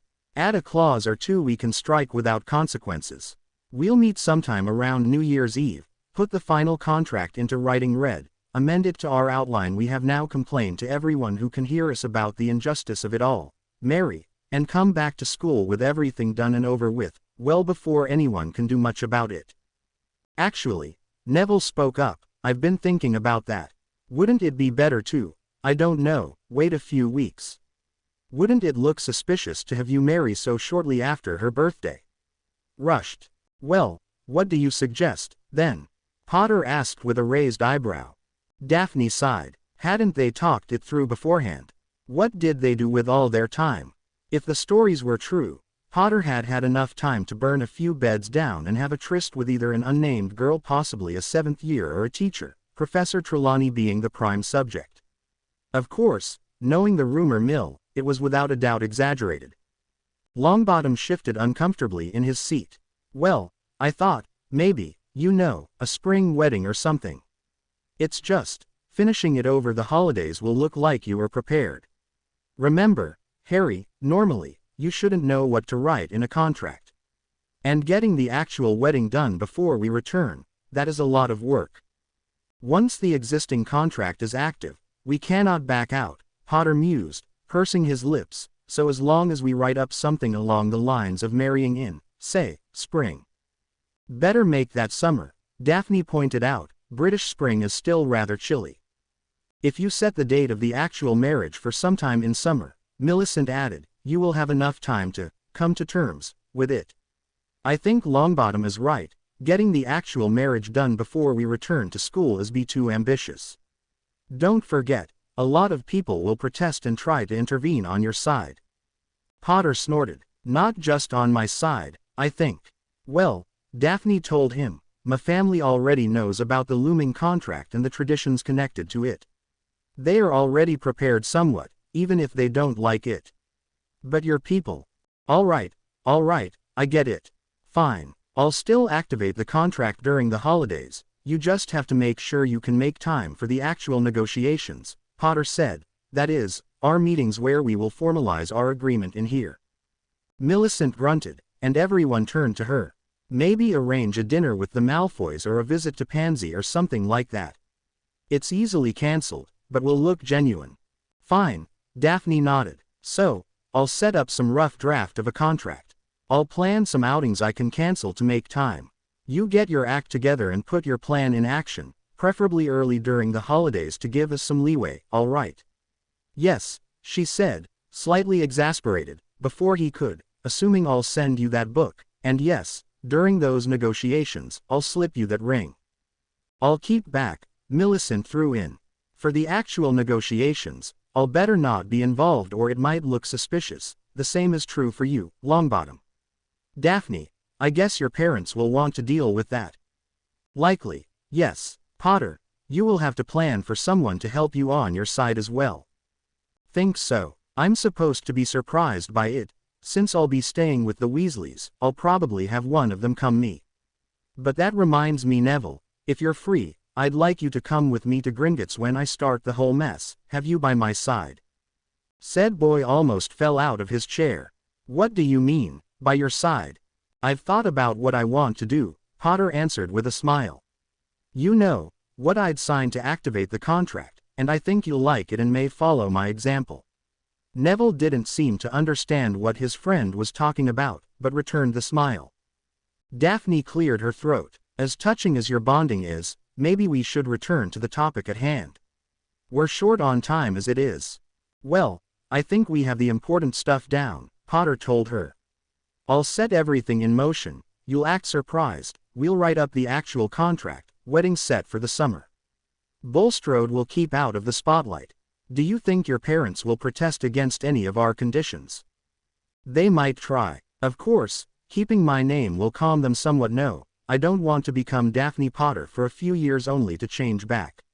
If I have to marry an enemy of the Dark Lord, I might as well get a lot of gold out of your death. They might try to alter the terms about our accounts. I may be young, but I'm not stupid. They are to be kept separate, Potter replied brusquely, but with a smile.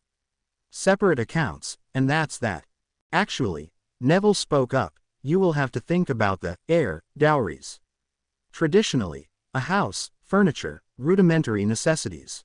We'll get to that when the actual negotiations are upon us, Potter waved off.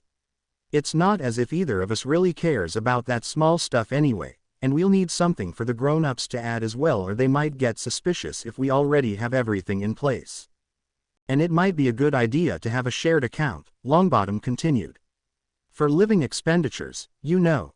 But since we won't be living together. Still a good idea, Daphne interrupted. Some things might come up, and, knowing my parents, they will still try to slip something like that in there. A shared account with gold from both families means some way to feel like they have gained something from it. Well, I can live with that, Potter said with a wave of his hand. A few galleons is all it would need, right? Just enough to show them I'm not leeching off of the greengrasses. Something like that, yes, Longbottom agreed, although if there is one, you might want to use the vault left for the couple. All right, that reminds me, though.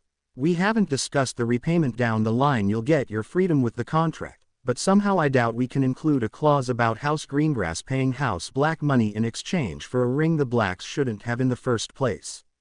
So, how do we do that part of the plan?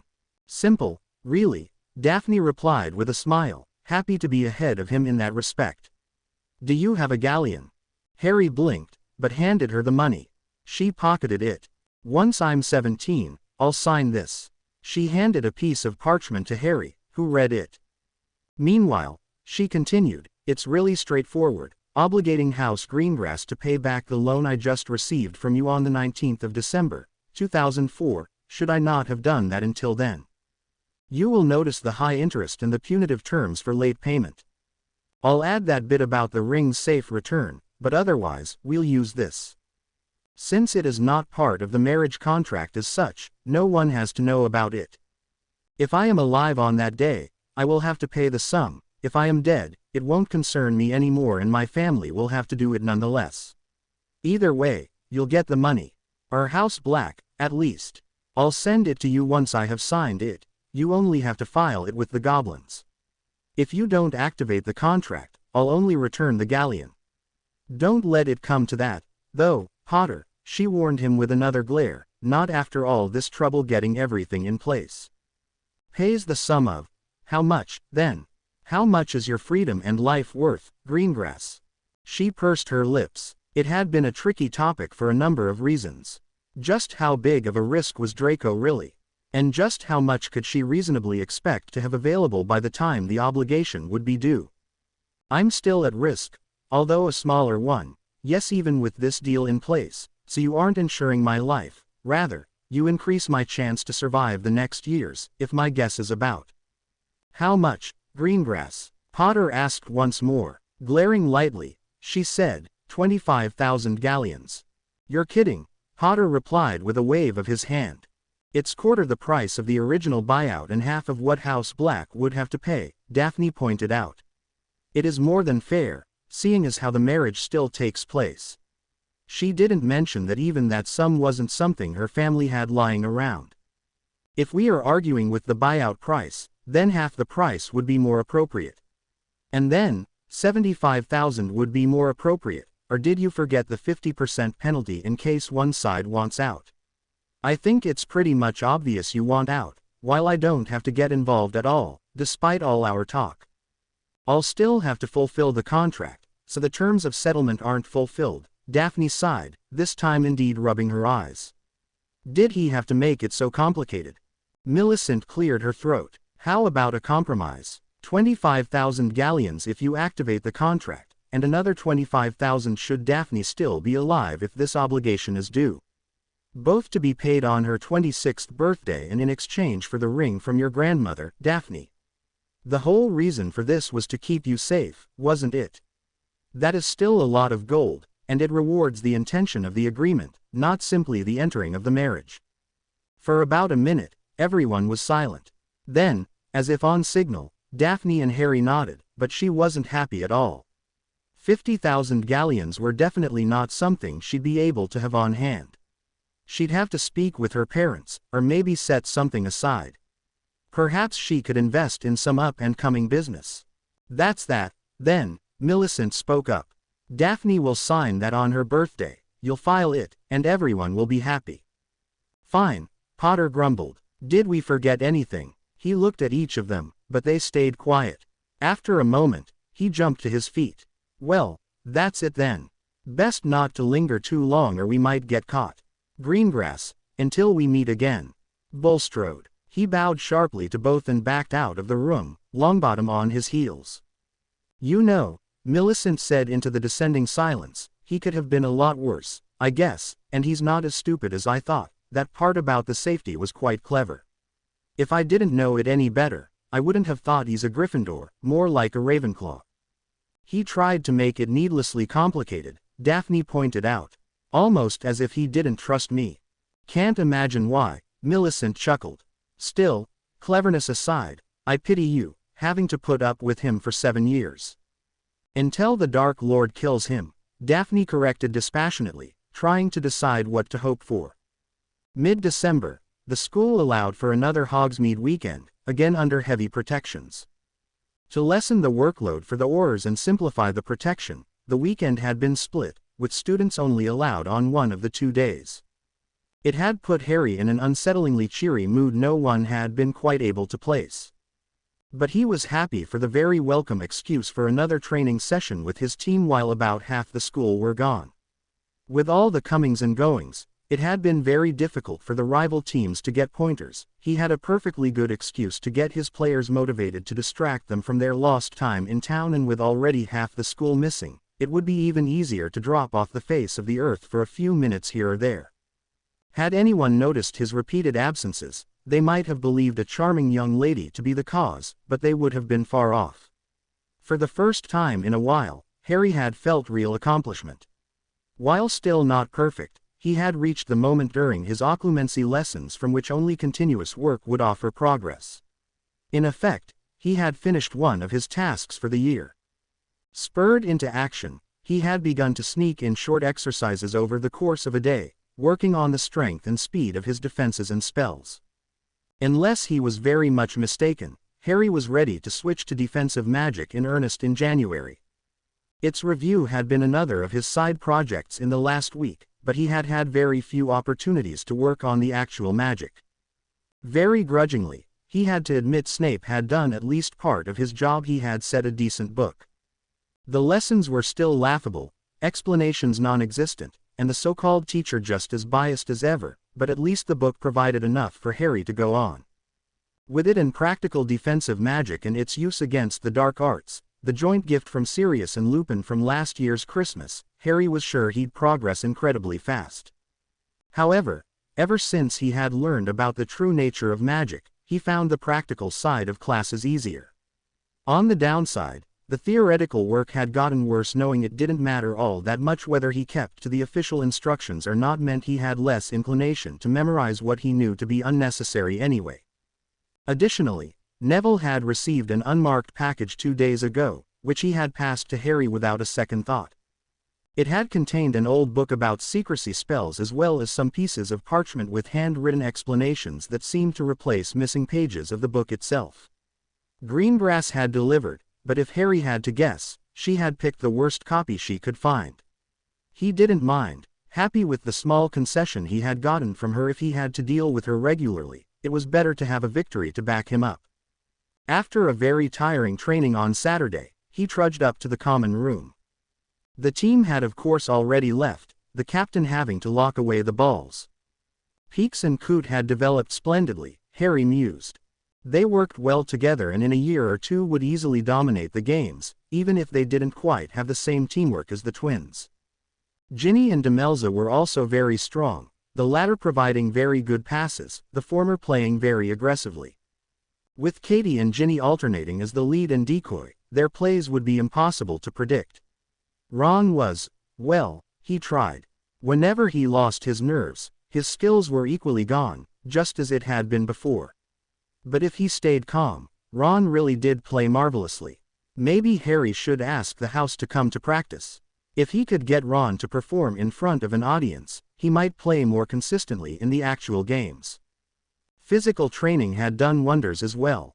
His beaters were getting very strong, the chasers had developed tricky spins, Ron had always been rather sturdy. Harry as the seeker could care less about strength, but he had become surprisingly fit as well. Musing still about the possible improvements he could make to his team, Harry stepped through the portrait hole. Katie threw him a half-hearted glare from her seat. Ron was nowhere to be seen, but either visiting the kitchen or lounging on his bed. Harry walked over to the staircase, when he collided with Colin Creevey who had stumbled down the staircase. "Oh, sorry, Harry," the boy apologized, "I must have missed a step there." "How are you doing? You were on the pitch today, weren't you? Are you happy with the team? Do you think you'll win the cup this year?" "Fine, I guess," Harry replied wearily. He didn't hate Colin, no matter what people said, but he did find his enthusiasm very taxing. Glancing at the boy, he noticed the books in his arms. "Are you off to the library?" "Oh, no, nothing like that. I'm meeting McLaggen, he's tutoring me in defense. He says he is quite good." "McLaggen," Harry deadpanned. "Cormac, that big idiot, and why would you? Defense, him, why? Forget it, not my business. I don't know whether he's actually any good. It's just Malfoy who thought it best to keep it in the house. And I..." "Wait, back up there," Harry shouted. "Malfoy, what do you have to do with Malfoy?" Colin frowned. "Well, he is the one who set up these tutoring sessions, isn't he?" "Why would he? I mean, nothing against you, but isn't he kind of bigoted? Why would he try to help you, a Muggleborn?" Harry pointed out. "If he is bigoted, I haven't noticed this year. Then again, I don't really need that much help, and most of the tutored children are from the other houses," Colin said. "I only learned about it because one of the Ravenclaws from my year talked about it." Harry still stared disbelievingly at Colin. Malfoy doing something for someone else. Where was the catch? Where was the inevitable evil? "Well, I don't want to stop you. Go on then." And with that, he walked up the stairs, still shaking his head. Later that evening, while Ron was frantically working on an essay he had been given by Professor McGonagall, Harry told Hermione about his talk with Colin. She rolled her eyes. "Oh, Harry, yes, I know, Malfoy has never been nice in the past. But then, people grow up. Perhaps last year brought him to his senses. Have you considered he might have turned a new page? I just always assumed every page in his book would read the same. A helpful Malfoy is like a fair Snape or a sane Dumbledore or, I don't know. A serious Fred. Yes, I get it, Hermione added. But Malfoy has been very active as a prefect this year. To be honest, I wouldn't have believed it myself if I hadn't seen it with my own eyes. But his tutoring seems to be going well. He's doing his duties, hands out what seems to be reasonable punishments, and works hard in class. He has stopped insulting everyone who crosses his path. After he's seen what it will cost him in the end, Harry pointed out. He's still acting decently, Hermione countered. Because he knows he's being watched, perhaps. Because he's realized the evil he condoned. Hermione replied with a raised eyebrow. And before you claim otherwise, he's become a reliable prefect, more than some others I know. She threw Ron an exasperated look who naturally missed it completely. Almost as if he's a new person.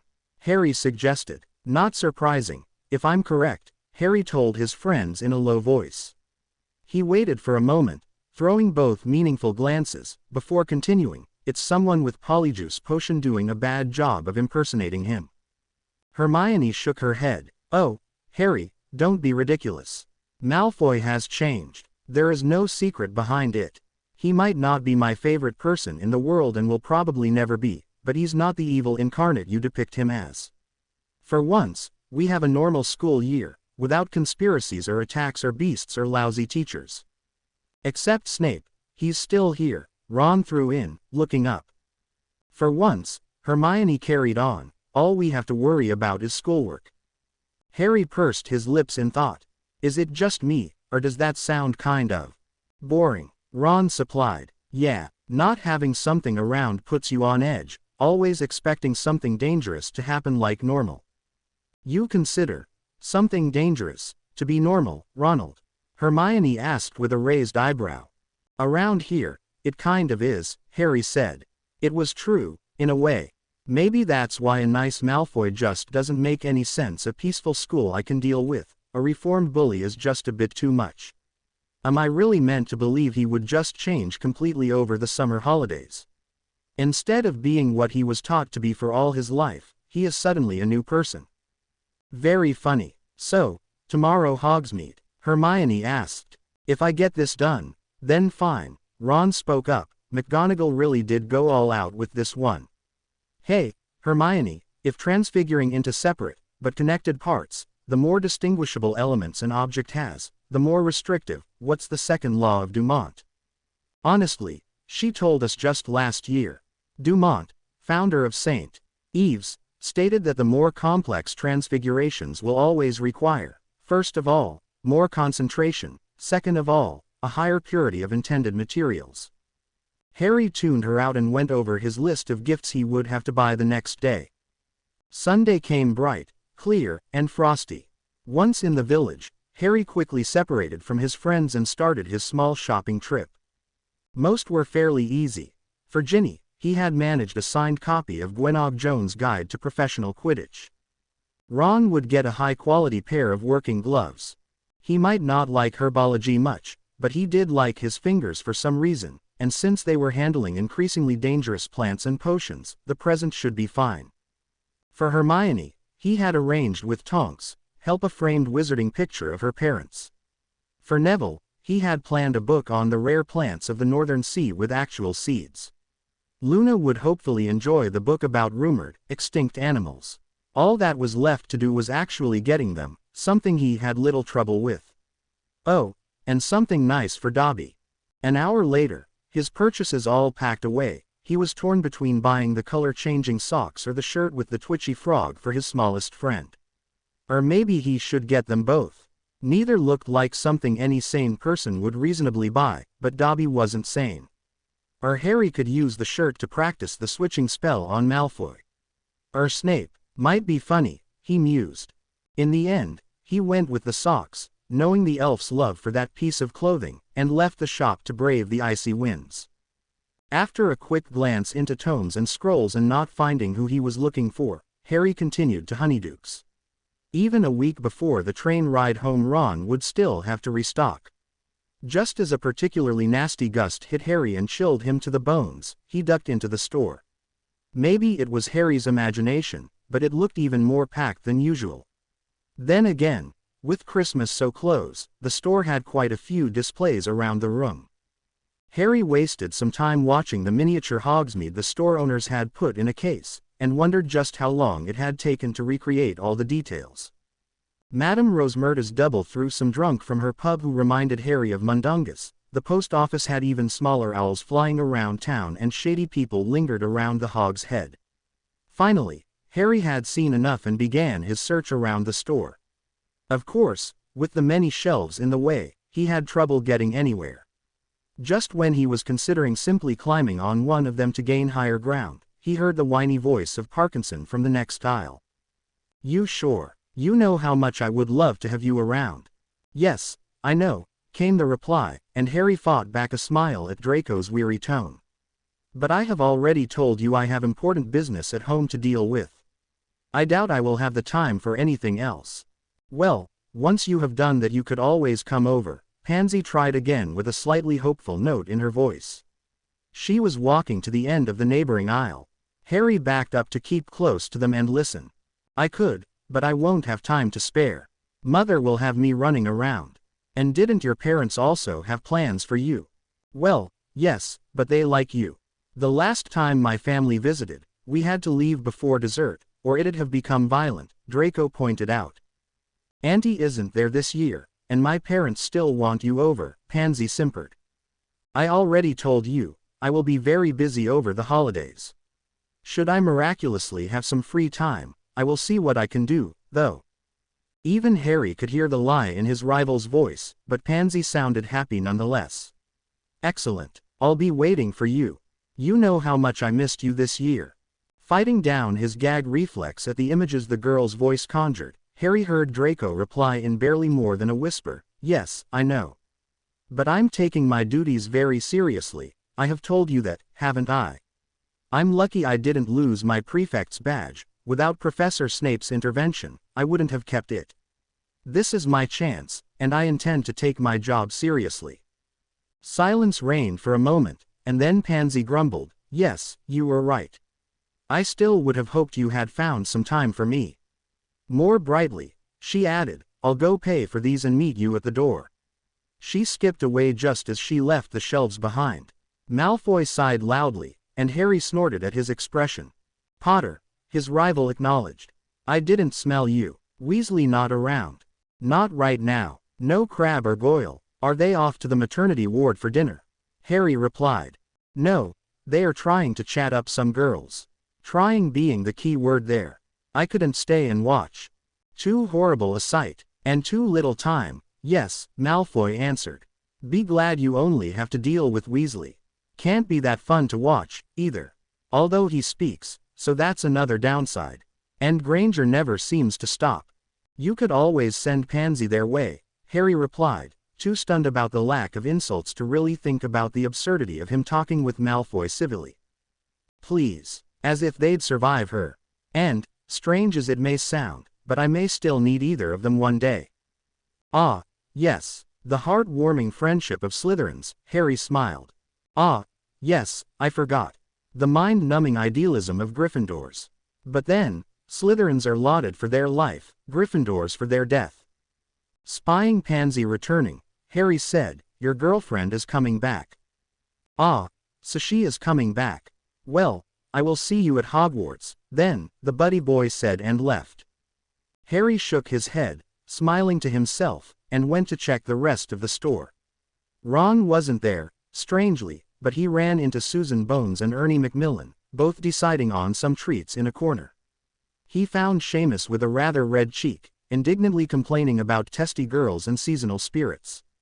Luna lingered around a display of the finest imported sweets, bothering one of the clerks with questions about the odd ingredients she assumed had been used. Weathering the wind again, Harry trudged through the snow. The warmth of Honeydukes had gone almost as soon as he had closed the door behind himself, and he cheered inwardly, having practiced the day before.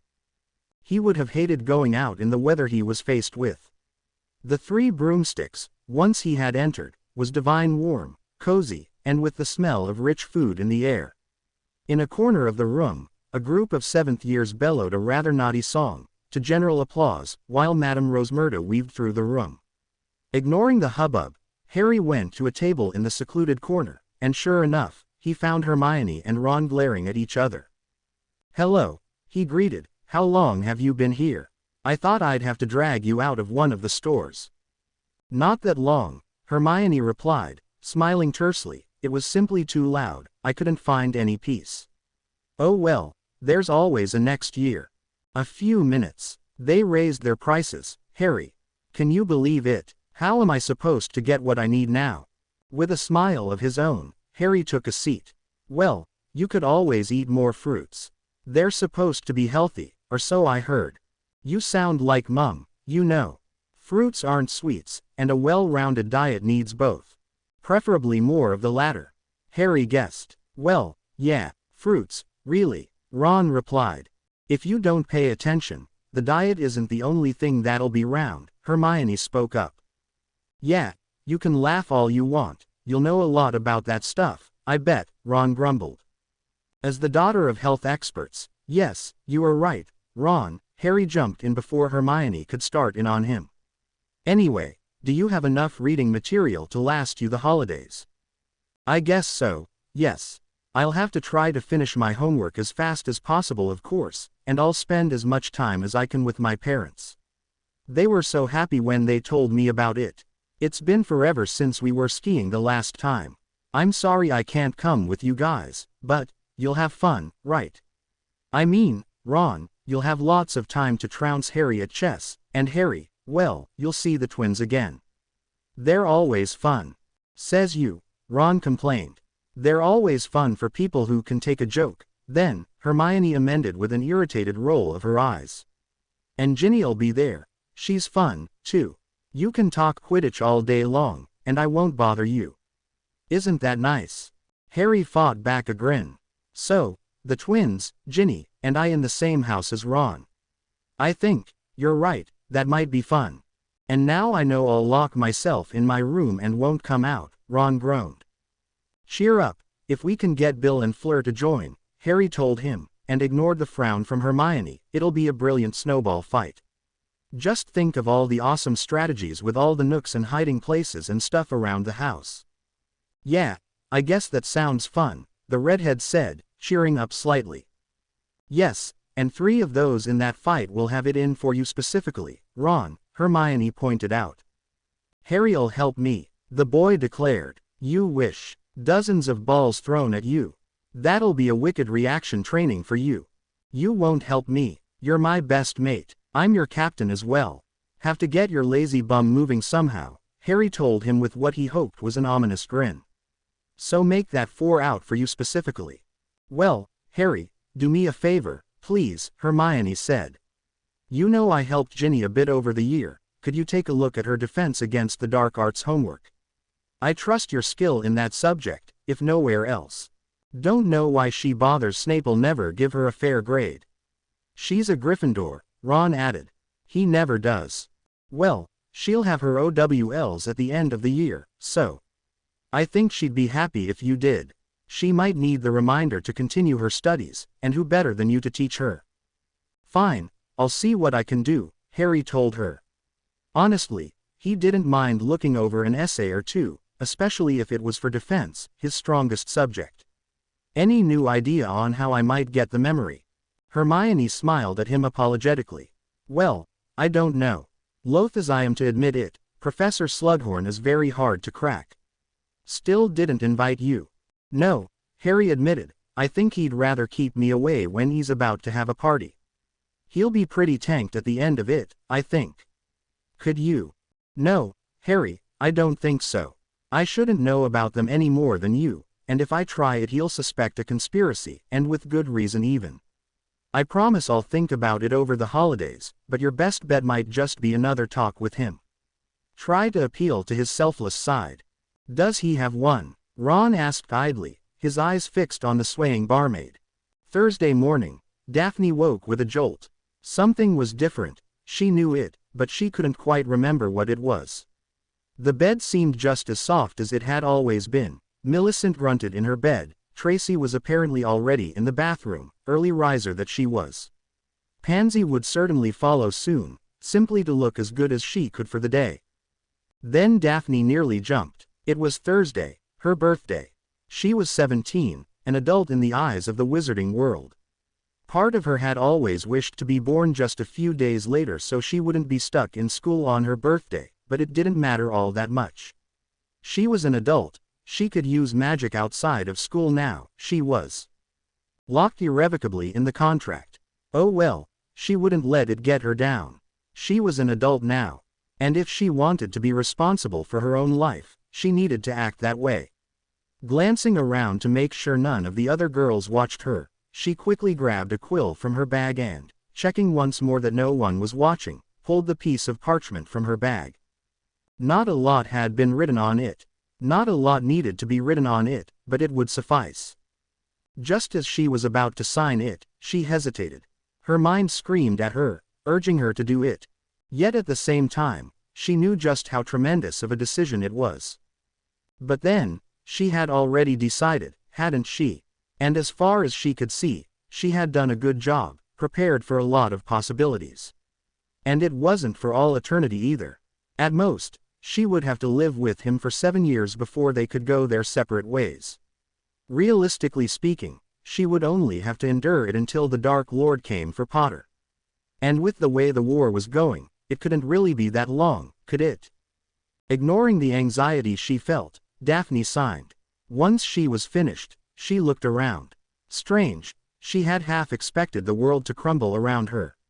But the walls weren't closing in, no one jumped out to attack. Tracy continued singing intentionally off-key, Millicent carried on with her grunts. It had been a giant step, but nothing seemed to have changed at all. Then Daphne remembered her priorities. She grabbed another piece of parchment, wrote a simple missive to Longbottom reminding him to await her at the train station for the very important holiday, love grandmother, and folded the first piece of parchment with the agreement she had signed into an envelope. Then she wrote the boy's name on it with a joke Ink Astoria had smuggled into Daphne's belongings. If it was good enough to trick Daphne for a homework assignment, it was good enough to be used for the address of the letter. In a few hours, the words would vanish, and Potter would have the loan arrangement in his possession, and an unblemished one once the ink had vanished. About an hour later, having received the congratulations from the other girls, Tracy's bubbly, Pansy's reluctant, they left for breakfast. They made a quick detour to the Ollery, or rather, Daphne had gone, claiming to have to send a letter to her parents, and her friends followed the birthday girl. It had been very tricky, all in all, but luckily, Millicent had distracted the other two long enough. Daphne watched the bird give her a glare, but it departed, made a graceful turn and dived into the great hall. A few minutes later, she walked into the hall herself, mindful to keep calm. Astoria, for reasons unknown, had kept from visiting in the dormitory, and took the opportunity to congratulate her sister at breakfast. Then again, Daphne mused, as some more jumped up to follow suit, and one or two of the boys trying to cop a feel, it might have been a problem had they met earlier. Astoria would have endangered the plan, not because she was a nosy pest, which she was, truthfully, but because the universal laws would have all but required her to butt in and ask about the letter or maybe add a few lines herself. Having found a comfortable seat with her friends, Daphne put together what she found to be a good birthday breakfast. Once a year, she reasoned, she could indulge herself a bit. Well then, any plans for today, big girl? Oh, not you, Millicent, Pansy said with a smile. Well, classes first, I guess, Daphne forced herself to say. Otherwise, no, I haven't made any plans. Or, well, she carefully dropped her glance to her plate and bit her lip, there is something I've thought about. If you've got a bit of time this evening, that is. Pansy huffed. Whatever he told you, no. It didn't happen and I'm not like that. What was he thinking? Daphne blinked. Yes. I mean, no, I wanted to ask you a favor. You remember the contract. The one with the blacks. Seeing Pansy's growing scowl, she continued hastily, well, I can't back out anymore, so I thought since I can't avoid it any longer, I should probably prepare a rough draft, just to be careful. Do that, then. I fail to see why it's any of my business, Pansy spat. Well, I thought about including escape clauses, Daphne replied with a slight smile. Something reliable to put an end to it in the foreseeable future. And since you are a pureblood as well. Pansy started to smile mysteriously, suddenly warming up to the idea. I guess I could do that, yes. As a sign of our friendship.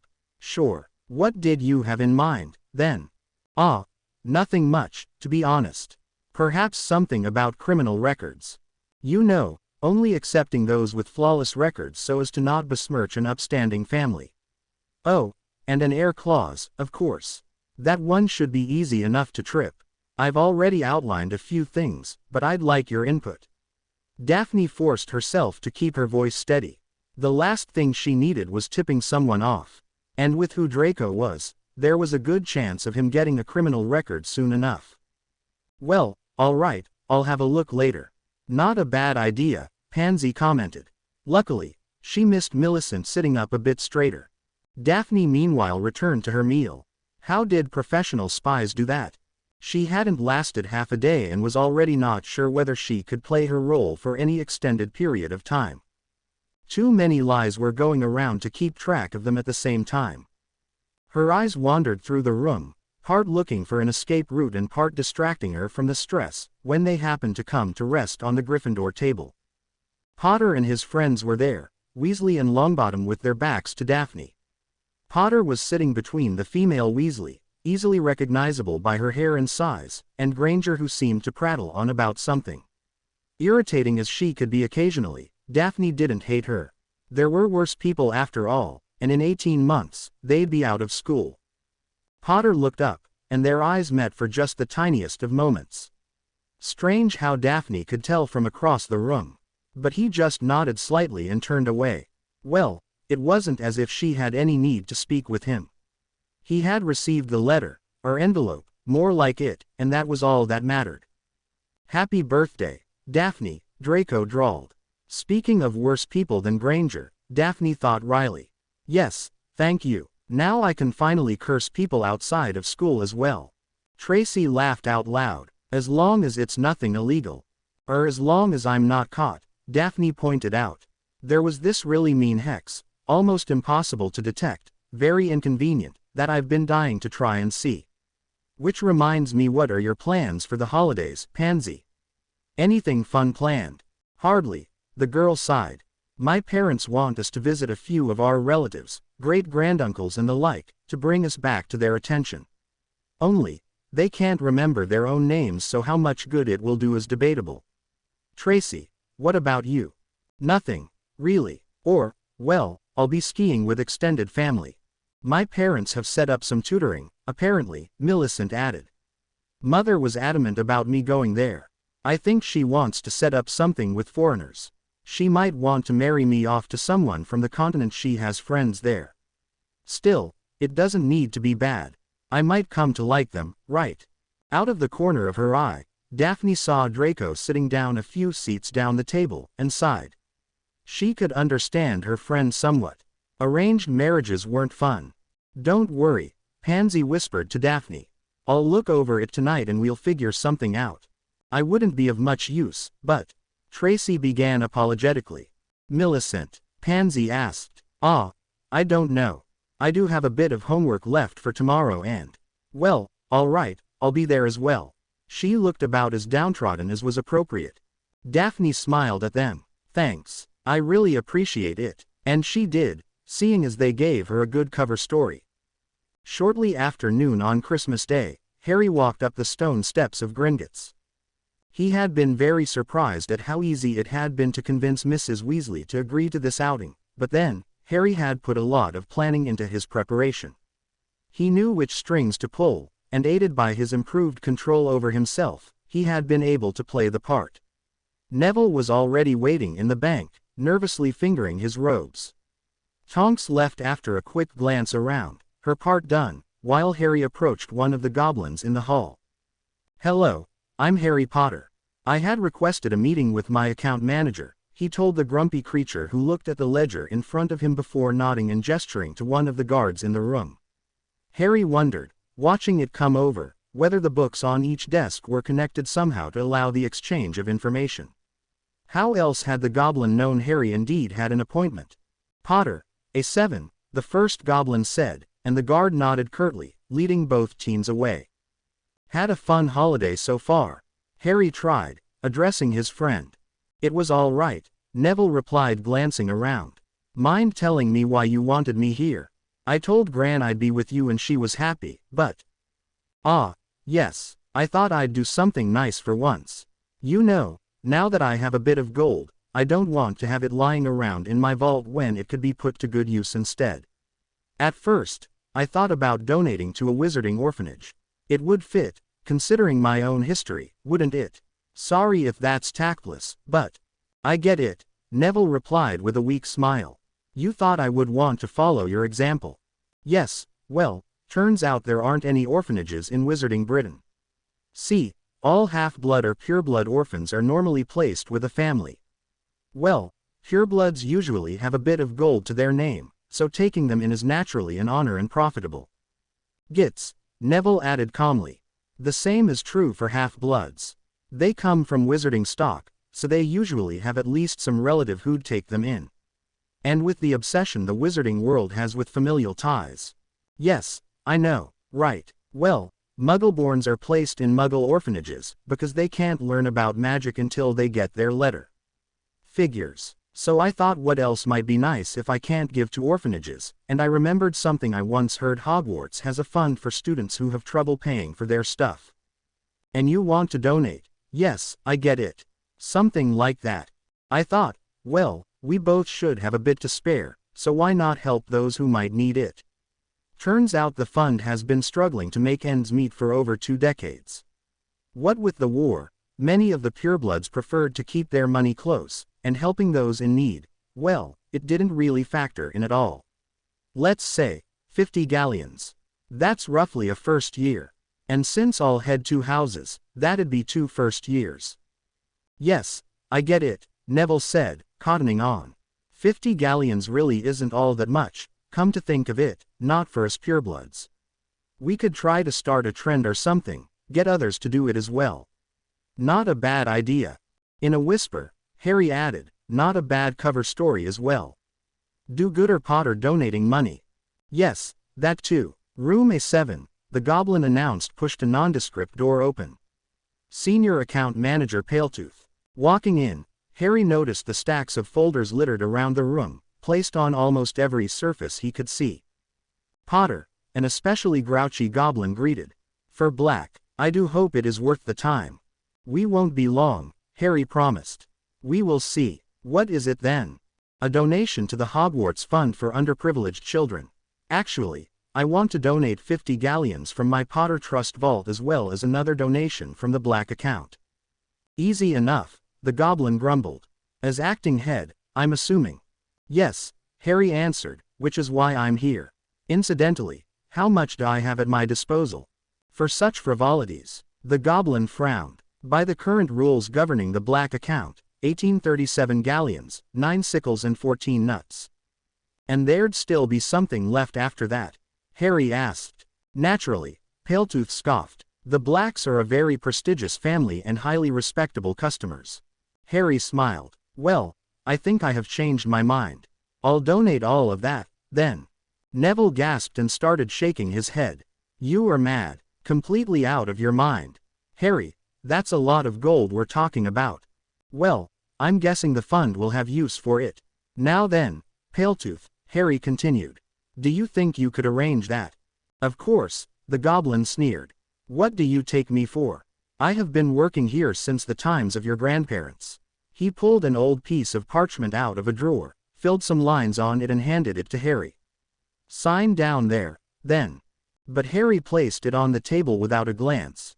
"There is something else I'd like you to do beforehand. I'm sorry, I forgot about it until now." He pulled from a pocket another piece of parchment. It had been straightened out, but some wrinkles were still left from the time it had been used as an envelope. "Please put this on file. I trust Gringotts to deal with that." The goblin gave it a fleeting look, but his eyes narrowed and he fixed Harry with a piercing stare. This is in order. A 2% fee of the base payment will be levied both upon filing and execution. Yes, all right, just make sure it's there, Harry smiled. So she hadn't tried to trick him. Also, should the condition concerning the survival of the other party be fulfilled, Gringotts will collect 5% on that as well, as is custom for similar conditions set forth in contracts, the goblin added. Fine, Harry nodded. Now then, it's time to do some good. He grabbed the parchment in front of him and read it carefully. All seemed to be in order, and he picked up the quill the goblin had placed on the desk in front of him, ready to sign. The inquisitive gaze of the account manager was really unnerving. Part of him recognized the quill. Blood quill, typical, but he didn't mind it. Neville had warned him about it. Since it was an official document signed in the name of House Black, it would naturally be more formal than merely a signature. Furthermore, goblins enjoyed watching wizards bleed. Taking a deep breath, fully aware of the ramifications, Harry placed the quill down on the parchment and, just like someone might rip off a plaster, scratched his name as quickly as he could. It was the oddest sensation he had had in a long time. Whenever he had thought about the moment, he had expected something to happen. A surge of power maybe, or a drum roll, or maybe streamers coming from somewhere. He had expected the parchment in his hand to do something, anything, really to recognize his actions. But no, nothing happened, and the complete lack of response was very unnerving. Well, then, the goblin grunted. That business is concluded. You have also just activated an outstanding marriage contract between the houses of Black and Greengrass. He peered at Harry and added, something you were obviously aware of. For future reference, you should at least try to act surprised. As you are seemingly aware of it, I'm guessing you are also familiar with the details. The important parts, yes, Harry replied with a slight smile. And yet you signed the donation and activated the contract. But no matter, your bride will be a Daphne Greengrass who just so happened to have reached adulthood a mere week ago. What a coincidence, Harry said airily. The same Daphne Greengrass who borrowed a galleon from you and signed this agreement. Paletooth pointed at the obligation Greengrass had sent him. Am I right in guessing you want to have the marriage contract in place by the end of the holidays? The goblin asked with pursed lips. What gives you that idea? Harry asked with a frown. Well, Mr. Potter, the commitment you handed me earlier showed you had prior contact with Miss Greengrass. Since she signed it, she must have had a reason for it. The specific condition of a marriage with you leads to the assumption of a plan. The condition of her survival until her birthday in 2004, slightly less than 8 years from now, can only mean a concern for her life. Since you activated the contract mere moments ago and are aware of it, it was obviously an attempt to stop her marriage to Draco Malfoy, son of Narcissa Malfoy, daughter of Cygnus Black. However, you will have to replace the current, unspecified contract with a personalized contract. Since it was planned, it is only reasonable to assume you would want to do that as soon as possible, and for the safety of Miss Greengrass, you will want to do it during the holidays since both of you are available right now. Also, you will have the negotiations during the holidays because it will add further work for me. That is how it usually works with wizard folk. Well, we didn't want to make your work more stressful. I'm sorry, but you are correct. Are you required to tell me about the contract, by the way? Harry asked. I am not required, no. The goblin sneered at his visitors. Notices will be sent out, of course, both to her family and you. And the Malfoys, Neville piped up. Ah, yes, the Malfoys, the goblin said, his face mask-like, yet there was a glint in his eye. You were delightfully well informed about this business, Harry observed. Mr. Potter, Paletooth grumbled, this is Gringotts.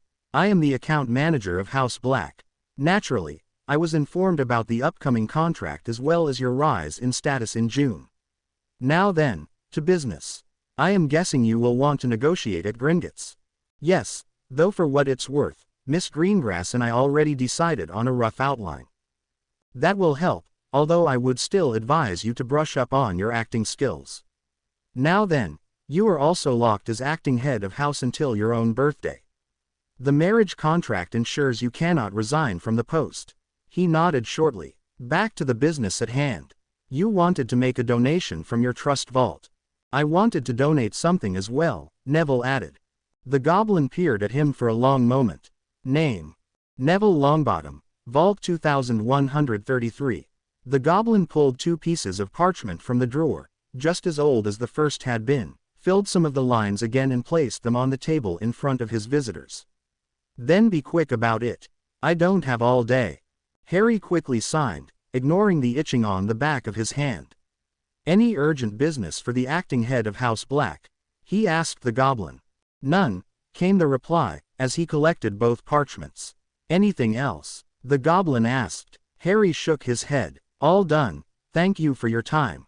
Good day then, Paletooth told them, and the door behind them flew open. To be continued. I hope you enjoyed this story.